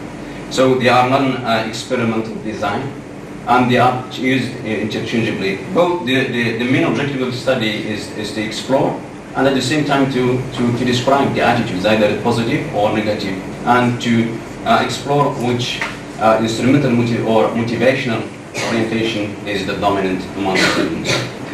So I think it is interchangeable. To my knowledge, this is what I read in the literature about the two types of design. Concerning the third question, if I have another questionnaire for teachers, I think that I barely covered the students because they were during the last week of the semester. So I only targeted students to give them a voice to express their evaluative reactions toward the learning situation of English in the Faculty of Economics. The last question is about the inferential and the descriptive, the chi-square. Well, I mentioned three hypotheses. The first two, or three questions. The first two questions are descriptive in nature, to describe the attitudes and the motivational orientation, while the third question is about the inferential. And I said that I am going to use the chi-square not to describe, but to see if there is any association, because this is the main aim of chi-square, is to establish if there is any association between categorical variables. So I didn't mention indeed the word inferential, but I mentioned I assume that everyone knows, but that chi-square belongs to the inferential statistics and not descriptive. Thank you. Thank you. Yes, I'd like to thank you for your good questions.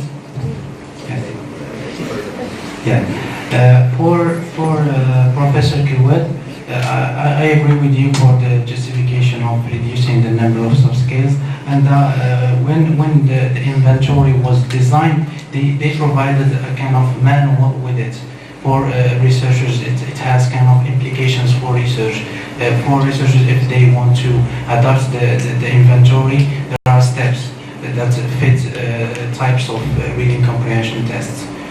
For AU, the indirect effect, the relationship between metacognitive knowledge and English reading ability is mediated by French reading ability. So if you are good in French, you may need to have metacognitive knowledge in order to be equipped with that knowledge in the learning of English. So this is how it goes. It goes from metacognitive knowledge affecting English through French as a first language.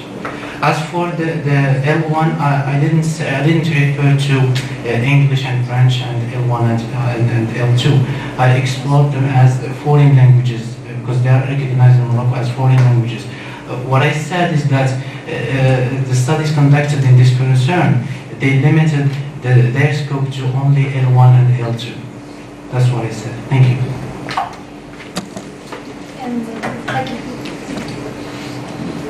Thank you, Chair. Thank you all for the comments and the questions. For your comment, Professor Ismail Kirwad and Professor the convenience sampling, I did the snowball sampling, which is a form of convenience sampling.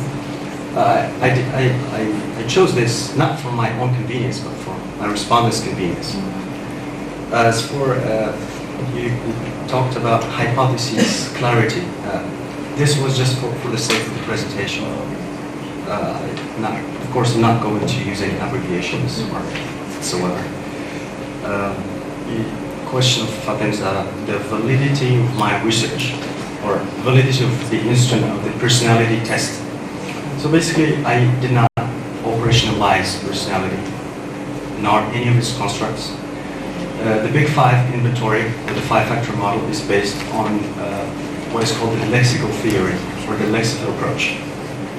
What this basically says is that all those human personality traits or characteristics that are most salient and most important and most common among people have become encoded within natural languages.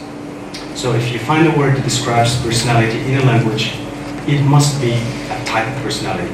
So researchers and psychologists have categorized all those words and they've come to this Big Five. So I did the same thing in generating hypotheses. I looked at those words and I looked at those in the other constructs of professionalism. So and I came up with my hypothesis based on that. But thank you for your questions. Really pertinent one. The last speaker, Monia, I would like to thank you for your questions and your feedback. Concerning Professor Hadi's question about the reason behind choosing convenient sampling, actually I have two sources of data. So I have random sampling and convenient sampling. And why I opt for convenient sampling, not because it's easy, because I use it to collect data which were based on personal observation. As I said earlier, the statement that I made, that there is no change, it was based on my personal observation. So I needed to collect data on that setting to foster my... Concerning Professor Kermat's question, which is the relationship between students' behavior and the representation of the environmental education and English textbook. That's the question, the relationship. Actually, the students' behavior, the main objective of environmental education is to change students' behavior positively, to make them behave positively toward their environment. But this is not the case. So I had to see if the program of environmental education has a positive had been successful to achieve its main aim or not. So this is the problem. I asked the first question, which is does it have an effect or no, in order to, it's what triggered my research problem. So once I found that indeed it doesn't have an effect, and it confirmed my observation, then I moved to the representation. Maybe it's the representation of how it was represented in textbook. This is what led to this mismatch between the objective of environmental education and the attitude and the behavior of students. And as far as your comment is concerned, I will take it into consideration and I will discuss it with my supervisor. Thank you. Sorry, you wanted to add something? Yeah, just a question of Marwan, really quick, because I didn't want to seem as if I overlooked it on purpose. The snowball sampling, I did initial contact with some of the teachers I know, and I made sure to tell them to select only those they think are available in this region. Yeah. Do you have a specific number to attain? No, that's the blessing of snowball sampling. It just goes on and on until you get a big number. Okay. Hopefully, thank you. Okay, thank you. Before closing the second session, I'd like to leave the floor to Professor, our coordinator, Professor Kerwet, who will go to... The organizing comments.